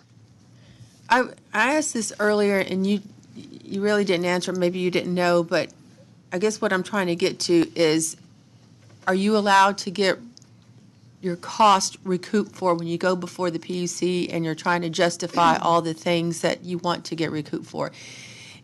The proactive cost for vegetation versus once a tree, and I pointed this out because I thought I saw somewhere where your proactive vegetation maintenance is in one part of your budget, your O&M. But then when a tree falls on the lines, then that comes out of your capital budget. And I guess what I'm trying to determine is if you are, I'm trying to compare, are you not able to get recouped for proactive vegetation, but then you get recouped for after a storm and once the tree or the limb is down on the power line? I'm not aware of capitalizing costs associated with trees falling into our equipment. In the instance of the 35,000 trees that we worked as part of this restoration, that's part of the cost that we would seek to recover as part of the restoration. Mm-hmm. It would be recovery of kind of the maintenance that we incurred during this storm event. But the proactive piece that's above what we collect in rates today, we don't have any mechanism to collect that. I guess I just want to make sure that you're not doing less on proactive maintenance on vegetation and waiting till the storm hits because you can recoup the cost once the tree has hit the wire and it's down. I can assure you, Senator, we took proactive measures well beyond what we recover in rates because it was the right thing to do given No the matter what, impact that the last several growing seasons have had on the trees in our area. Is that right? And are you planning to go to the Yeah. PUC He still gets reimbursed, right? But he can only on this storm and ask for a rate increase? Yeah, but I don't know if that's clear anymore. Yes, we would intend to propose for recovery of the costs associated with this restoration here. What did you just say again? I was, It's worth repeating, Mr. Chairman. yes, I asked him if CenterPoint is planning to go before the PUC at the cost of the taxpayers to ask for another rate increase to recoup their cost from this storm. Yes, we are intending to file for recovery of the cost of this restoration. We have the burden of proof to prove that those costs are prudent and reasonable. But it is a cost that has historically been a cost that has been supported by the PUC. Well, I know there are folks from the PUC here. I mean, you're going to have to really jump through hoops and leaps and bounds to prove just and reasonableness. Because as it was, we've all kind of made the case on your vegetation efforts, the fact that you have been decreasing that. It's gone down, I think, by 1,200 miles of coverage. Is that right? I believe that we've increased our vegetation management. You increased the budget, but then you're covering less mileage. We also increased, we did two things with that increased budget. We increased the mileage on a cycle basis, as well as introducing a much higher level of the high hazard tree program, the specific targeted risk reduction. Well, PUC, I hope that the folks are really going to hone in on this and look carefully at what you're asking for, because there are a lot of folks that are going to be tuning in. We've got a lot of our constituents that don't want to pay, even if it's just $1 or $2 extra a month, when a lot of these costs could have been avoided. Thank you. Did you want to? I think probably Mr. Ryan could answer most of these questions in great detail. And Mr. Wells, I think you're doing the best you can. You're the CEO. You don't have to go usually before the rate cases at the PUC. Mr. Ryan does, as I understand. So I just want to clarify what Senator Alvarado said. To the best of my knowledge is y'all can, on one side of, this ledger that's not your capital expenditure, but your reimbursement. As you said, Mr. Wells, you go before it and you project what you're going to do on your vegetation. We can call it all kinds of things, rehabilitation, cutting trees, whatever you want to call it, okay? I mean, I don't talk plain to the people, okay? Cutting trees, getting trees so they don't fall down on the power line, right? So y'all go forth and you project that and you get it approved, okay? And I mean, like, we think it's some magic pot. It comes from our ratepayers. I mean, that's what it is. And those costs are spread across the ratepayers, right? And then if you spend more money, you actually get a true up later, as Mr. Gleason explained. And, they can actually come back to you and say, oh, you spent more. No. We gave you more money than you spent.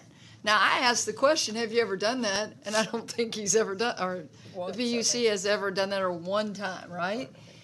But y'all can recoup it. You can go back and justify and say, look, what we plan to do is more than what, we were able to project, budget, etc. I think I've got that right. I made it very simple. There's a lot more that goes into it. There's a lot of lawyers that sit around and a lot of other people that try to do this. But in general, I've said it very plainly as I can say it. You get reimbursed for your expenses. You have capital expenditures. The state of Texas, through the PUC, guarantees somewhere, and I mean, like, the lowest I've seen is 9%. Sometimes I use the metric of 10%, because that's kind of what I've always been told, somewhere in between there. And so, I mean, like, that's where it is. So when Carol Alvarado is trying to say, are y'all, like, not doing vegetation for some reason or another? I don't think we really understand why you're not doing vegetation. I get it. You said the drought, trees became more brittle, all that stuff. I got the 18 inches. Maybe you only have 18 inches outside your power line in Houston, and there's a lot of beautiful old trees in Houston. If y'all aren't in Houston very often, it's a beautiful area. Wherever it is, all over, there is a lot of trees. There are a lot of trees. But I just want to tell the general public that y'all do get reimbursed, and you get reimbursed through the ratepayers. But then the ratepayers are without, electricity for 2 weeks, and some of them die. It's hard for all of us up here to explain. So I just want to keep it simple. It's complex, but it really isn't. So, Senator Alvarado, you're right. We don't need to chinch on this vegetation cutting and all that stuff. If you have a problem, go after it. You've admitted today we weren't doing a good job. We were not as, I use the word aggressive, maybe foresightful, maybe we took our eyes off the balls with all these purchases in these 5 other states. I mean, maybe we took the eye off the ball, okay? Once the venerable Houston, it is Houston Lighting and Power, is what it was called. But I just have to say that the general public says we're paying for all these things and we didn't get it. And it's just not that complicated. Maybe y'all just didn't plan for it, but we got to do better. They do get reimbursed. That's the end of that. Don't answer it. I think I'm right on it.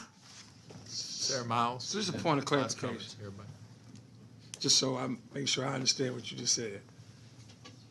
So you get reimbursed for vegetation if you let it go and it gets to a point, it's a storm situation, you'll get it reimbursed. Is that correct? That's right. That's right.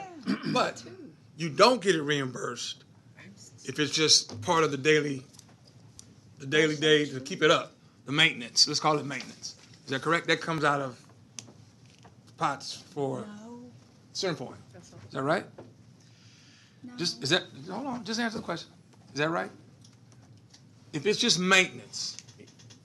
It's more complicated. So I'll try to keep it very, because it sounds to me, before you answer, it sounds to me as if you're incentivized by letting it just go and get, grow all over the lines.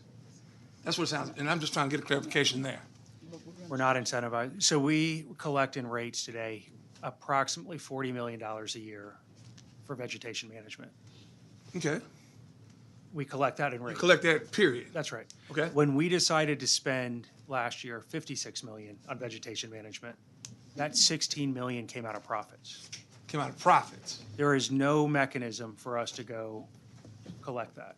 Okay, but now that you're in the storm, and you've got to cut all this vegetation, you can submit a reimbursement for that.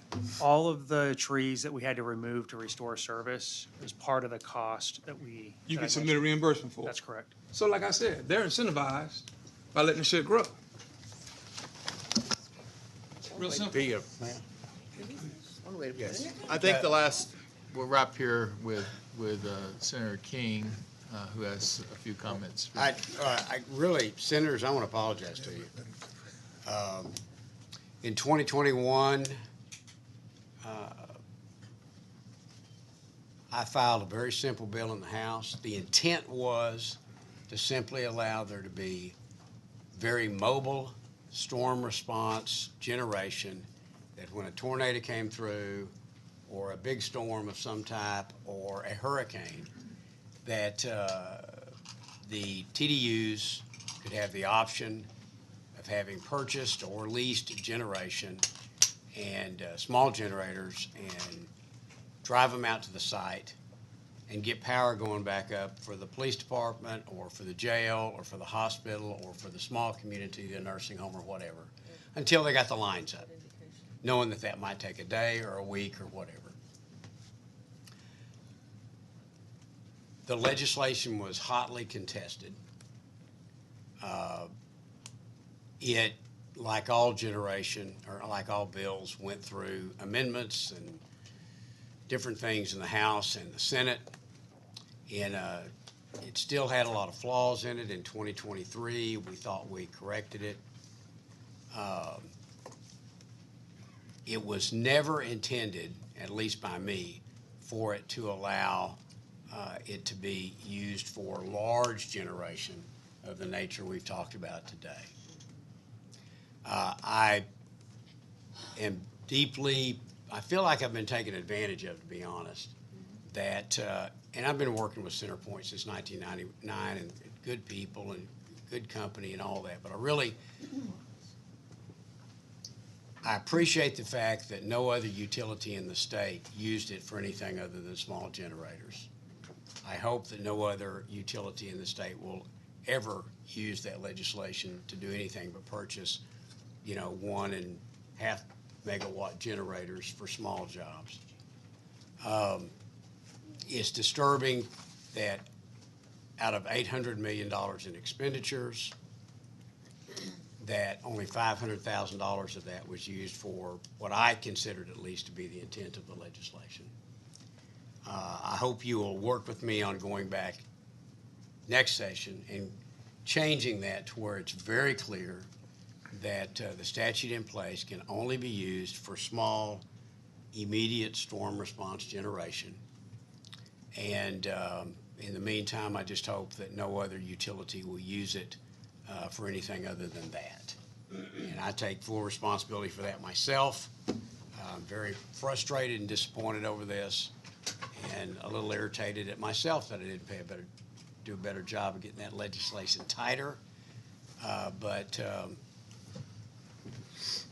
we will fix that going forward, because the intent, I thought everybody understood the intent was for this to be small, mobile, rapid deployment generation that was going to be sitting on an 18-wheeler and pulled up to the nursing home, or pulled up like I had it happen in Decatur to one of our hospitals 3 or 4 hours after a storm, and kept their power going for a couple of days until the lines got repaired.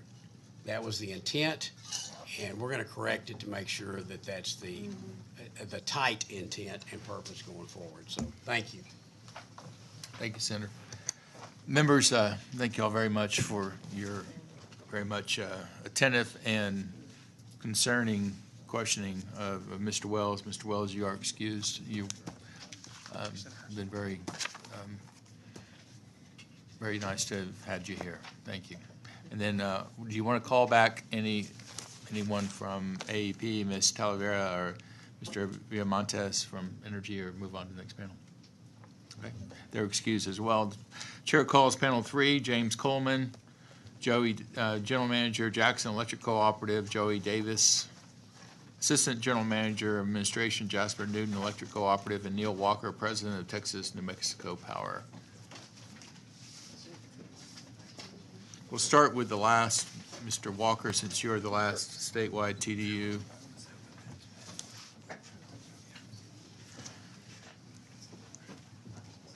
Mr. Walker, you'll state your name and begin. Certainly. Thank you, Chairman Swartner. If there's a lot of information that's redundant, please move on to more pertinent and new information. My name is Neil Walker. I'm president of Texas New Mexico Power, known as TNMP. I appreciate you inviting me here today. Obviously, these issues are of our utmost importance to our customers and to our company. I do want to say that our hearts and prayers go out to the Texans who continue to recover from the impacts of Hurricane Beryl. That the length of restoration matters to customers. I get that. I understand that, especially the extended outages, and our experiences from Beryl must improve our response for future storms. A little about TNMP, and I'll be brief. TNMP is a transmission and distribution utility. We power 275,000 homes and businesses in Texas. We are an ERCOT utility. All of our service territory is within ERCOT. We serve parts of North Texas, Central Texas, West Texas, and the Gulf Coast, specifically Brazoria and Galveston counties, and both saw obviously significant damage during Hurricane Beryl. We did employ, and we do employ, advanced weather analytics and begin tracking the hurricane certainly a week before landfall. We participated in the Texas Department of Energy Management calls that they had to ensure our readiness. And we know that the hurricane landed was going to land well south, but we continued to monitor that and made sure we had our staging locations, internal and external resources ready to go. On Friday, the forecast predicted landfall a bit further north, which was going to hit our service territory. At that time, we activated our emergency operations plan and took more comprehensive steps to ensure the safety of our employees and customers. Our priority is and was to proactively prepare for the restoration of power in those affected areas. That weekend, we deployed additional linemen and vegetation management personnel and staged them throughout our service territory down in the Gulf Coast in advance of the storm. These crews included internal and external contractors, as well as our own resources from other parts of the state. We also confirmed that we had additional crews on standby that we staged outside of our service territory. Coordinated with our material supplier to ensure a constant supply of materials. And for retail customers, we did stop disconnects in the Gulf Coast region. Hurricane hits Matagorda. We're about 23 miles from Matagorda, but it hit in our, close to our service territory. It certainly ripped through our service territory. Predominantly, it was a wind event for us. While our transmission system remained strong, our distribution system did suffer significant damage to our facilities, including broken poles, wire, and cross arms. A significant amount of that damage was caused by a large number of uprooted trees outside of our easement, which certainly complicated our restoration efforts. Ultimately, 116,000 customers lost power on the day of the storm. On that same day, our crews began safety and facilities assessments by 11 a.m. once conditions, particularly the wind, got below 45 miles per hour, and we could do that safely. Restoration began that day 50% of our customers were back online within 24 hours. 90% were restored by Sunday, July 14th, and then final restorations were made late Wednesday night, July 17th. In total, 215 TNMP employees actively responded to the restoration efforts. Further, we deployed 1,665 personnel comprised of 860 linemen, 761 vegetation management personnel, and 44 damage assessors from across the country. Together, TNMP and external personnel worked through subsequent storms, lightning, rain, heat to restore power. And I'm very proud to say they did so without any significant injuries or fatalities. I'm incredibly grateful, as you've heard others say, of these efforts and everyone's tireless work.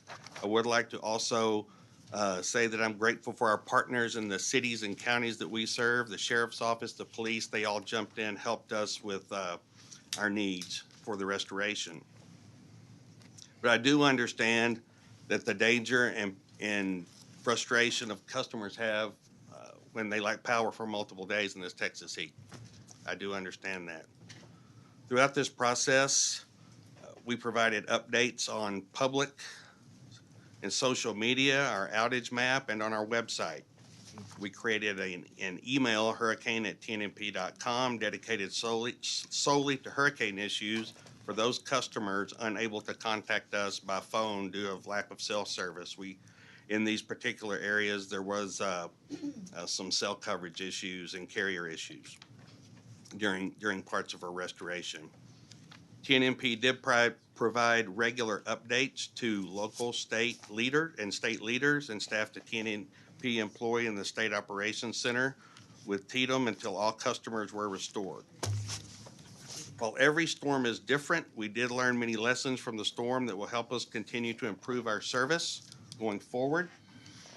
We know that communication is paramount in these situations because it allows customers to make informed decisions for themselves and their family members. I am committed to continuing to improve our process for preparation, restoration, and communication with customers, and we are mindful that customers still face recovery challenges even with power restored. TNMP and myself want to be a resource and partner in the conversations that are to come. I appreciate the opportunity to be with each of you today, and I'm happy to answer any questions. Thank you, Mr. Walker. Members' questions of Mr. Walker regarding TNMP's response? TNMP. Yeah. Mr. Walker, thank you. We definitely visited over this, and overall y'all's response was a lot better than CenterPoint's. And y'all particularly helpful, broke it down by community, so people could see how many were out, meters were out by area, even if it was unincorporated, which was really helpful for people just wanting to know, right? And you also included the number of vegetation management crew, in each area as well to show people that we're working in these, as fast as we can, and, here's the current layout of, when we're kind of expecting restoration. So that was definitely a huge contrast with CenterPoint. Unfortunately, they didn't do that. And so I kind of wanted to ask, y'all have got cloud-based, I think. Correct. And y'all did not buy any mobile gen either. That's because correct. The rules wasn't officially adopted. It hasn't been adopted yet, correct. So y'all didn't do those two things either.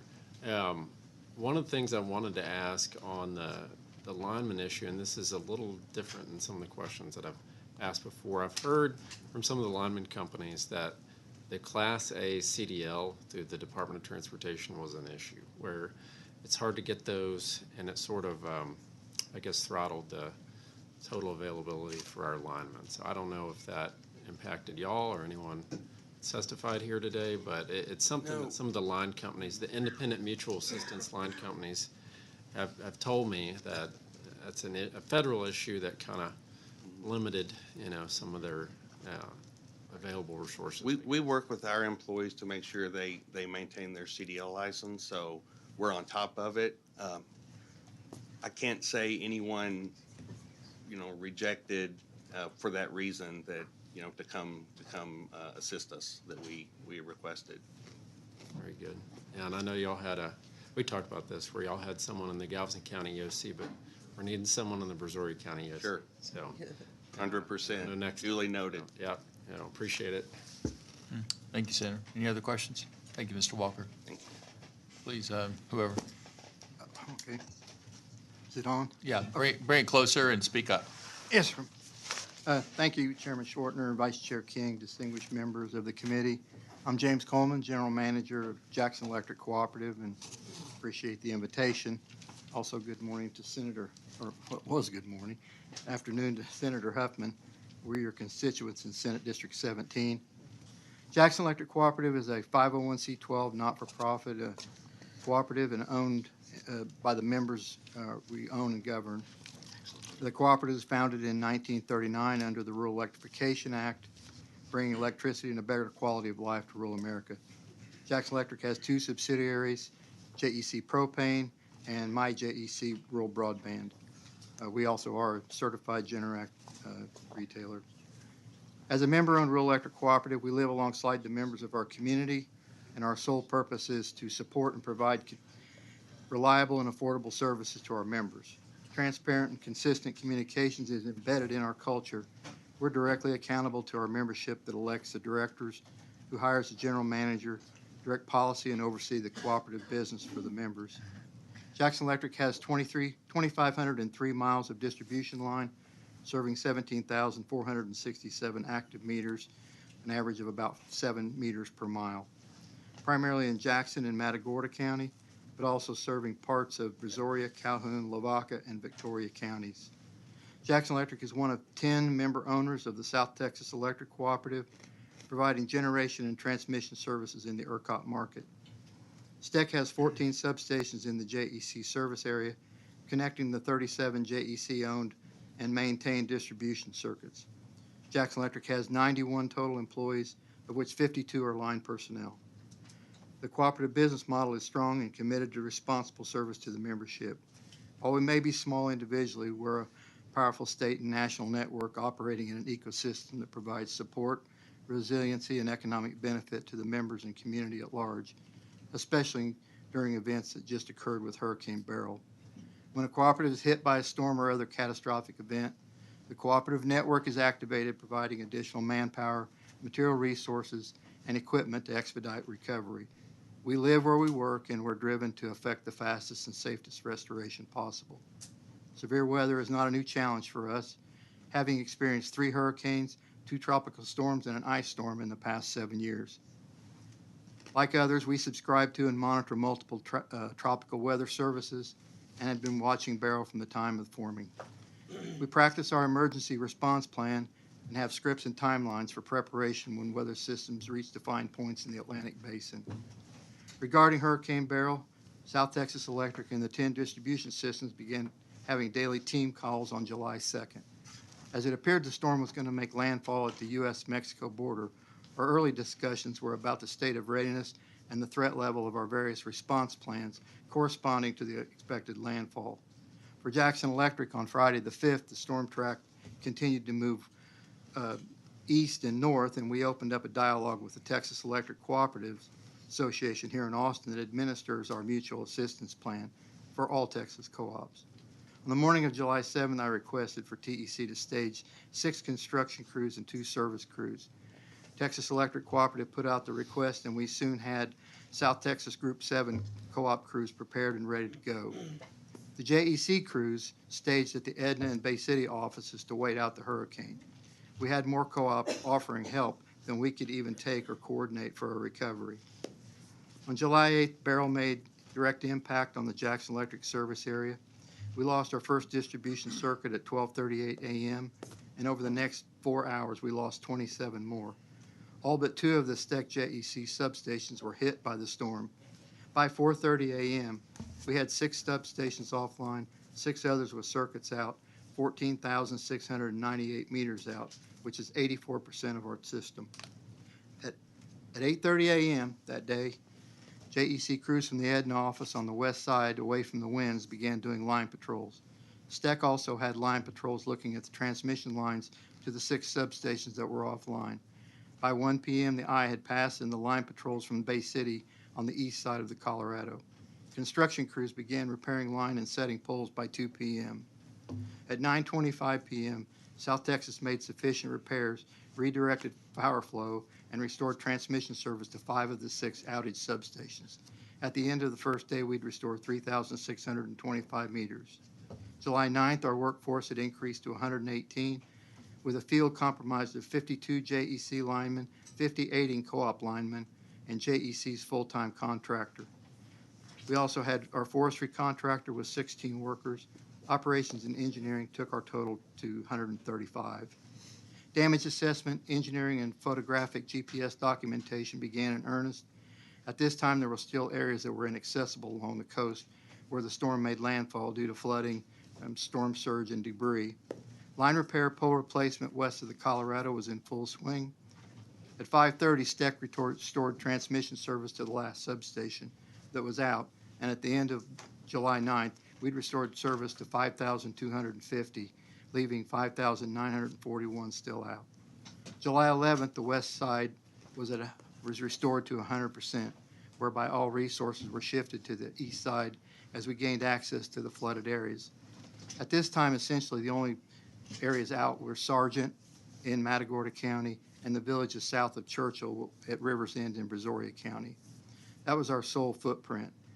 At day's end, on the 11th, we had restored 1,450, bringing our restoration to 91.5%. We continued restorations, and on day 6, Saturday the 13th, we had restored all of Matagorda County. This left only Rivers End and 283 meters to restore. At Rivers End, Beryl had laid over 135 poles in the swamp, approximately 7.2 miles of three-phase line, damaging equipment, cross arms, breaking off 50 poles in the marsh. The entire line was a mosquito-infested standing marsh 1 to 4 feet deep. When we looked at the wire damage and difficulty of trying to stand up an entire pole line in the swamp, it was determined the most expedient path was to build a new line. Our engineering staff was on site on Saturday, staked the entire line. Saturday and Sunday, we had truckloads of pole, gravel, wire, materials at stake dropped by our material suppliers. On Monday the 15th, between 5 a.m. and 10 p.m., 118 linemen set a goal and determined to light the line that night and get power to the fire department and rural subdivisions. The crew waded into the marsh, framed, set, strung wire, tied in, and energized 70 spans, approximately 3.5 miles of new high-strength conductor and poles, thereby restoring service to 192 meters. That left 91 meters out. Tuesday the 16th, they returned and finished the last 3.5 miles, restoring the 91 meters by 5 p.m. At that time, Jackson Electric had 100% availability to all who could take service. Since the storm, we've had occasional outages, and no doubt that we have some weakened areas of the system that will need our attention. We will replace and harden these areas as we go. Throughout the event, we made daily outage updates to the Public Utility Commission and the Matagorda County Emergency Operations Center, and Judge Sieferman, who kept me in the loop and helped us resolve some serious communications issues, and the Texas Electric Cooperative Association that effectively coordinated our mutual aid and represented us here in the state EOC. We are pleased also to report no accidents or injuries during our recovery. I want to express my deepest gratitude to aid by the South Texas Electric Distribution Clubs and by STEC, the G&T, who provided 4 service crews for the last few days. I want to thank the employees and board of directors at Jackson Electric who prepared meals, communicated with the membership, coordinated lodging and support services to the line crews in the field. Finally, I want to thank the members of Jackson Electric Cooperative who, alone or through the many churches, delivered vast amounts of meals and other foods to our offices. We have been working on after-action discussions and how we can do an even better job next time, and or we have to send help or we're called upon by TEC to aid another co-op. We are working hard on our plant, our communications infrastructure, and are preparing to deploy the smart metering system, the best available once we can get some cellular coverage. Over the past 90 years, the cooperative model has proved time and time again that where you live, work, and go to church, with the member owners you serve, there will always be an urgency in restoring service and therefore the quality of life of the members we serve. Thank you for your time. And I'll be Thank happy to you. answer questions. Just briefly. Yes, Senator. Help. Yeah, thank you very much, Mr. Coleman, for being here and waiting for us throughout the day, and for the hard work that you and the cooperative, everybody put into restoring power. I will say, you've heard us complaining about CenterPoint and all the complaints we've all received, and I got nothing but praise from the co-op. Not one complaint call, not one, came to Senate District 17, would hit the brunt of Matagorda County. So thank you very much for the work Thank you, that you've Senator. done. You're a model. Thank you. Mr. Davis. Chairman Schwartzner, Vice Chair King, distinguished members of the committee, thank you for the opportunity to speak before you today. My name is Joey Davis. I'm the Assistant General Manager of Jasper Newton Electric Cooperative. I'm here to discuss hurricane and tropical storm preparedness and recovery of our electric system. But before I do, I'd like to give a few facts about who we are. Jasper Newton Electric Cooperative is a not-for-profit distribution cooperative founded in 1943 and located in the piney woods of East Texas, with headquarters in Kirbyville. JNEC provides electric service to 5 counties: Angelina, Jasper, Newton, Orange, and Sabine, most of which are in the MISO footprint, except for a meeting point in ERCOT, serving Angelina County. The cooperative maintains 3,247 miles of electric distribution power lines and 89 miles of transmission. JNEC serves 23,847 meters with a density of 7 meters per mile. Of the meters served, 89% are residential and 11 commercial. JNEC employs more than 100 workers and is an important partner in the 5 counties we serve. Of the 100 workers, more than half are linemen and right-of-way employees. It is worth noting that JNEC is part of a larger network of electric cooperatives. In Texas, there are 67 electric distribution cooperatives serving over 3 million members. The electric cooperatives adhere to 7 principles: open membership, democratic member control, members' economic participation, autonomy and independence, education, training, and information, cooperation among cooperatives, and concern for community. And as I address the committee today, I'll mention 3 of these principles that I believe are vital to JNEC's perspective on restoring power during power outages. They are democratic member control, cooperation among cooperatives, and concern for community. JNEC is governed by a board of directors who are elected by our membership. To serve on the board, the person serving must be a member of the cooperative and live in the district they're representing. This ensures accountability. We are governed by those we serve. This is democratic member control. Because the cooperative is not for profit, profits are returned to our members in the form of capital credits. In 2024, JNEC's board voted to return $1.5 million back to our membership. My goal today is providing insight into Jasper Newton Electric Cooperative's managing of hurricane preparedness and safe restoration response. Before I begin with the details of managing hurricanes, I believe it's important to mention that JNEC prepares for hurricane season year-round, long before the season begins. JNEC's budget contains money allocated for maintenance programs such as vegetation management, pole testing, substation inspections, transmission and distribution line inspections. These are just some of the routine practices JNEC performs to ensure our electric service to our members is reliable during hurricane season and year-round. JNEC utilizes a multitude of weather forecasting services, including the National Weather Service and Storm Geo, an independent weather service company, and other weather forecasting services. I want to focus on JNEC's approach to managing hurricane and tropical storm preparation and recovery. JNEC's management team met in January to discuss the outlook for 2024 and the upcoming hurricane season. In reviewing the emergency operations plan, each team member reviewed their duties in the event the plan is activated. Additionally, earlier in the year, JNEC contacted our key partners for resources to ensure that their services would be available. These services include materials, housing, food, laundry, contractors, and equipment. Regarding the most recent natural disaster, Hurricane Beryl, JNEC's approach changed as Beryl moved from making a projected landfall in Mexico to moving north, eventually making landfall in Matagorda, Texas. on Monday, July 8th. Because Beryl's path was still uncertain, and some of the weather forecasts modeled that Beryl could move further north on the Texas coast, JNEC's management team met to discuss plans to communicate with employees due to the July 4th weekend of the holiday.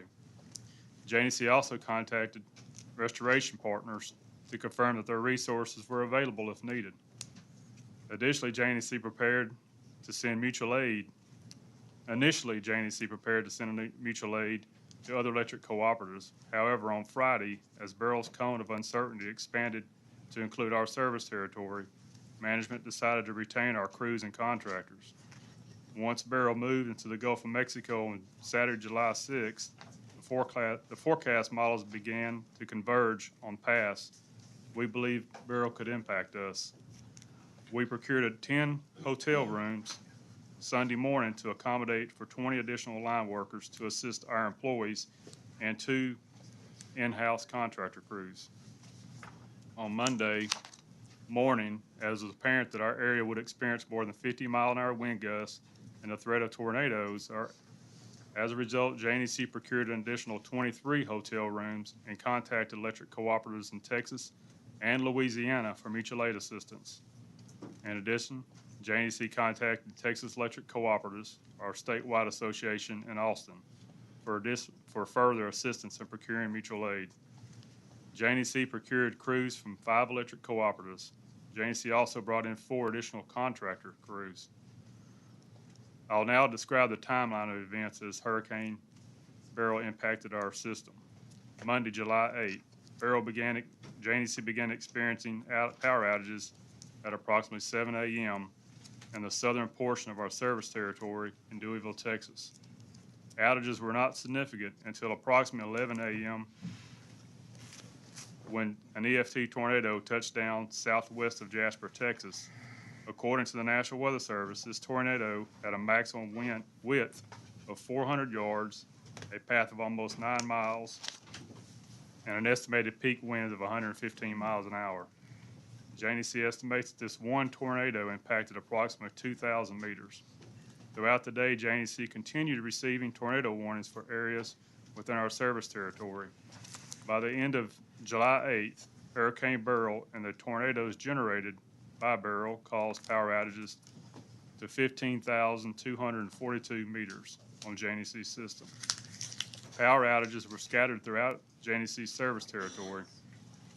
Most of the damage was in Jasper County, where multiple tornado warnings were issued. The largest number of meters without power at one time was approximately 10,000. Crews restored more than 9,227 meters on Monday, July 8th. 6,015 meters remain without power. Tuesday, July 9th. 10 additional crews arrived throughout the day to assist JNEC in our restoration efforts. The additional cooperatives and contractors increased JNEC's line workers from 63 to 115. On day 2, crews restored 4,440 meters. 1,575 meters remain without power at the end of the day. Wednesday, July 10th, JNEC's restoration crew restored power to 994 meters. The remaining outages were primarily in the area where the EF2 tornado had damaged our distribution system west of Jasper. At the end of the day, 581 meters remain without power. Thursday, July 11th, crews restored the remaining outages associated with Hurricane Beryl that afternoon. The damages associated with Hurricane Beryl was extensive due to high winds, tornadic activity, lightning, and flooding. Crews replaced approximately 50 broken poles, approximately 69 cross arms, and approximately 20 transformers. Repaired several miles of down power lines and removed numerous down trees from power lines. JNEC would like to thank our members for their patience and understanding during the time of outages, and our local officials for helping us during this time of need. And of course, our employees who worked tirelessly and sometimes ignored damage to their own property to restore power to our communities. We would also like to express our gratitude to the contractors and especially the electric cooperatives Beauregard, Concho Valley, Fort Belknap, Hillco, and Guadalupe Valley, who assisted us in restoring power to our members.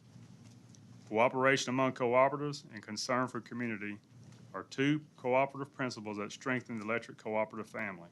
Because we believe we share the same core principles, we rely on one another during difficult times, such as storm restoration, because we live in the communities we serve. Once again, thank you for allowing me to speak to you today, and at this time, I'm available for questions. Thank you. Senator Nichols. Thank you, Mr. Chairman. Obviously, his entire service area is inside my district. Wow. After the hurricane came up through Houston, that's where the publicity got. That hurricane went straight up my district and just covered almost north to south. I had 5 to 6 of my counties that had tornadoes damage. Jasper was probably the worst. That's where we were at the operations center when Nim Kidd and Lieutenant Governor, which we appreciated both of them. They had traveled a long ways to get to Jasper, Texas that day. And it was very helpful because we had multiple county judges that were there. But y'all were quick to respond and get your work done. Judge Allen, of course, is the one who we hoped to get him here today. But he bragged over and over about what y'all had done. And I will tell you, I did not receive one single complaint. In that part of the state, everybody just jumps out there with their chainsaws and they kind of get after it. I bet you every other pickup truck has a chainsaw driving around with it. But we appreciate what y'all did, and thank you, Mr. Chairman. Thank you, Senator. Thank you. Members, any questions? Thank y'all both very much. Chair calls Judge Keough, County Judge, Matagorda County, and Judge Seiferman, County Judge, Matagorda County. Welcome, judges. Thank you for your patience. And it's been a long couple of weeks for y'all, 3 or 4 weeks, actually. Long month.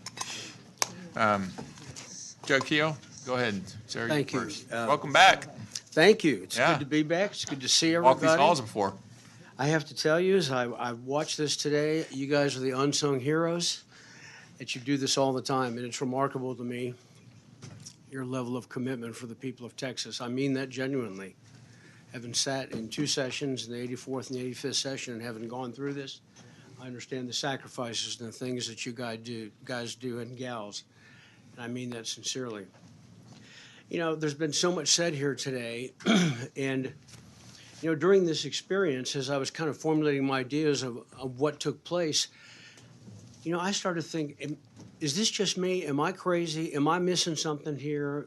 And as I sat here today, I listened to every one of the points in this outline, every one of them, if you will, almost everyone, that reiterated to me that I did see it for what it was, and I did call it like it should be.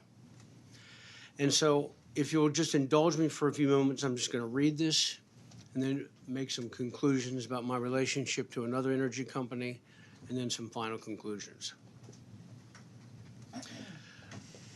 The failures of CenterPoint Energy during Hurricane Beryl basically fell into 5 major categories. And the first one, as you know, we've said it all day today, was communication with customers, local government officials, and political subdivisions. It was an absolute failure. And here are the ways it was. CenterPoint failed to articulate their work process. I could never get that out of them. What is your process? Where are you going to be? What are you going to do? What are going to be the results? CenterPoint failed to communicate, secondly, accurate outages versus activations. Y'all know that. We've talked about that all day today. Early, what happened to me, another thing I wanted to say, these are things, every one of these I participated in. This is firsthand knowledge. This is what happened to me and to my team as the county judge. So I didn't get this from newspapers. I didn't get this from watching TV. This is not hearsay. This actually happened. So they failed to communicate accurately outages versus activations. I was arguing with them about Magnolia, and they sent me an email as I was saying, you've got to get this place up. This is a city in our community. We have to get them going. Take resources from wherever you need to. Converge on Magnolia. I need your help. The people there need your help. And they sent me an email after I did that, after I'd been there for 2 hours in a pod handing out water and MREs and the rest. They said they only had 182 outages in Magnolia. Well, I had just left there, and so I called the mayor and confirmed that at the time I received the email that there was no power in Magnolia. And he told me there's zero. I don't know where you're getting that from.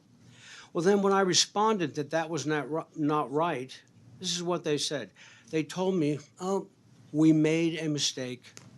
That of the 2 zip codes in Magnolia, only 2, there were still 24,000 that still needed to be activated. That's the kind of communication issues, outages versus activations. Thirdly, they failed to communicate in this way. They failed to give projected completions or completion times. At the end of the day, I would ask the rep who they had assigned to our office, and I would say, where are we? Tell me what's going on. What's going to happen? And this is what he would say. He would say that there would be, just want you to trust us, Judge, there's going to be significant improvement by tomorrow. To which I simply responded, where will that improvement take place? To which he responded, no joke. I do not know, was the response.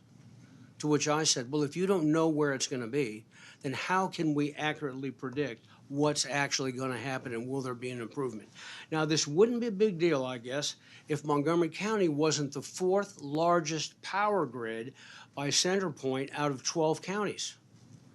What I also discovered during that time period is I watched daily the percentages of total outages against total fixed, and what was that percentage? Although we're the 4th largest, all but 2 of the times that they reported, Montgomery County was last on the activations, almost every single time. CenterPoint, something that we didn't talk about today, and I believe it was very difficult to deal with. Their middle management isolated me, our elected officials, from upper management decision makers. Mayor Whitmire talked about that. He said, I just want to talk to a decision maker. I would talk to them. I told an area rep I wanted to talk to a decision maker, not a middleman or a government relations person. When I told them I wanted to talk to this decision maker, they said, well, let me get back with me. And they would bring me a message from someone, but I could not talk to a decision maker. I told them, I said, I told them, and I'm telling you, I can pick up the telephone right now. And I can call the CEO of Entergy, of Mid-South, of Sam Houston. I can pick it up right now. In the last couple days, I picked up the phone when we were having a problem on 1097 where there was a bridge washed out and where they're out there fixing it. We had to get consolidated out there and tack us. And you know what? I just picked up the phone. They were having a hard time. They were putting us off till the end of this week. I picked up the phone. I called the people. And you know what? This morning or yesterday morning, they removed all that stuff, and it wasn't supposed to be done till middle of the end of this week as a help to TxDOT. So they failed to get this information. It was like they pushed us off, and they just wouldn't let us get, whether they were afraid to, I do not know. And then the 5th part about this communication was that upper management, I believe, failed to be aware of the status of what was happening in the field. I've heard a lot of dog and pony here today about we knew this and we knew this, staging and all the rest. That may be what they think at upper management. If that's the case, then it just proves what I am saying. They do not know what's going on in their own business. I called when I eventually got through to the CEO, which I got through a second party. And I said, if you can get this guy to call me, I need to talk to him. Which his response apparently to me was, have the judge call me. I've been trying to get a hold of this guy. You asked the question earlier today. He'd been in touch with others. And so I just texted him and I said, call me. He called me and I said, I need help. Please help me in South County. We're desperate right now. Nothing's happening. Entergy was moving right along in most of the rest of the county. But in a good portion of the Woodlands, in Magnolia, the Rayford Road Sawdust area, Imperial Valley, down in that area, it was CenterPoint. And when I talked to the CEO, he promised me that he would send an additional 1,000 personnel to South County. This is what he told me. And then later, and when he told me that, he also told me that he would give me a status by the end of the night. I said to him, can I put that out on social media? You know what he said? Yes. So if you go to my social media, you will see one post, CenterPoint's going to do this for us. We got this coming, this coming. And why would I do that? The people were desperate for information. They weren't getting any. And when they did get information, it was something like, go to the internet and go online and register here or do this or that. And I even asked the rep, I said, tell me, are you guys from an alternative universe? They don't even have power, let alone to do that. But what took place here, turned out that changed. Sure enough, I had to put up a second video because with 1,000 personnel to the county later changed to 350 because he did not know that there were already 650 people there. So he promised me 1,000. We already had 650. I put out the 1,000. I had to come back and say that that wasn't the case. I put out 2 social medias. You can go to my Facebook page and look at it. So he promised an update that night, and I've never talked to him after that. That was the only time I ever talked to him. But not only did the failure in communication, as illustrated in these 5 scenarios, take place, here are some other things where they failed.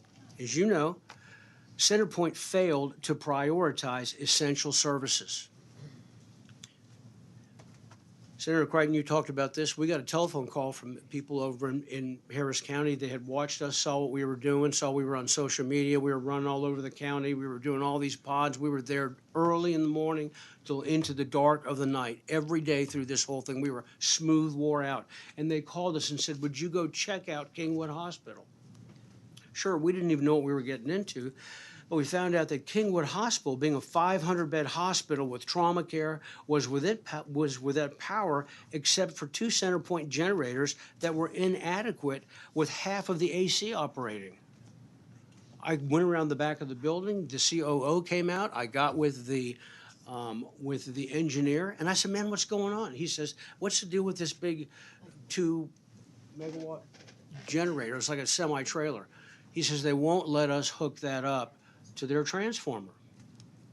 Okay? I said, well, we have a problem here then, because he said to me, we have this old generator that's been going now for 6 days, their normal hospital. He says, I don't think it's gonna last through tomorrow. I said, well, I'm gonna make some calls, and you need to make some calls, but if you get pushback on this, you hook, I said, can you do this? Can you hook this generator up? Do you have the capacity? Absolutely, we can do that. But CenterPoint wouldn't let them, per his testimony to me. And I told him, if whatever you got to do, if you can do it and you hear from me to do it, you do it. I have a declaration here in my hand that I have signed. It is under the governor's as well, and that there's a disaster here, and we have the authority that you can do this. And if they give you a hard time, tell them to call me. So as we move forward, I meanwhile called Nim Kidd. I said, Nim, we got a problem. Brandon apparently had already made contact with him. And you know, those guys, they were so concerned about it, they sent down to us public utility response team. They sent a medical examiner. They got there and immediately put a plan to evacuate 450 people out of that hospital. And my question was, how is it at this point, what I was told, this was the only hospital in the region that was still without power. How do we explain that? And before I did it, I called Mayor Whitmire, and I said, Mayor, I'm not trying to get into your business. I know you got a lot on your hands. Please let us go help you with this. Please do it. Do it. So we did. You know, within 2 hours, all of a sudden the power comes up. They're at the hospital. And I'm going, what happened? Do we have to scream and yell in order to get essential businesses in place?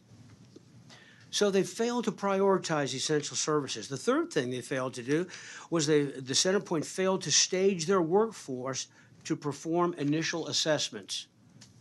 So we go down to Woodridge outside of Kingwood. We get there and we're talking to these people, and while I was there, they had no power. Underground wires. Everything looked like it was normal, but apparently it was one of those that had the tall pole that something hit it and knocked it down. Okay, we get that. Here's what concerned me.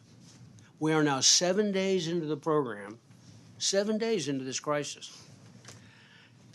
And what I found out as I called the people that were in my office from CenterPoint, they didn't know when the power was going to be up, and they hadn't even done an assessment yet.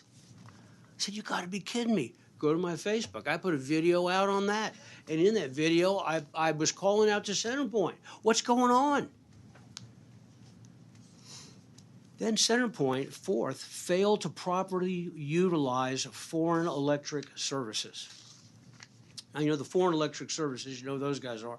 That's the guys that comes from Florida, they'll come from outside state or different areas, and they failed to utilize them. And I thought, how can this be? So I got, and I'm quoting what I received. Please understand, these foreign crews are not CenterPoint employees. So they are not on our dispatch systems or even able to log into our network. Their work orders are generated to them on paper at the staging sites they are working out of.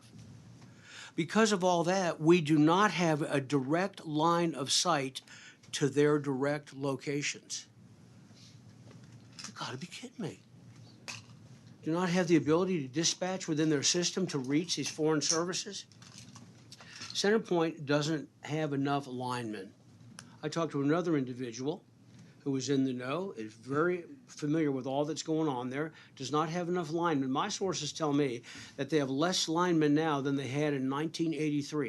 In 1983, they had approximately 1.1 million customers, but today they've got 2.25, and they have less linemen today than they did then, is what I'm told.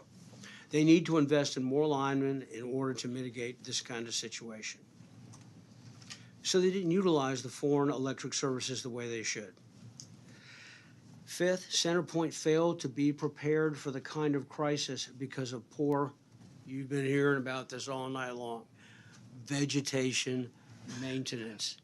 I didn't think anybody even thought about that as a major issue, really, until I came here today. And as I read where they had come from, and they talked to the PUC, they talked about this.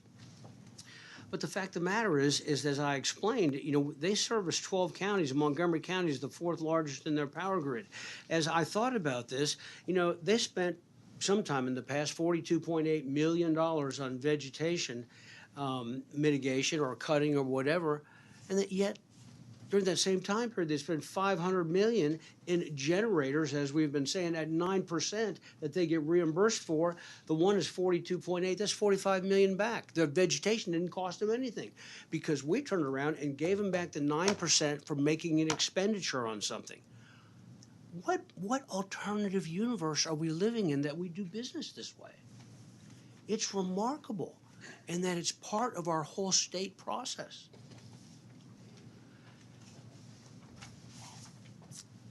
Conversely, I also did business with Entergy. Entergy successfully communicated as Illy, as the chairman came up here, and as the president and CEO of the company, with its customers, elected officials, and political subdivisions, and it was superior to CenterPoint in every way.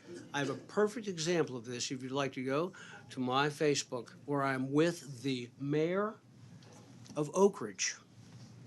He called me. I went over to see him. They're divided into two halves. Entergy on the front, CenterPoint on the south.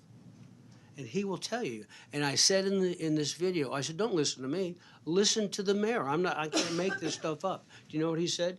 He said Entergy's communication and what they've done is 10 times, quote, 10 times better than what we've gotten with CenterPoint.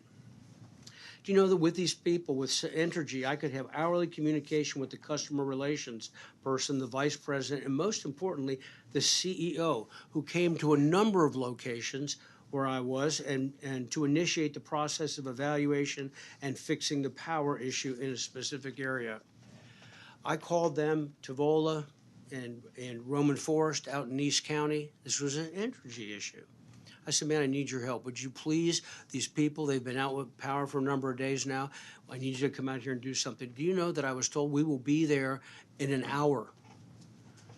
No joke. On the other side of Montgomery County, in an hour, I went there. There were trucks there. And as we sat in the car, In the vehicle that pulled up was the CEO, the vice president, and the government relations person that had been dealing with this. And we talked and we decided they were going to move forward. But here's the advantage of being able to talk as a upper management to the people who are in charge of the county or the major decision makers in the county. Here's the advantage. I said to them, look, you could probably expedite this a little faster if maybe you called Mid-South. And they kind of looked at me and didn't say much. I said, I know for a fact that they're all done. Their work is over. And so I just kind of blew that off. An hour later, I got a telephone call from them. Hey, do you have a contact at Mid-South? Yeah, I do. I'll call you right back. So I called them.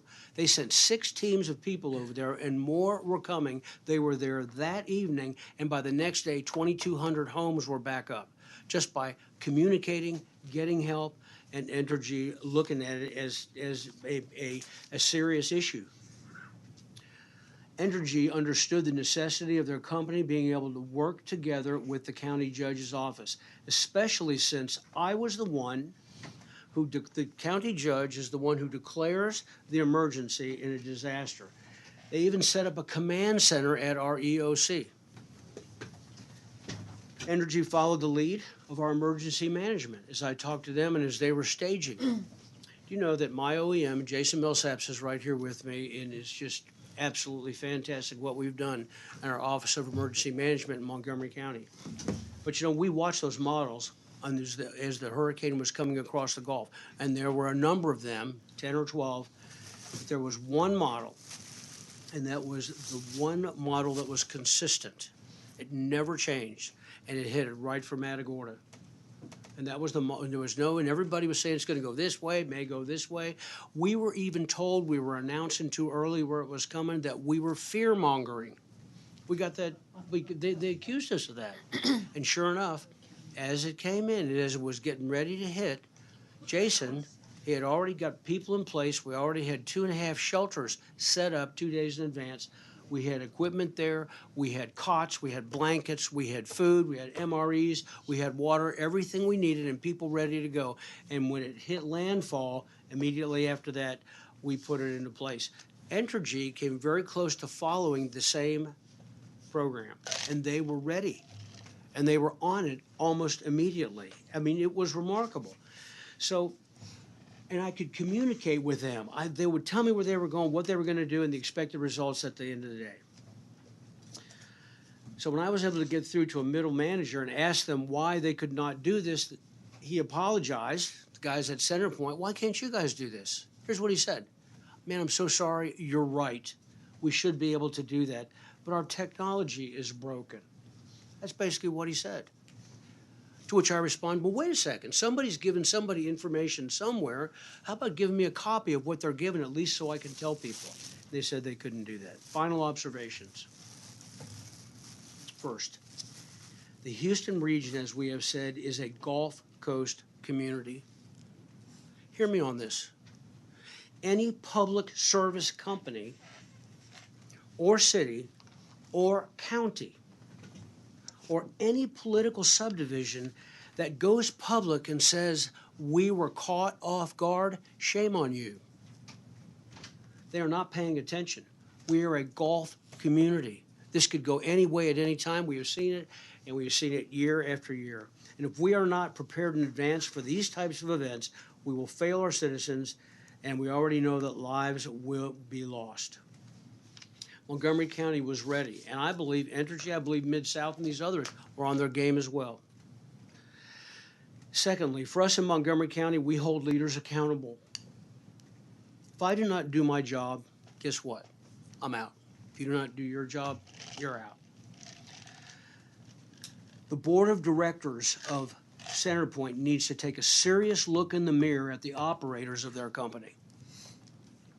Those guys who sit in the 70-degree temperature offices while the people go for 7 to 8 days in 104 degrees with no information and without even an assessment of the projected time of the problem being fixed. I was so pleased to see that you showed that, because I was thinking, is that just me? No. I mean, everybody here was thinking the same thing. Thirdly, and I'll close with this, if we as elected officials, both state or local, give CenterPoint a pass, having watched this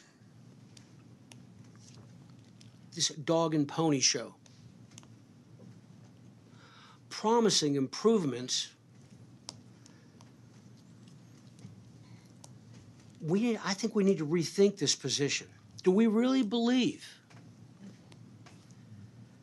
that if a CEO who currently oversees a company with a customer base of 2.25 million and who so blatantly failed to lead in accommodating their needs is going to take the company to the next level when he cannot even manage the people or the assets currently under his care? You and I sat here and listened to Senator Miles ask the CEO question after question. Are you responsible? I take full responsibility. Are you responsible? I take full responsibility. Whether it's communication, whether it's being able to share where their assets are, whatever it was. You heard the same thing I heard. We were all in the same meeting. So if the CEO takes responsibility for all these things and all these failures I just said, is he then going to admit and take responsibility for the deaths of 36 people? That was the one question that wasn't asked. Now, we all know that the CEO didn't kill these people.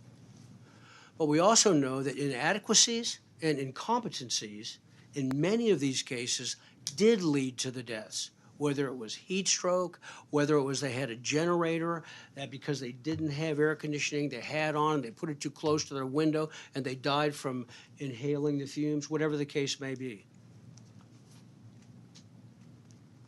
My suggestion to the board of CenterPoint is that they come out from underneath the ether and they immediately look for leadership that is worthy of the people of this region. And then take the millions being paid that are rewarding failed leadership and failed work to their own admittance here today, $8.5 million, and give it to someone who can turn the company around. Categorically, CenterPoint failed their mission in a Category 1 storm. The CEO has admitted to personal responsibility. And in my judgment, I call for the CEO of this company, CenterPoint, to resign and to do it immediately. And the board needs to find somebody who will step in and let's get back on where we need to be. As a county judge from Montgomery County, the people of this county trust me. Give all the credit to the Lord, but I wanted you to hear this, to know how much they trust me. In the last election, I ran against 2 people, and out of 111 precincts, I took all 111. So for me to go back after this and to say we're going to stay status quo, that's not going to happen. In my judgment, they need to have a change of leadership, and there is a movement in Montgomery County to replace CenterPoint with Entergy, and I can tell you, as difficult as that is, as impossible as that seems, that movement is not going away.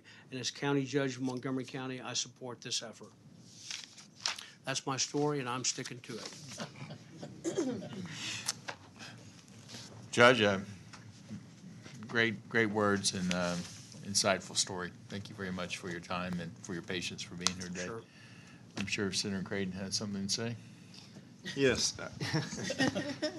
Thank you, Mr. Chairman. Judge, thank you for just, how you handled the storm recovery overall. You were in 10 different places at one time. Thank you. Literally everywhere, and your references to working with Entergy, certainly aren't lost on the committee members, I know. And just as a reminder, Entergy serves 3 million customers in 4 states, is anchored for its Texas operations in the Woodlands, Texas, and Montgomery County, right? And today we're comparing best practices on communication, right? And also response and recovery and preparedness. So yeah.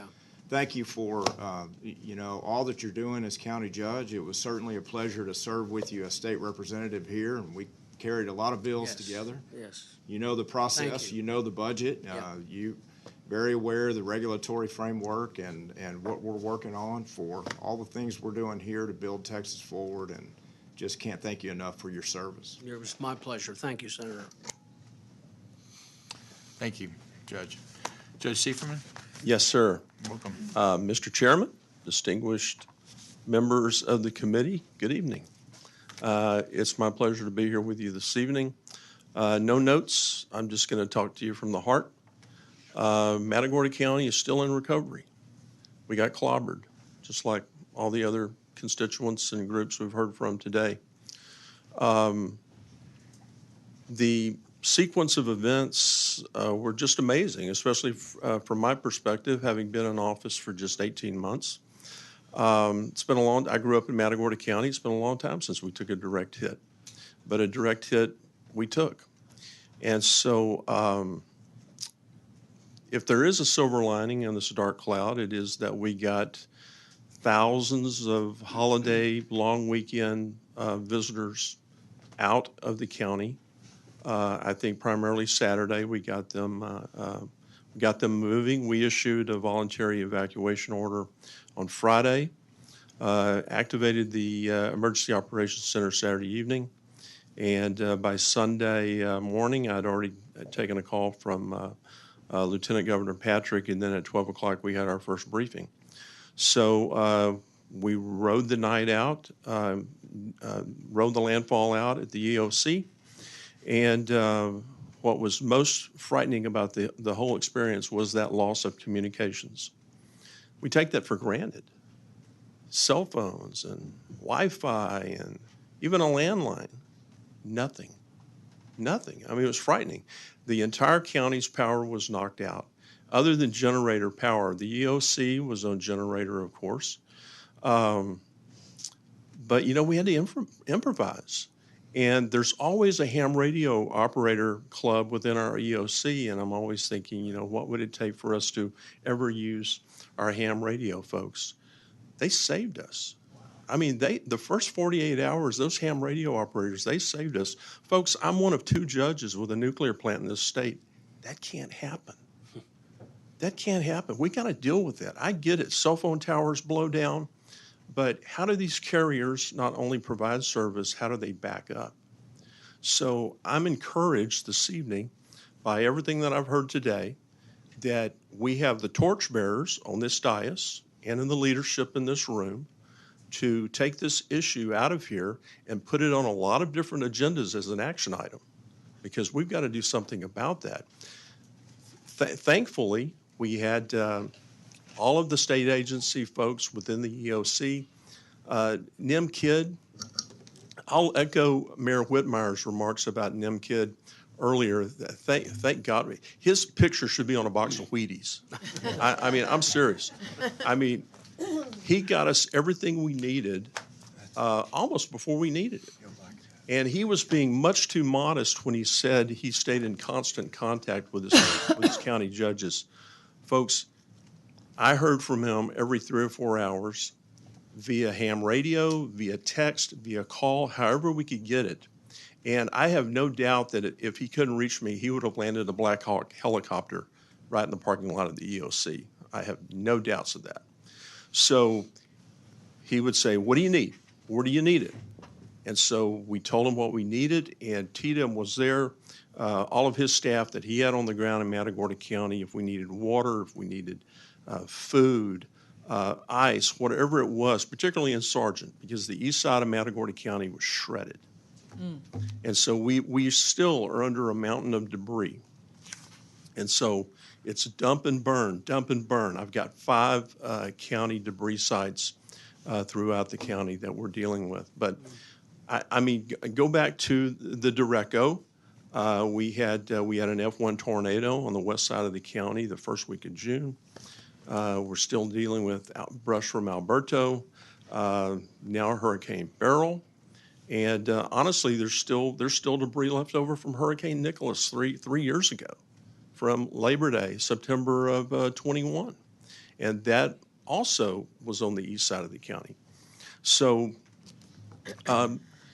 what I would say, I don't know if you can help with this or not. I'll put this in your wheelhouse and we'll see here. The next time this happens, and it will, We need TCEQ off our backs, okay? Because what I couldn't convey to them was, look, folks, you don't understand. I don't have bottomless pits for debris.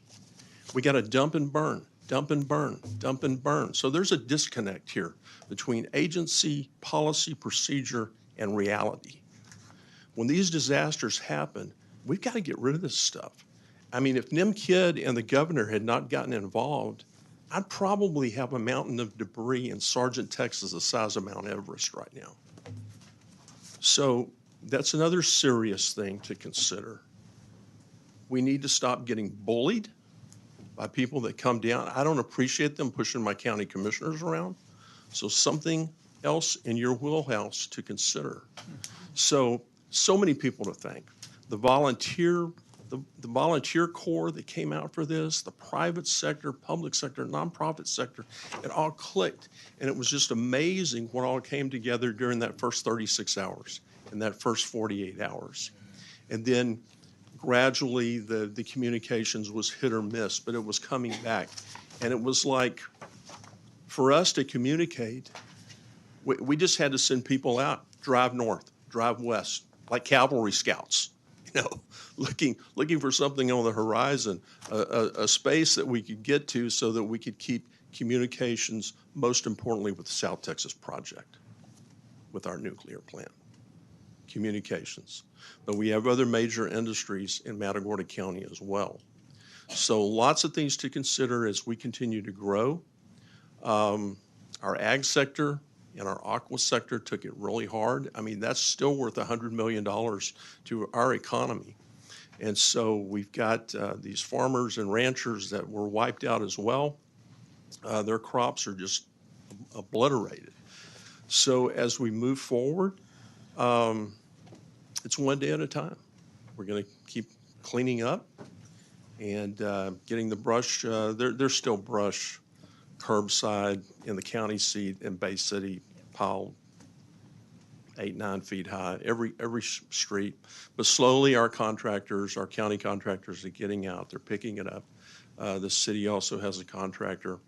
But I can't thank those mayors, those police chiefs, those city managers, the Coast Guard, TDM, DSHS, STP, all of those agencies that just stepped up to the plate. And I would be remiss if I didn't thank the county judges in our surrounding counties. Judges Sebesta, Prousey, Spinrath, Mudd, Sklar, Meyer, all these surrounding counties around Matagorda County that offered their own assets to come and help us. Matagorda County will not forget that. I won't forget that. So that's where we're at right now. Appreciate everything each one of you do. I appreciate Senator Huffman's office for being such a great asset for us, Representative Morrison as well.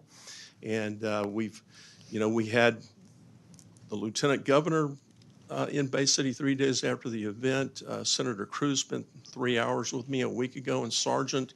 Last week, GLO Commissioner Dr. Buckingham came down as well. So things are moving along. Things are moving along. Appreciate y'all. Thank you, Judge Sieberman. Lois, Senator Colbert. Judge, good to see Yes. you. And I know the good people of Matagorda County. I represented them for a long time, and they're good people, and they work hard. And I know that Sargent in that area, a lot of good folks that live there, a lot of weekend homes too. I'm praying for everybody to come through that. When you were describing that, I was reliving Harvey over and over and over again. I think we kept a count on the debris with Chancellor Sharp by the number of cow fields that we filled up. And I think it was 300 or 400. Cow field's pretty big. So hang in there. It will get better. Judge Keogh, I want to ask both of y'all a question. Our committee is the Special Committee on Hurricane and Tropical Storm Preparedness, Recovery, and Electricity. We've spent a whole lot of time on electricity today, especially stranded lines. And like many of my colleagues have said, the generation wasn't the problem. STP, I think, fared well. from what I can tell. Yeah. And that's outstanding, because if they go out, it's a large part of that grid that in that area that we utilize. On the recovery part, I have a question. FEMA, okay? Now, Judge Keough, I guess, fortunately for me, unfortunately for people 45 and east of 45, which would be my friends and colleagues over here, but mostly Senator Creighton, we had the floods in May. And then take a deep breath, and here we go again, right? Right. How quickly is FEMA paying y'all back? And I asked this from Grimes County judge called me and said, look, we're out of pocket a ton of money. How quickly are y'all seeing FEMA money? Let me give you an example. For us to clean up Montgomery County, we've contracted with a company. There's actually two companies. That's going to cost us, are you ready for this? $14 million to go through and clean up everything. That's what the estimate is on it. And so we have to front some of that money, but as it's paid out, we end up fronting it all out of our general fund in hopes that we will get back 75% from FEMA, which could take years. I talked to the people down at HGAC the other day, the TPC, and they were telling me that they're working with FEMA to get them to do a 90-10 split. Please, Senator, if you could help us with that. Right. That would be a huge deal. But Jason, you're here. Jason Millsap's my Director of Homeland Security Emergency Management. Can he just say a few words about this particular issue? Is he allowed to do that? Certainly. He can share it with me. But he's here. There's a microphone, if you don't mind, Jason, just for a second. While Jason's coming up, I want to say for what happened during Harvey, such a blessing that we did get the 90-10 match. And it was really, I'm going to say, President Trump was the president. He came here many, many times during that time. So did the First Lady. And we were able to get a 90-10 match, which honestly, Florida was hit by a hurricane, and theirs was 75-25. So it's not a guarantee. Our storm was so large, and it was so many billions of dollars that really helped our local counties. I'm not sure everyone understands that, but it's a 75-25 match. So this comes from your county taxpayers when he talks about $14 million. Good evening, Senators, Mr. Chairman. To answer your question directly, as the judge stated, the county fronts the entire expense for cleanup, recovery, all operations, preventative measures leading up to the storm, activities during the storm, and then after. We going back in history, if you look at Hurricane Ike, which happened in 2008, the county closed its books from full reimbursement from that storm 3 years ago. So Do they pay interest at all? No, they do not. Of course not. And so the larger counties can somewhat front this. It's the smaller counties, our neighbors all around us, completely surrounding us, except for Harris County, are at a substantial loss, and they're going to have a significant hard time after a January flood, a May flood, as you mentioned, and now a hurricane. And then we're not done with hurricane season. So it is a significant threat to local finance when we have these large storms like this. Yeah, I think, Mr. Chairman, part of the challenge, especially in the smaller counties, is, fronting that and then going, 5-8 years is a lot.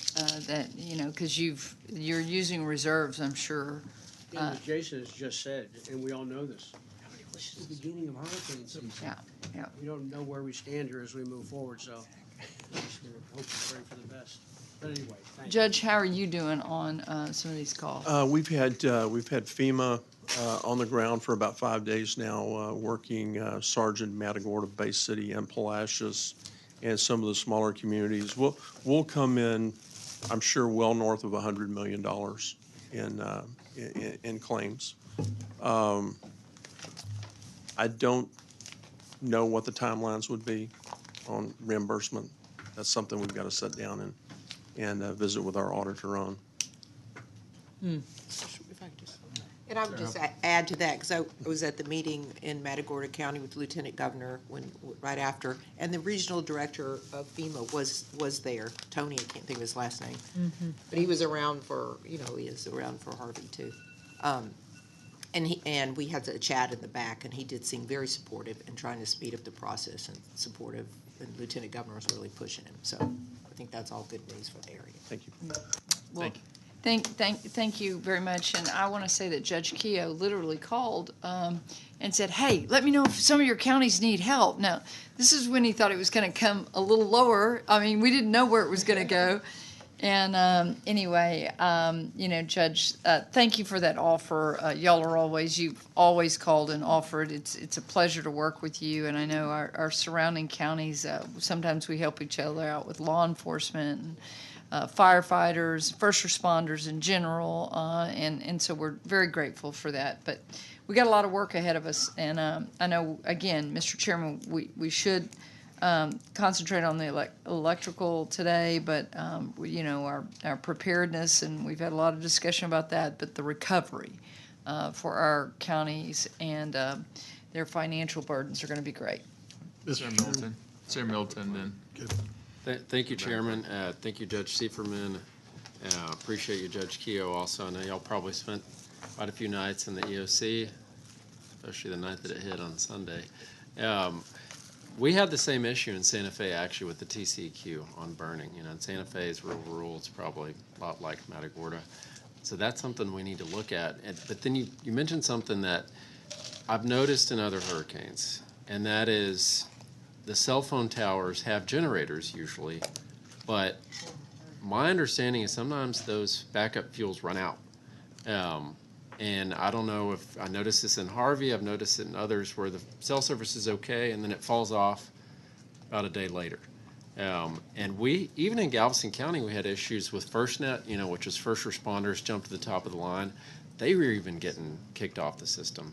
So this is something I think we need to look at to make sure the backup generators on these cell phone towers are fueled, they have a contract, and sometimes they're even near a natural gas line, but they're on diesel, not natural gas. That doesn't really make sense, So this is a whole nother issue we need to make sure, because it really impacts disaster response, but also, people are at home, their cell phone's not working. They have no way to get the updates from the power company. They don't know what's going on. So that's something I hope we look at, with the cell phone providers as well. It's important. So, Thank you, Senator. Thank you. Senator Varencourt. Thank you, Mr. Chairman. Judge, yes, the old tech, I'm glad it works. Okay, and I know the ham operators, I've got one right down the street from me, and believe me, they were doing everything they could to help you with those communication, because, it's great to see that at least you've got a backup to a backup to a backup. Yes. Okay, and, I want to commend that because I understand, because, you're in a county, you've got a nuclear unit, and everybody starts worrying. And unfortunately, we've had a steam valve go off, back in Winter Storm Uri, and that caused quite a bit of consternation on the grid itself. So I want to, happy, and I'm going to try to also work on, because your 75% is his 75%. The difference is you've added it up, and they haven't yet, right? We haven't added it up. What, do you have any idea? It's got to be double digit since you were right on the front end. And Mark, so we'll see what we can do. I'm going to enlist Senator Alvarado, because she was supposed to be on somebody's car today that happens to have the name president in it, and that's the person that can make the change from 75 to 90. See, so awesome. We're working bipartisan splendor here at this point. Okay, thank you, Mark, and I appreciate your comments. Yes, sir. Okay. Senator, I'll add real quick, since you mentioned SDP, 9 days into the EOC, we did a nuclear disaster drill, a FEMA-graded drill that had been planned a year ago. So that was done in the middle of all the other recovery, and you'll be pleased to know we passed with flying colors. Good. And thanks for your comments, Mark, too. I listened to him upstairs as well. Yes, sir. Was multitasking. Yes, sir. Thank you, Senators. Thank y'all, panel. Senator. Yeah, Mr. Millsaps, I just wanted to recognize you and your hard work and all the good things you've been doing as head of emergency operations and Homeland Security in Montgomery County. Good work. Appreciate you. Thank you, Senator. Like Chief Kidd said this morning, it's the team behind me. Yeah. I have a big team. They're actually watching right now, so would be remiss not to mention them. They have a great team in Montgomery County. That team at home is an all-star team. And he has a boss who leaves him alone. Absolutely. Thank you, Mr. Chairman. Thank y'all. Turn loose. Y'all are excused. Thank you very much, panel. Judges. Chair opens up public testimony. Members, there are 17 people that registered. The first panel does have Mr. Mark Sloan from Harris County Homeland Security Emergency Management, if he's here. And then Vivian Lee, the Metropolitan Organization, Our Mother Mercy, the Woodlands Township Board of Directors, Ann Snyder.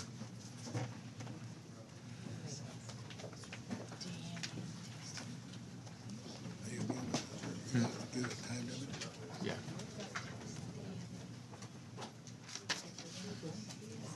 Welcome, Mr. Sloan. I'm going to give you a little extra time. I know you've been waiting all day, and there were some thoughts about. I appreciate that. I wrote good morning, then I changed it to good afternoon, and now it says good evening. Chairman Schwerter and Vice Chair King and the members of the committee. My name is Mark Sloan. I am the Emergency Management Coordinator for the Harris County Office of Homeland Security and Emergency Management. I appreciate the opportunity to appear today and the opportunity to collaborate with you on how Texas can be more effectively prepare for future storms. CenterPoint Energy has been and remains a critical response partner. They have provided liaisons to the Harris County Emergency Operations Center and are important to our ability to serve the residents of Harris County. Restoring power to more than 2 million customers is a daunting task. Electricity is critical and is a major factor in our restoration and recovery, including restarting the economic activity, ensuring the continuity of basic services like food, fuel, and health care. As you know, Hurricane Beryl was the second storm in a 2-month period where we had millions of Harris County residents, including senior citizens and other vulnerable populations, without power. Due to Harris County's extensive experience in damage related to catastrophic weather events, we recognize that extreme wind events or winter weather events had adverse effects on our power utility network. That said, as CenterPoint acknowledged, they failed to effectively communicate the status of their restoration efforts and the geographic areas that were impacted. From an emergency manager's standpoint, the absence of an effective communication strategy meant that the public turned to our office for information we did not have. This clogged the county's 311 system and diverted media attention from important restoration and recovery information. Map products provided to the public were difficult to understand, and the information displayed changed several times following the storm. This created... Please continue and finish Thank you. Your prepared remarks. Thank you.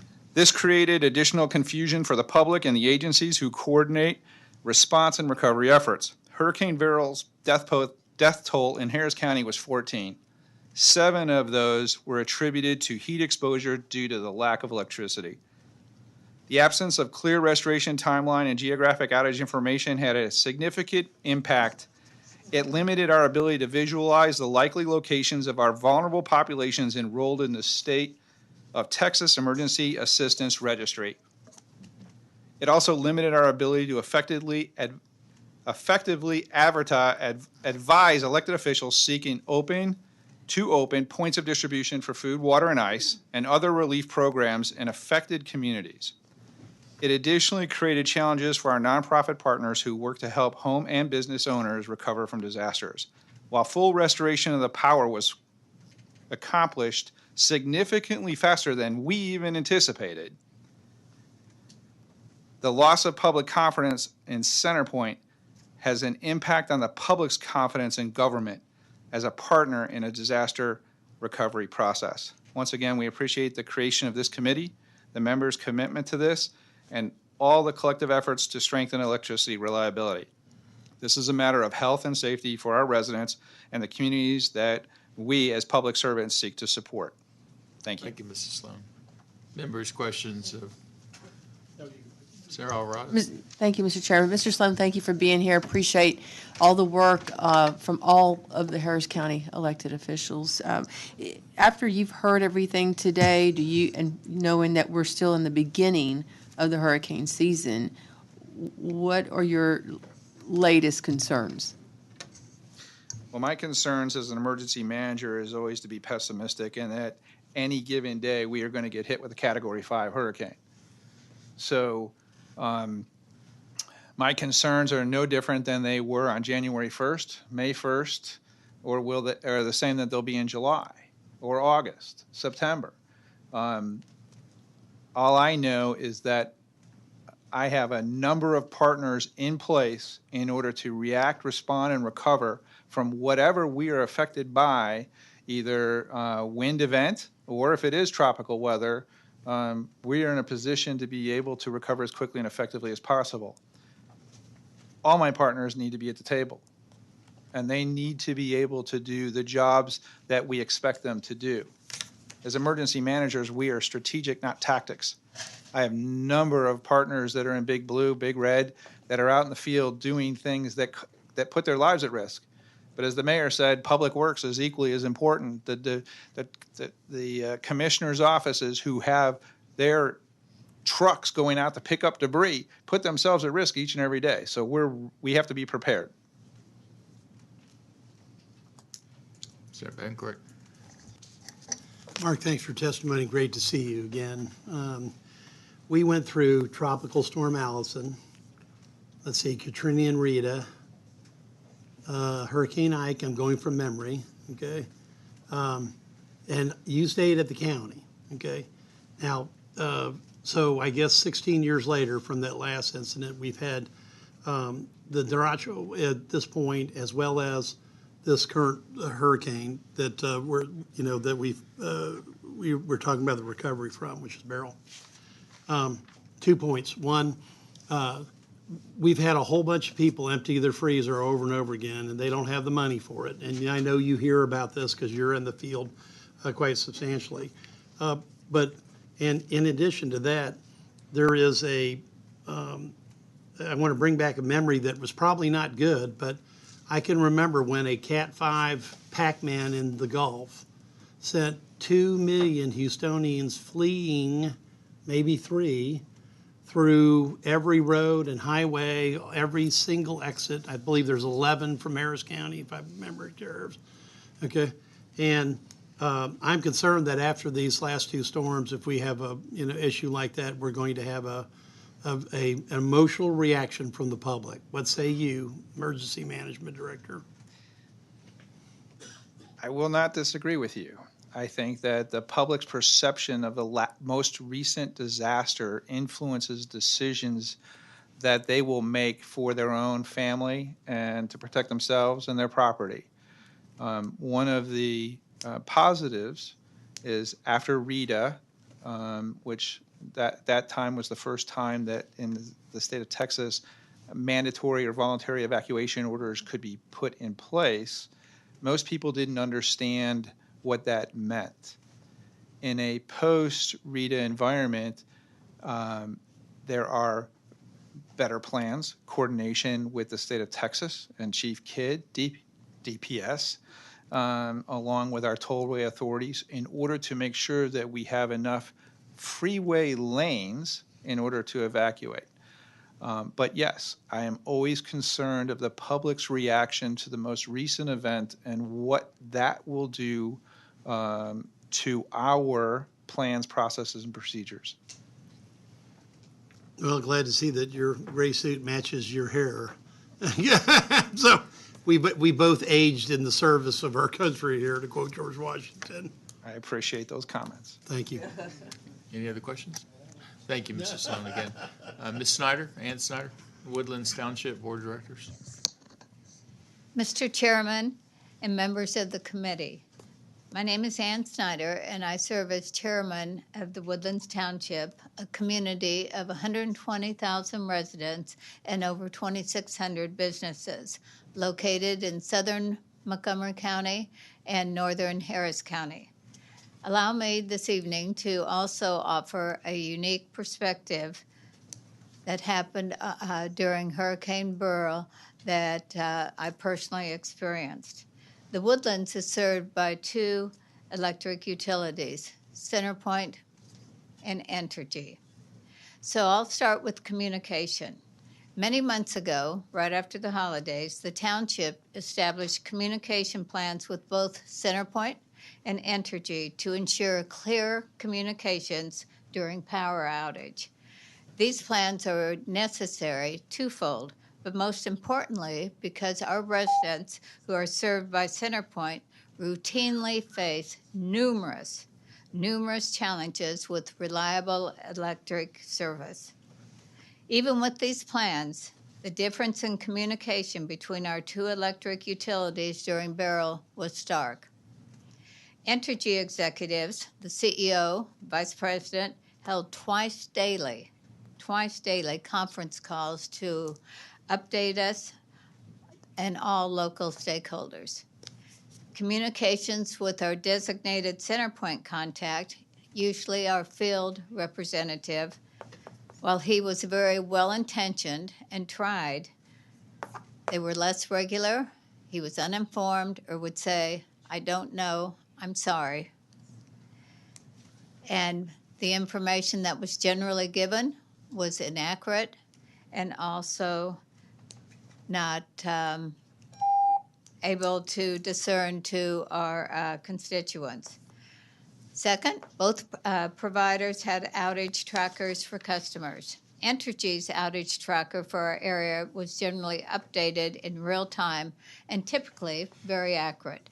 CenterPoint displayed static maps that were commonly inaccurate, to say the least. As a result, our township staff resorted to regularly driving out CenterPoint service area to report operable streetlights to give us somewhat of a reliable indicator that power had been restored somewhat. Entergy restored 95% of our power to businesses and residents by the morning of July 10th, and the last 5% by the 12th. CenterPoint outages remained for a number of customers until Tuesday, July 16th, both businesses as well as residents. While a full assessment of the impact of Beryl on our local businesses is still underway, many small business owners, particularly those in CenterPoint area with prolonged outages, have reported crushing financial burdens due to the extended closures. And so I'm asking you on behalf of all of us, everyone who affected throughout the greater Houston area, I implore that something must be done. Change must happen. Thank you, Ms. Snyder.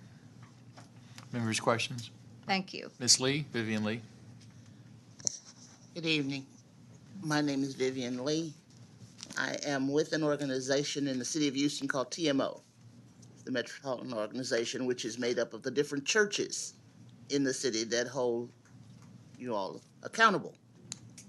And they asked me to put a face to what happened so that people can understand that, yeah, we were without power, we were without water at some point, we were without ice and food, and yeah, you've heard it all.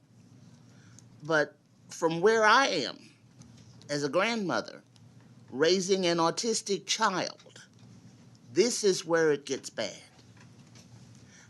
I have a 14-year-old autistic boy who has focus problems. So when we focus on certain things, it is what keeps him going. And his focus is his fish. Fish that he actually domesticated enough to put his hand in the water and have them touch him. As his fish started to die, he started to panic. And this is at day 4. We were without power for 8 days. By the 8th day, there was nothing I could do to calm him because his tanks were almost empty. And if you don't know about Asperger's and children with autism, you don't know what you can't do. And what I couldn't do was appease him. We were fine with food. We just kept barbecuing like everybody else. Our day started out. The 2 oldest go out and find ice. The other 2 go help with the cleanup. And 2 of those were 10.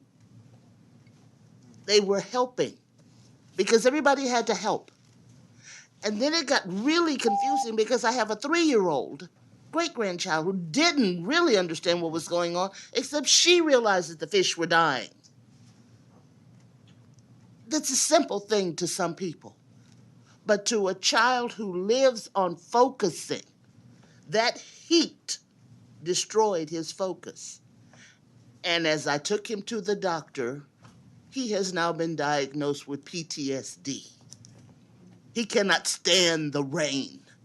He cannot stand the thunder. His every thought is every time the sky starts to cry, as he calls it, we're going to be without lights. We're going to be in the dark.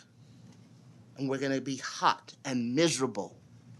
And we're going to lose the rest of our pets. My granddaughter walked around with her, she has this little spiny thing, looks like a porcupine. It's a pygmy hedgehog. She held that thing close to her because she didn't want it to die from the heat. Thank you for coming, sharing your experience. I'm sorry, I forgot to, I'm in your district, Senator Hoffman.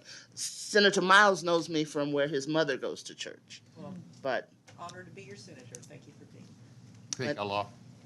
Members, I appreciate you all hearing me. very good. Thank you very much for your time. Thank you all. Chair calls John Highsmith, Nanette Samuelson, Savant Moore. There are 14 scheduled witnesses.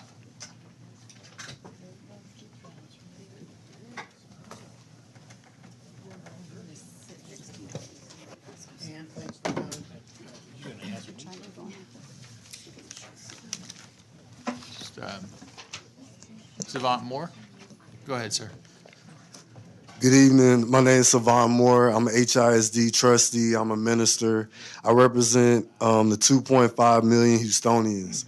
I may be a Democrat, you may be Republican, but we're all Texans. And so I want to name the Texans that should not have died. Maria Laredo, Russell Richardson, Sarah Elizabeth Elston, Johnny L. Courtney, J. Michael Taylor, Charles Richard Anderson Sr., Candy York, Oscar Rodriguez, James Edward Butcher, Brian Keith Taylor, Tomas Vergara, Pamela Jarrett, William Carreras, Christine B. Davis, Ronald Earl Coates, Mark Edward Rutland, Douglas Andre Jones, Barbara Davidson. We must always remember these people. So every hall, I'm going to name their names. I said it at City Hall, at PCUCT. I'm going to do it on Wednesday at before the House. My wife is a elderly social worker. She represents her companies from Kingwood all the way to Galveston County. Please write legislation to make these nursing homes, senior living facilities have backup generators. There shouldn't be seniors that need oxygen. There shouldn't be seniors that need insulin not having these services. Please make it. I live in 5th Ward, Texas. This senator lives in Kingwood. We should not have went 9 to 14 days without power. I have a TikTok with 228,000 views showing that the CenterPoint linemen that they came from out of state were staged for multiple days. That shouldn't be. So I'm asking you, write some type of legislation. Also, in my community, there shouldn't be price gouging of generators. Why are seniors being quoted $30,000 for a Generac or Kohler to be placed in their backyard? That should not be. Ridiculous. I was a ranger in the United States Army. I can go days without food. But what do I tell my little children? What do I tell my wife? Why does Houston continue to have to ranger through all of these storms? And that's an issue for me. Now, so I have a goal to be one of y'all one day. And I know that I need IV for some coffee because these hearings are long. But we got to do something for all Texans to prevent this, because if this was a Category 1 and this happened, what are we going to do Category 3, 4, 5? And we know a hurricane is going to happen again. So I know that y'all are in the position to make this happen. God bless you and God bless Texas. Thank you for your testimony. I want to thank you for coming. First of all, thank you for your service to our country. Thank you for using your voice today. Mr. Chairman, I've been on we've been emailing back and forth with Health and Human Services, and I do want to tell y'all that we do regulate of course, nursing, what we call facilities technically, but they're nursing homes that we call. And then we, who are required to have generators. And then we have assisted living. The senior living centers are what we're kind of calling that. We've called it a lot of different things. Are technically not regulated by the state of Texas, okay? And that could be, like I said, tax credit housing, where 60% of them or more have to be seniors and things like that. So we have some work to do on that. And I've got HHSC looking at it, and we're going to meet some more on this. You know, I have to say that some of them get great assistance from the government, both federal and state. And yet when Senator Alvarado tells me that she goes and there's nobody in the office, that is not acceptable. That is absolutely not acceptable. And I would also say to you, if we get better at what we're talking about, hopefully, you know, you don't have to have a $30,000 generator, which is ridiculous and price gouging. We have laws against that, and we should turn those people in. Thank you, Senator. Yeah, the only ones licensed are nursing homes and assisted livings, right? Ms. Samuelson, welcome. Yes, thank you. Coming. Thank you, Chair Schwartner and members, for holding this hearing on such an important issue. It is truly devastating what we've heard today. I'm Commissioner Nanette Samuelson from Hood County in Senator Birdwell's district. We must have a strong grid to ensure preparedness for catastrophes such as Hurricane Beryl. In 2021, the grid was within minutes of collapsing during Winter Storm Uri, leaving thousands of residents in Hood County without power for almost a week. I heard ERCOT Pablo Vegas testify that the grid needs to grow from 85,000 to 150,000 megawatts in 6 years, in large part due to the cryptocurrency mining and other data centers. I heard Lieutenant Governor Patrick also stress his concern regarding the incredible demand that is caused by the cryptocurrency, and he called it can't be the wild, wild west. As commissioner, I share that concern, the incredible demand on the grid by cryptocurrency. I personally have witnessed what Marathon Digital Currency Holdings has done to my constituents. Unfortunately, it's not just about the incredible demand on the grid. There are also health concerns. Horrible health crisis that Marathon has plunged my constituents into, the severe health risk to their lives from the massive howling of the fans 24/7 above the decimal level. If you turn to page 2 of the attached resolution, you will see a couple of requests to amend the Health and Safety Code and the Penal Code. My request is that along with smart legislative regulation, you consider including these, so it's not the Wild West. I have also included 2 bills that were recently passed in Arkansas by Governor Sanders concerning the same issue. In closing, members, thank you for your attention to ensuring a strong grid and response to Texas catastrophes. You have my business card if you need to talk to me personally about the issues we're going through. And thank you again. What we've heard today is devastating, and we need to look at this as a holistic issue for the entire state. This grid affects all of us, and I really thank you for allowing me to speak. Members, questions? Mr. Highsmith, welcome.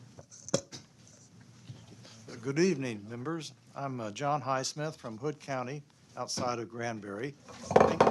Thank you for this opportunity to speak with you. As you consider structural legislation concerning electrical companies' unpreparedness for Beryl, I ask that you consider the totality of the stress on our electrical grid across Texas and how it factors into the situation. First, ERCOT issues credits incentivizing Bitcoin mining companies to reduce activities that strain the grid. For example, Texas still owes one crypto miner $86 million for electricity resold back to the grid during Winter Storm Uri.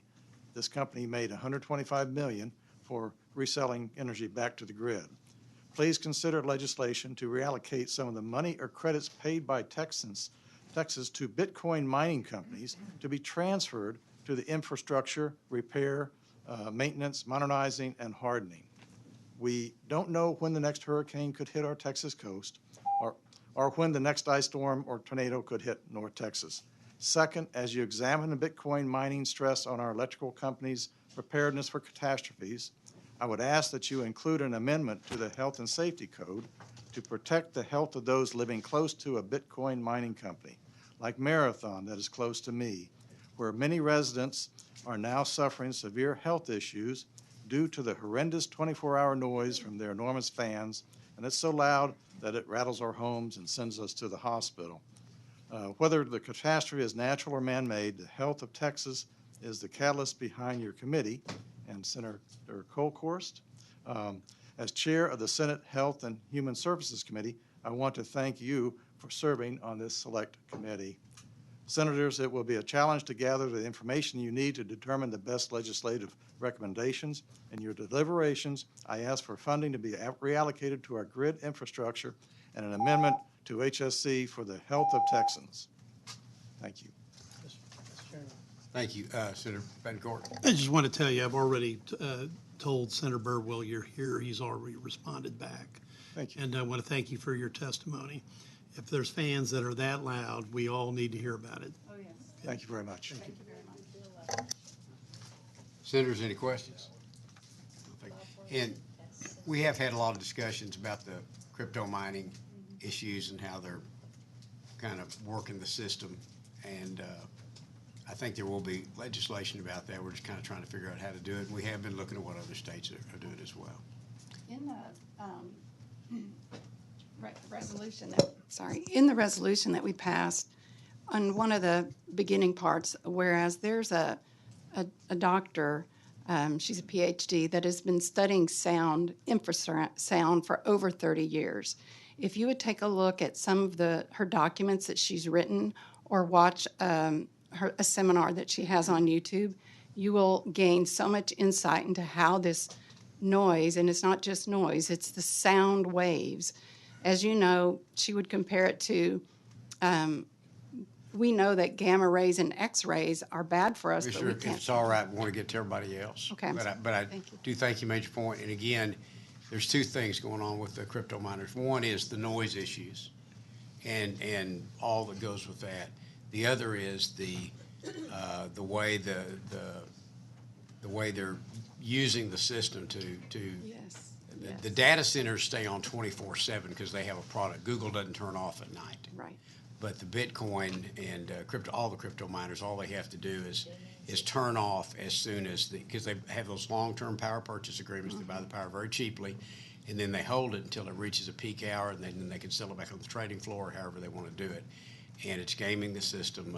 And as you said, one made over, I think it's $124 million in the 4 days of Uri. Mm-hmm. And then that same company, which is in Hood County and one other county, made, I think, $26 million last year just in a normal year off doing that. And so that's not what the electric market is intended to do. So we'll be kind of working through that because it is fouling up the system somewhat.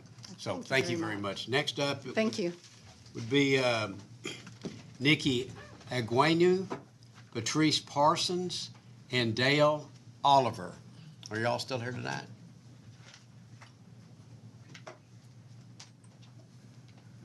And ma'am, you are? Patrice Parsons. And you? Dale. Okay, Dale. So let me call up one other person. Hasib Abdullah. Great, thank you. And we understand if people had to leave tonight, nobody planned on staying this long.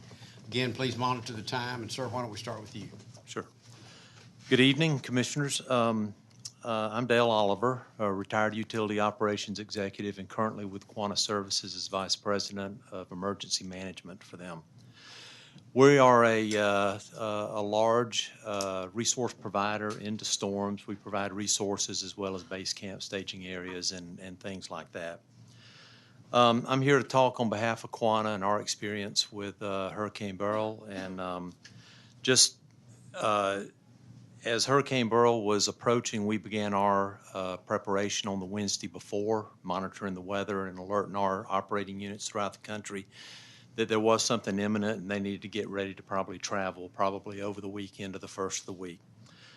When the reports came in Saturday evening that the storm had changed and they had more of a definite plan, probably within an hour I had a call from CenterPoint. And through that night and through the next day, we accumulated about 1,850 resources and started rolling them Sunday morning into CenterPoint. A couple of days later, we gathered another 400, and for a total of approximately 2,300 resources from 15 states and Canada that we accumulated into the Houston area over the next several days, along with a base camp that we constructed in Humble. Resource acquisition in our business is a first-come, first-served basis, so it's kind of first to the table, gets the option, and the first to commit. And I'll say that the commit and the coming to the table from CenterPoint first thing after the weather reports on Saturday afternoon and Saturday evening got them the resources that we had to provide into the storm. In total, through the 14-day event, Quanah peaked at nearly 2,300 workers from more than 15 states and Canada, making up nearly 15% of the workforce on the CenterPoint system. Thank you. Thank you. Ma'am?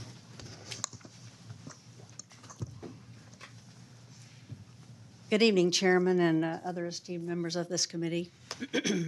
Thank you very much for having me.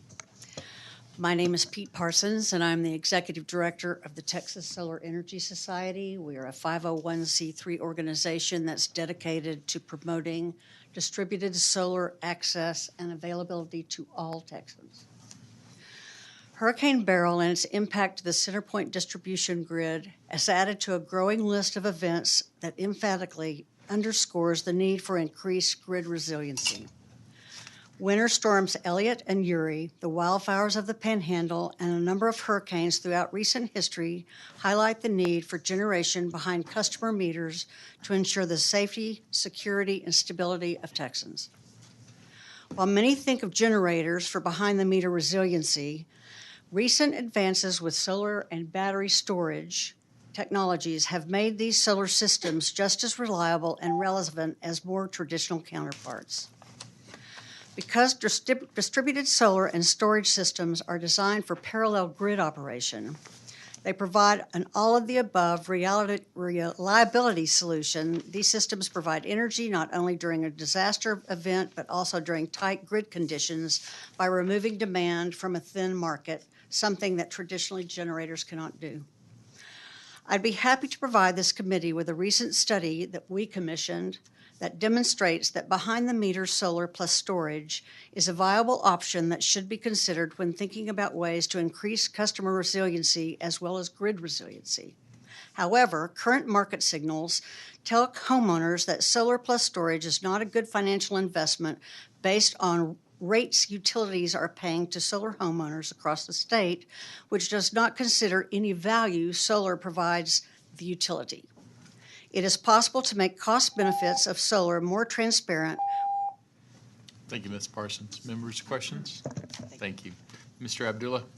Thank you, Chair. Members, my name is Hasib Abdullah, and I wanted to share experience I had with all this. My dad is elderly and he has a lot of health issues, and he was one of the lucky ones. He didn't have any power for 3.5 days. I shared some of those days with him, but it's ironic because the electricity line companies included have been increasing the cost of their services exponentially, where Texas, I think, adjusted to the cost of living is one of the more expensive places for electricity and power in the first place. It's more ironic that Texas is the leader of natural gas and oil production as well, and wind and solar, or soon to be solar as well. But my one recommendation to this committee is, or several recommendations, is that the PUC to file an informal complaint is pretty easy. If you go to their website, they have a big box. You just click on it.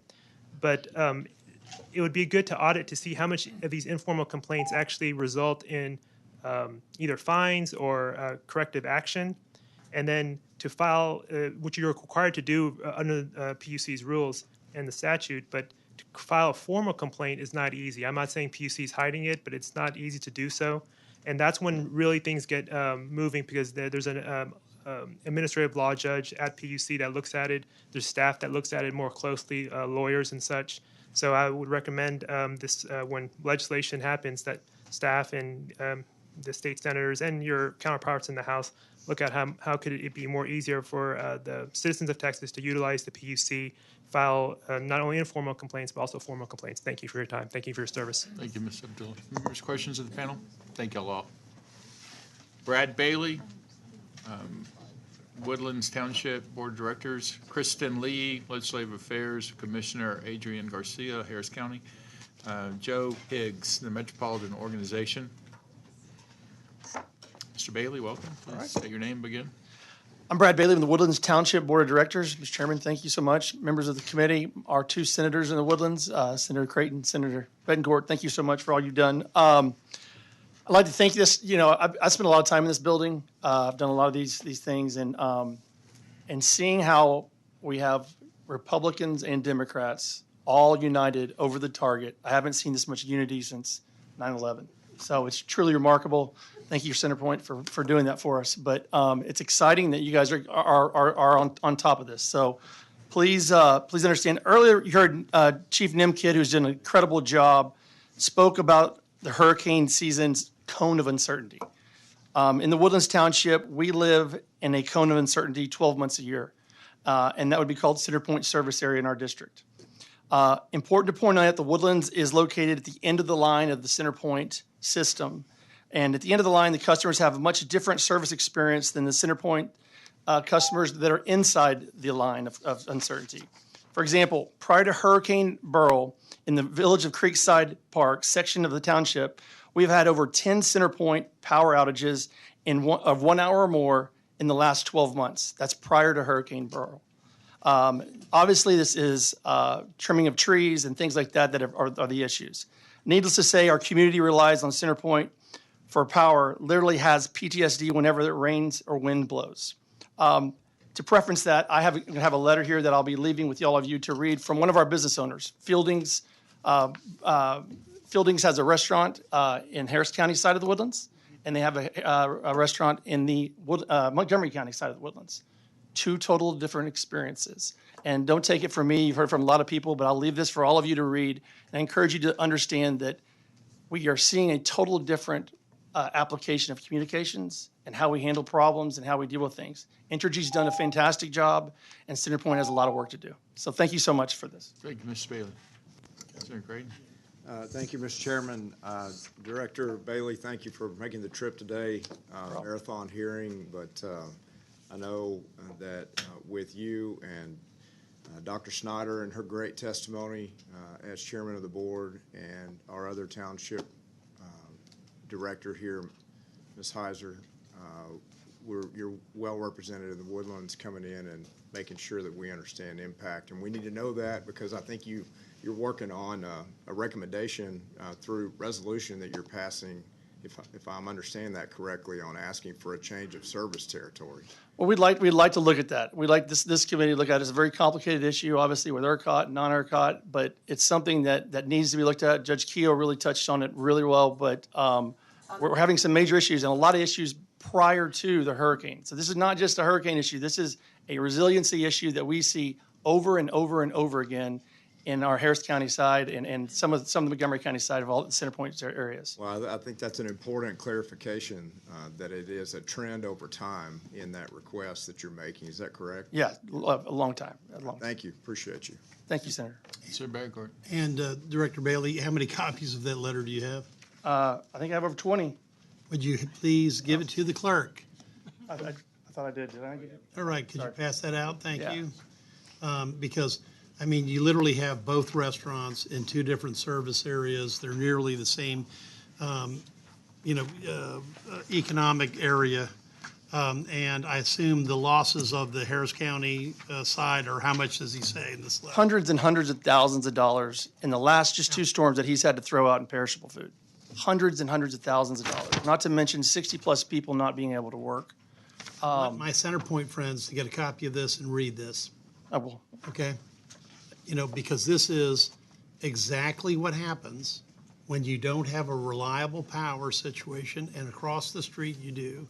Now, fortunately, this owner actually has two properties, so when one's down, the other one, he can at least refer people there, whether they make the drive, because it's a bit of a hike, trust me, because I fight that traffic myself.